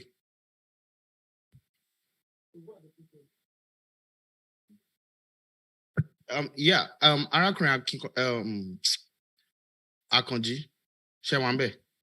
Bẹ́ẹ̀ ni mo wà ń bí o. Okay, there's one Sister Buki tó náwó. Sister Buki ẹjọ́. Tó bá tún fẹ́ sọ̀rọ̀ ẹjọ́ ẹ lè náwó sókè. Okay, Sister Buki gbóhùn sókè o. Sister Bukola. Arábìnrin Bukola. Another person tó bá tún fẹ́ sọ̀rọ̀ kó náwó sókè. So Kali round. Hello everyone. Sorry. Yeah, I want to thank Dr. Bukola for inviting me to this conference. It's been very enlightening. I've always said that the problem within the Nigerian space is actually an identity clash. But it's not only within the Yoruba nation, it's the whole of Africa. I am of the belief that if the Yorubas can unite and continue and hold their hands, I believe that the darkness that we are in will be removed and it will be lifted, and the light in which we were formed would spread across the whole of the continent of Africa. So I'm happy that there is an understanding within this new youth generation that the problem of Nigeria is not to do with a personality. It is an identification clash. But it's, like I said, it's not just within the Yoruba nation, it's the whole of Africa. So if we are the ones to actually lead to remove that darkness, then that would be absolutely fantastic. So I'm very happy with this conference. My only not really like an issue is that we need to recognize our diaspora. I believe, I'm always of one belief, and I've always said, even on Clubhouse, that we must cultivate our diaspora, our diasporans. You know, I believe that because we are outside of that space, we have been enlightened. We must begin to galvanize our diasporan locations. So I don't know how Think Yoruba First can actually, you know, lead a sort of campaign in terms of grassroots diasporan awareness, because there are a lot of our diasporans that are probably not even aware of us, you know, wanting to have a Yoruba nation. That diasporan population must include our youth, because our youth have been disempowered, both within Yoruba land and both within our, in fact, in most cases, possibly a majority of our youth from the ages of 18 to 35 are not aware of, you know, our call and our campaign for a Yoruba nation. So something needs to be done to start, you know, that grassroots campaign as soon as possible. So thank you for the invitation, and I'm very happy that I did attend. Thank you very much. I yield the mic.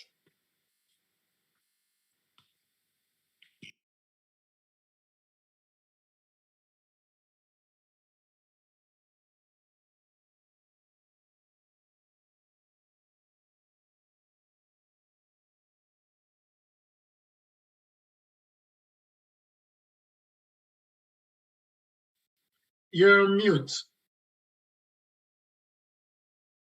Oh, sorry. Sorry, I muted myself because I wanted to yield the...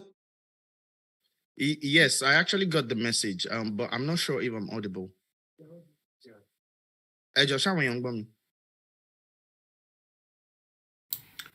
we're hearing you now. All right, thank you very much. Arákùnrin Ọlálékan Morin, Ejo, anybody tó bá tún fẹ́ sọ̀rọ̀, Ejo bá wa náwó sókè, ká tètè round up. Arákùnrin Ọlálékan, over to you, sir.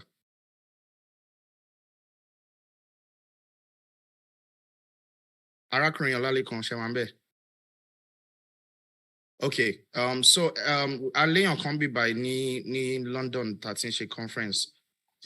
Okay.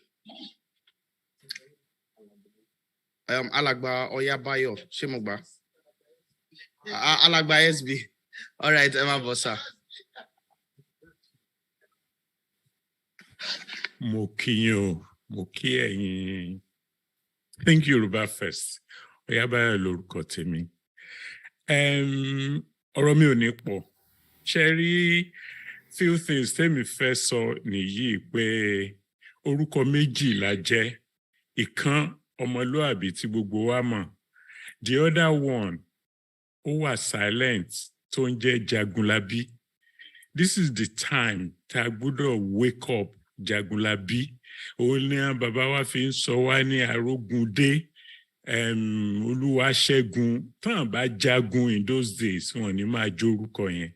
So this is the time tá a gbọ́dọ̀ everything's necessary láti rí pé ilẹ̀ Yorùbá kì í ṣe Yorùbá land, ẹ má jẹ́ English-ize kíni wa, ilẹ̀ Yorùbá ó gbọ́dọ̀ jí tiwa by all means necessary. Ẹ ṣeun.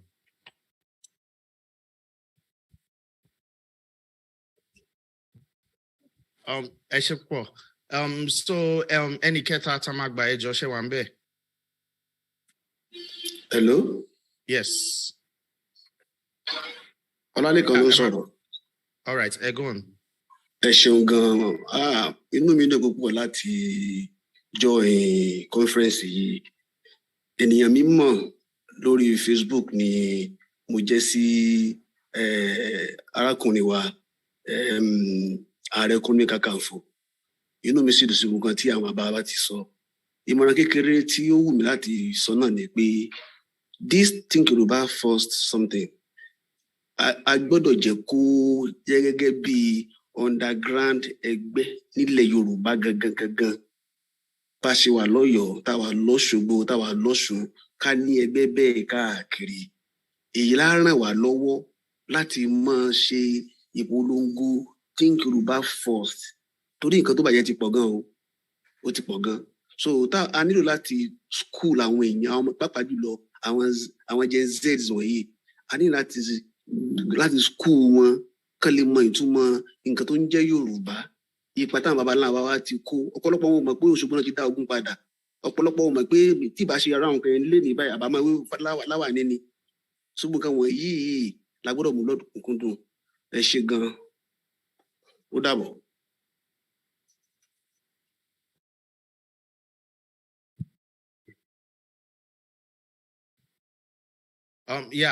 Ẹ ṣé púpọ̀. So gbogbo ilẹ̀ Yorùbá náà la wà.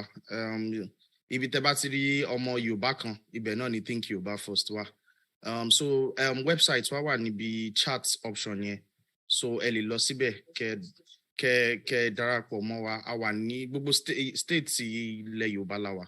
So tẹ́ bá ti lọ sí website yẹn, ẹ lè darapọ̀ mọ́ wa. A wà l'Ékòó, a wà l'Ékìtì, a wà l'Óndó, a wà l'Ógùn, a wà l'Ọ́ṣun. So ẹ darapọ̀ mọ́ wa. Ẹ ṣé púpọ̀. Akíkanjú ṣe wà ń bẹ̀. Bẹ́ẹ̀ ni, ṣé ẹ̀ ń gbọ́ mi? Bẹ́ẹ̀ ni, ẹ jọ̀ọ́ ìṣẹ́jú kan ẹ bá wa ṣe bẹ́ẹ̀. Kò sí wàhálà, ẹ ṣé gan. Mo kí gbogbo èèyàn tó wà lórí ìjókòó àti lórí akitiyan kan tí a ṣe láṣà yìí. Ṣùgbọ́n mo jẹ́ èèyàn kan, ẹ jẹ́ n sọ lóyìnbó, mo jẹ́ èèyàn kan tó yẹ pé mo máa ń sọ pé mo ní hope fún kankan.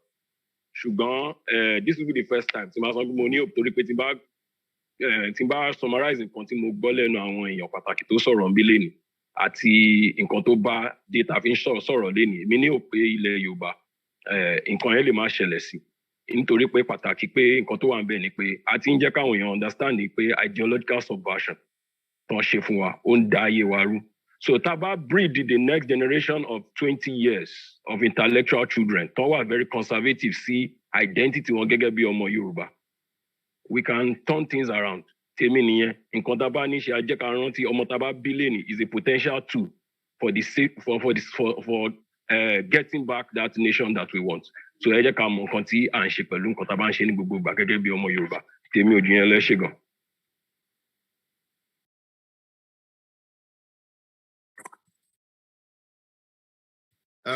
Ẹ ṣé gan. Ọ̀gbẹ́ni Ọlátúndé, ẹ̀yin ni a máa fi ṣe ìparí. So ẹ bá wa sọ̀rọ̀. Ẹ ṣé gan. Ẹ ṣé gan, a kú dédé àsìkò yìí, àdẹ̀kú ètò ẹjọ́ ṣé mo wà audible, ṣé ń gbọ́ mi dáadáa? Bẹ́ẹ̀ ni sir. Okay, ẹ ṣé gan. Mo kọ̀ rí pé so from gbogbo nǹkan tá a ti sọ, tá bá wò dáadáa, ó ti help wa understand the fundamentals fún movement tí Olódùmarè ti gbé wa lọ́wọ́ tí a dẹ̀ wà fortunate láti wà part of it. So kí ló máa jẹ́ catalyst tó máa drive or tó máa ignite spark tó máa fi drive wa into action. Òun ni ìfẹ́. So ká tó kúrò mo kàn fẹ́ ká rántí ìfẹ́ ni. Now that you understand the necessity to do what's needful in order to ká fi gba ìlú wa, a ti mọ̀ pé nǹkan tá a fẹ́ goal wa nìyẹn. So kí ló máa jẹ́ nǹkan tó máa drive òun ni ìfẹ́. So ìfẹ́ fún ilẹ̀ wa, ìfẹ́ fún ara wa. Then number 2, òun ni miscommunication and misunderstanding. A gbọ́dọ̀ wà careful of it. Gbogbo wa a mọ̀ pé education tá gbà is not of our own. Our kọ́ ni principal education tá ń lò. So we've been educated in various forms. So are there any variant in the use of our language? That's a way they get in the use of our English language. So because of variant, a gbọ́dọ̀ wà careful nípa ìbánisọ̀rọ̀ wa, ká máa gbọ́ra wa yé. Máa fún yín for example, ní US tẹ́ bá fẹ́ ra epo, gas lọ́mọ̀ sí. Ní UK tẹ́ bá fẹ́ ra epo, ìdídàkọ́ pè ní petrol. or few. Another thing, ẹni tó bá fẹ́ mu soft drink ní ilẹ̀ Yorùbá wọ́n pè ní minerals. Ẹni tó bá fẹ́ mu ní UK wọ́n pè ní US wọ́n pè ní soda. So I gbọ́dọ̀ máa understand use of language wa ká má máa wà misunderstood. Ẹ ṣé gan nǹkan tí mo fẹ́ sọ̀rọ̀ lé lórí yẹn á dẹ̀ kú ètò ẹ ṣé gan. A dúpẹ́.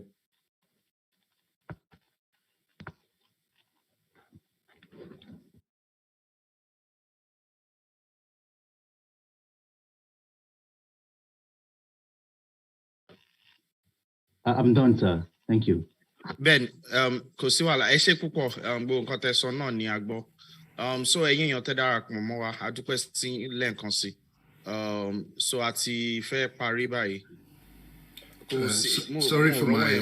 Sorry for my interjection. Right, I was here because I was threatened with a question from Arakori Akonji. He was making sure that I hadn't run away. I'm here waiting for the question, and it appears that he's the one who has run away. Dele Ogun that never runs. So if you're there with your question and you're spanning, I am indeed. I apologize. I had to get a few things. Double job in here. Thank you so much, Barrister Dele Ogun. Much appreciated for your earlier submission. I think my curious question with respect to the Orange Union is the question of compatibility. It would seem to me, and please correct me if I'm wrong, sir, that the Orange Union seems to talk about a confederation of willing participants who, at least within the concept of being able to work together, agree to be in a union. If I was looking at the model, the framework for the Orange Union, and I was trying to apply it to the Yoruba nation, there is an automatic checkpoint. Absolutely, we need that because we have the Egbas, we have the Jebus, we have the Igbominas, and all sorts. And all of these peoples are Yoruba, but they have their own nuances and quirks, right? So when you propose an Orange Union to such a group of people, because there is ethnological homogeneity there, it checks out really, really well. My concern, I guess, is Nigeria is not that. The Fulatas are not trying to have a union of equals. They've always believed that Nigeria is their father, the estate of, what's his name now? Uthman Danfodio. So the question is, how do we manage this quirk? How do we manage these unique situations, sir? Thank you so much for staying on, sir. Well, it's a pleasure. I cannot bear the name Ogun and be running away from confrontation.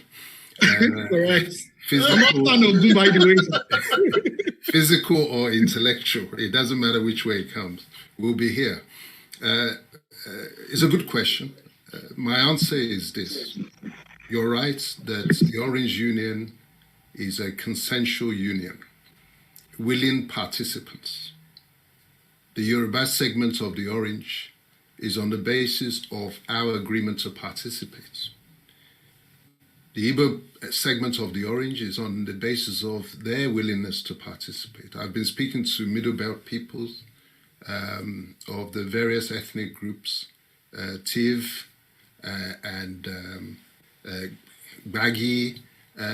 They like the concept of the Orange Union precisely because it is willing participants. Now, you mentioned the Fulani, and everybody says that, oh, what about the Fulani? They're not going to agree. Well, nobody has to agree. Oranges come in different sizes. You go to the market, you'll see some small orange, you see some bigger oranges. Obviously, if everybody agrees on the basis of consensual arrangements, then the orange will be bigger.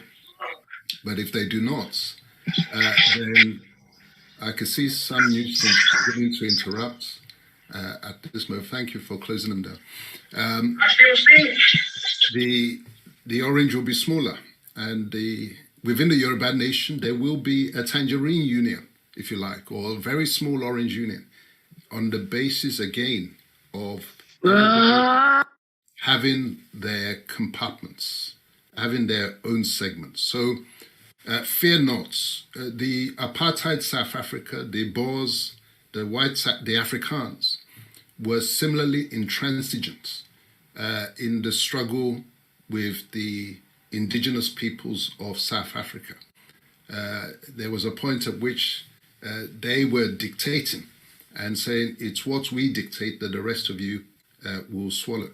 But we know that things turned out differently.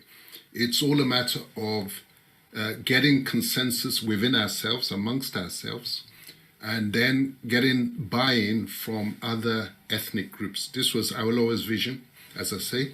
It was a union of ethnic groups, and this is what we're taking forward.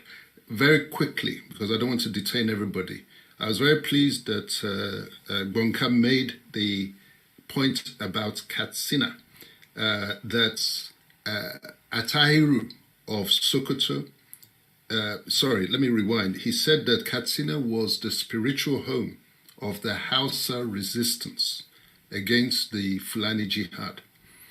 And he made the point also that Atahiru of Sokoto resisted and rejected the British handshake and was killed off. The point that I want to bring to your attention is that Ahmadu Bello rejected one Nigeria. Bear in mind, he was of the same line as Atahiru, from the Danfodio line. He rejected one Nigeria that the British were pushing, and he was killed off. He was replaced by the Mohammedi Diko line that I said brought us to Hassan Katsina. Those were the ones who bought into the one Nigeria agenda.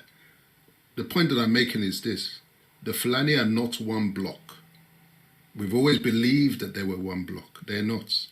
There's the Danfodio line that was terminated as far as power configuration was concerned with the elimination of Ahmadu Bello, in the same way as Atahiru was eliminated.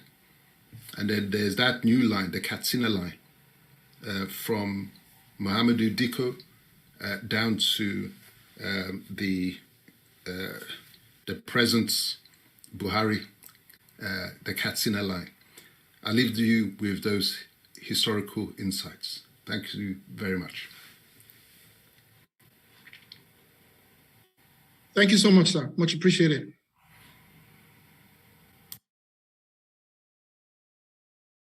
Hello. Yes. Am I Shemwa audible? Barrister Dele Ogun. I'm sure one of these days I would learn to be as calm as you are. I'm sure you know me as that stubborn Arakunrin Femi. So thank you very much once again. Fún gbogbo àwọn èèyàn tó darapọ̀ pẹ̀lú wa. A dúpẹ́ gan. Kò sí Think Yorùbá First láìsí ẹ̀yin. Ẹ ṣé púpọ̀. A dúpẹ́ lọ́wọ́ gbogbo wa. Olódùmarè dẹ̀ máa fi ìṣọ́ ẹ̀ṣọ́ wa. Yorùbá nation la fẹ́, kò ní ṣe pé ọ̀daràn ni wá. Tó bá dẹ̀ ti wò ó pé ọ̀daràn ni wá, ó já ń pé nǹkan gidi là ń ṣe. Adẹ̀ máa ṣe lọ ni. Ilẹ̀ Yorùbá ó dàgbà ju àwọn ọ̀dàlẹ̀ lọ. Anyways, ẹ ṣé púpọ̀. So a ti parí conference nísìn, ṣùgbọ́n a tún ní orin kan tá wò ó pé gbogbo ilé gbọ́dọ̀ gbọ́. Tá bá dẹ̀ ṣe ń gbọ́ náà, ó ti ń di ó dábọ̀ nìyẹn. Gbogbo agbádá tẹ́ bá wa wọ̀ àti gèlè tẹ́ bá wa wọ̀. Ẹ ṣé púpọ̀, ẹ lè lọ ká. Ó tún dijọ́ mi conference rẹ̀. Màá tún bọ̀ mọ́ra wa jù báyìí lọ. Ẹ ṣé púpọ̀ o. Ẹ má gbàgbé o pé kí ẹ máa ronú ní Yorùbá ní alákọ̀ọ́kọ́ àti ní ìgbẹ̀yìn. Ẹ ṣé gan. Ó dàbọ̀.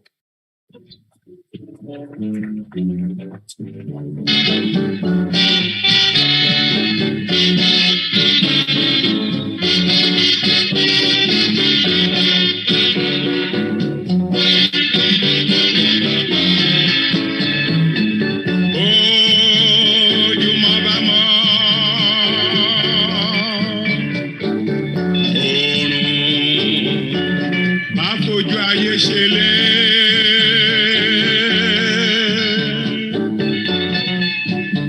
Àwọn òkùnkùn wọ́n á finú ọ̀run ṣàtẹ̀gùn. Àwọn ọ̀run gbẹ ní ń bá wá wọlé ọ̀tá lulẹ̀ àwọn ọmọ ayé gbirigbiri wọlé olódi. Ọmọ alára a máa polówó rẹ̀ nílé ara.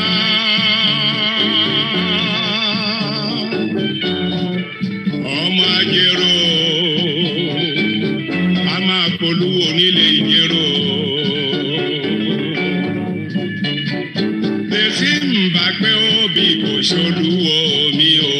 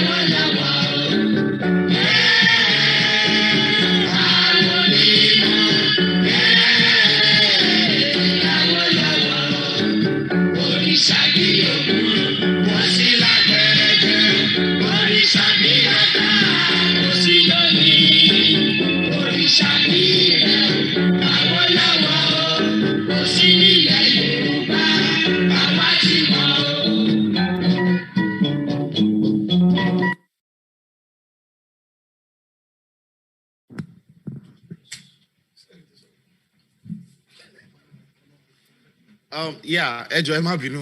A mọ̀ pé orin Awólọ́wọ̀ tá à ń gbọ́ yẹn ó dùn mọ́ wa. Ṣùgbọ́n ṣe mọ̀ wọ́n ní ká ṣe bó ṣe yẹ ká ṣe kó ba lè rí bó ṣe yẹ kó rí. A dúpẹ́ púpọ̀ lọ́wọ́ àwọn tó bá wa stream ẹ̀. Nítorí àwọn fóònù wa ti ń dún lọ́tún lósì. Àwọn èèyàn ti ń béèrè lọ́wọ́ wa ní pé báwo la ṣe ṣe léyìí tá à jẹ́ káwọn tètè rí gbọ́, àwa ní kó má bínú. Àwọn tó dẹ̀ jẹ́ káwọn èèyàn gbọ́ náà ní koikimedia. Ẹ ṣé púpọ̀, wa dúpẹ́ lọ́wọ́ yín. Arákùnrin Heritage ẹ ṣé púpọ̀. Olódùmarè a máa fi ẹ̀mí gígùn àti ìdùnnú sáyé gbogbo wa. Ẹ ṣé púpọ̀. Àti mo ń bọ̀ Citizen AY ẹ ṣé púpọ̀. Odùduwà TV radio ẹ ṣé gan. Ó dà pé mo ti dárúkọ Heritage, mo tún dárúkọ yín lẹ́ẹ̀kan sí pẹ̀lú capital letter. Ẹ ṣé púpọ̀. Olódùmarè a máa, mo ti dárúkọ Koiki lẹ́ẹ̀kan náà sí. Koiki ẹ ṣé púpọ̀ o. Gbogbo bẹ́ ṣe ń lù á máa dún. Gbogbo bẹ́ bá ṣe ń wá ẹ máa rí. Ẹ ṣé púpọ̀. Ẹ bá wa kí olóyè Sunday Igboho Olódùmarè. Ẹ ṣé gan ni. Mo kí gbogbo ẹ má bínú, mo ń follow ẹ̀ látàrí, ẹ má bínú pé mo ń tajà ẹ ṣe ń dárúkọ mi náà ni mo ní kí mi náà sọ sí díẹ̀. Lákọ̀ọ́kọ́ a dúpẹ́ fún gbogbo àwọn tí wọ́n ń gbọ́ wa ní platform wa ní. We're streaming on about almost 6 different channels, and it's been an amazing. Let me see how long we've run almost 5 hours. We discussed this program lánàá lórí program wa briefly nípa níbo ni ìgbà ọdún. Èmi náà ti ń gbọ́ Yorùbá díẹ̀díẹ̀.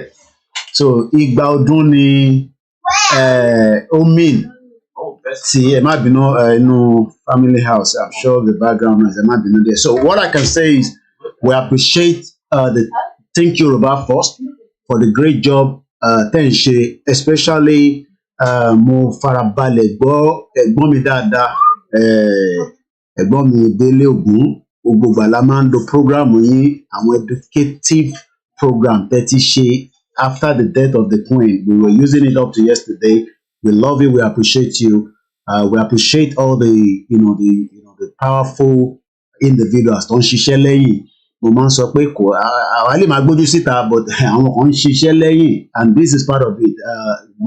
We have different ways that we farabalẹ̀ gbọ́, but tí ẹ̀gbọ́n mi Délé Ògún, I was on the bus, even though I left the house, but I was following the program all the way through tí mo fi lọ tí mo fi padà wọlé, and he has said enough for us to work on. Our people are not getting who we are. Taniwa gangan, tabatimo who we are. I always say to people, man dash money. I'm not going to program buy. Every program I always add 200 years to our life. So níbo la fẹ́ wà in the next 200 years?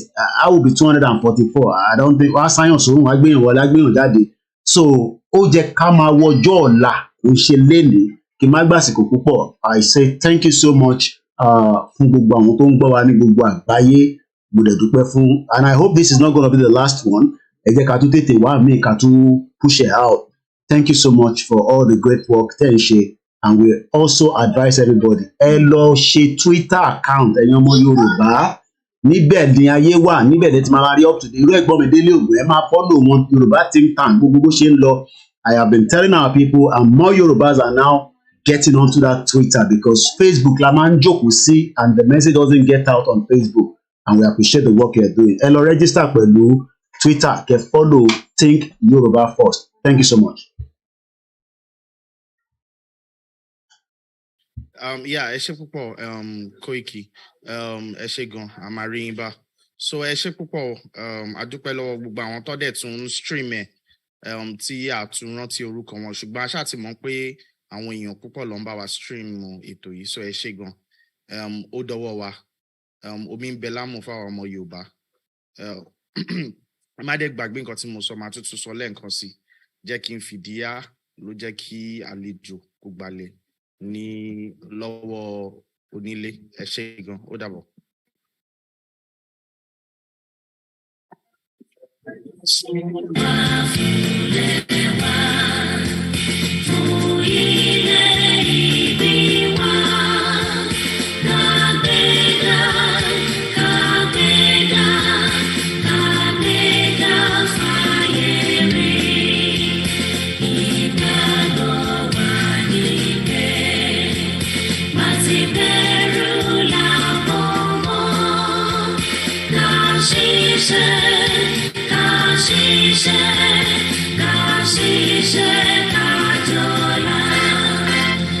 Ìṣọ̀kan tó òmìnira ní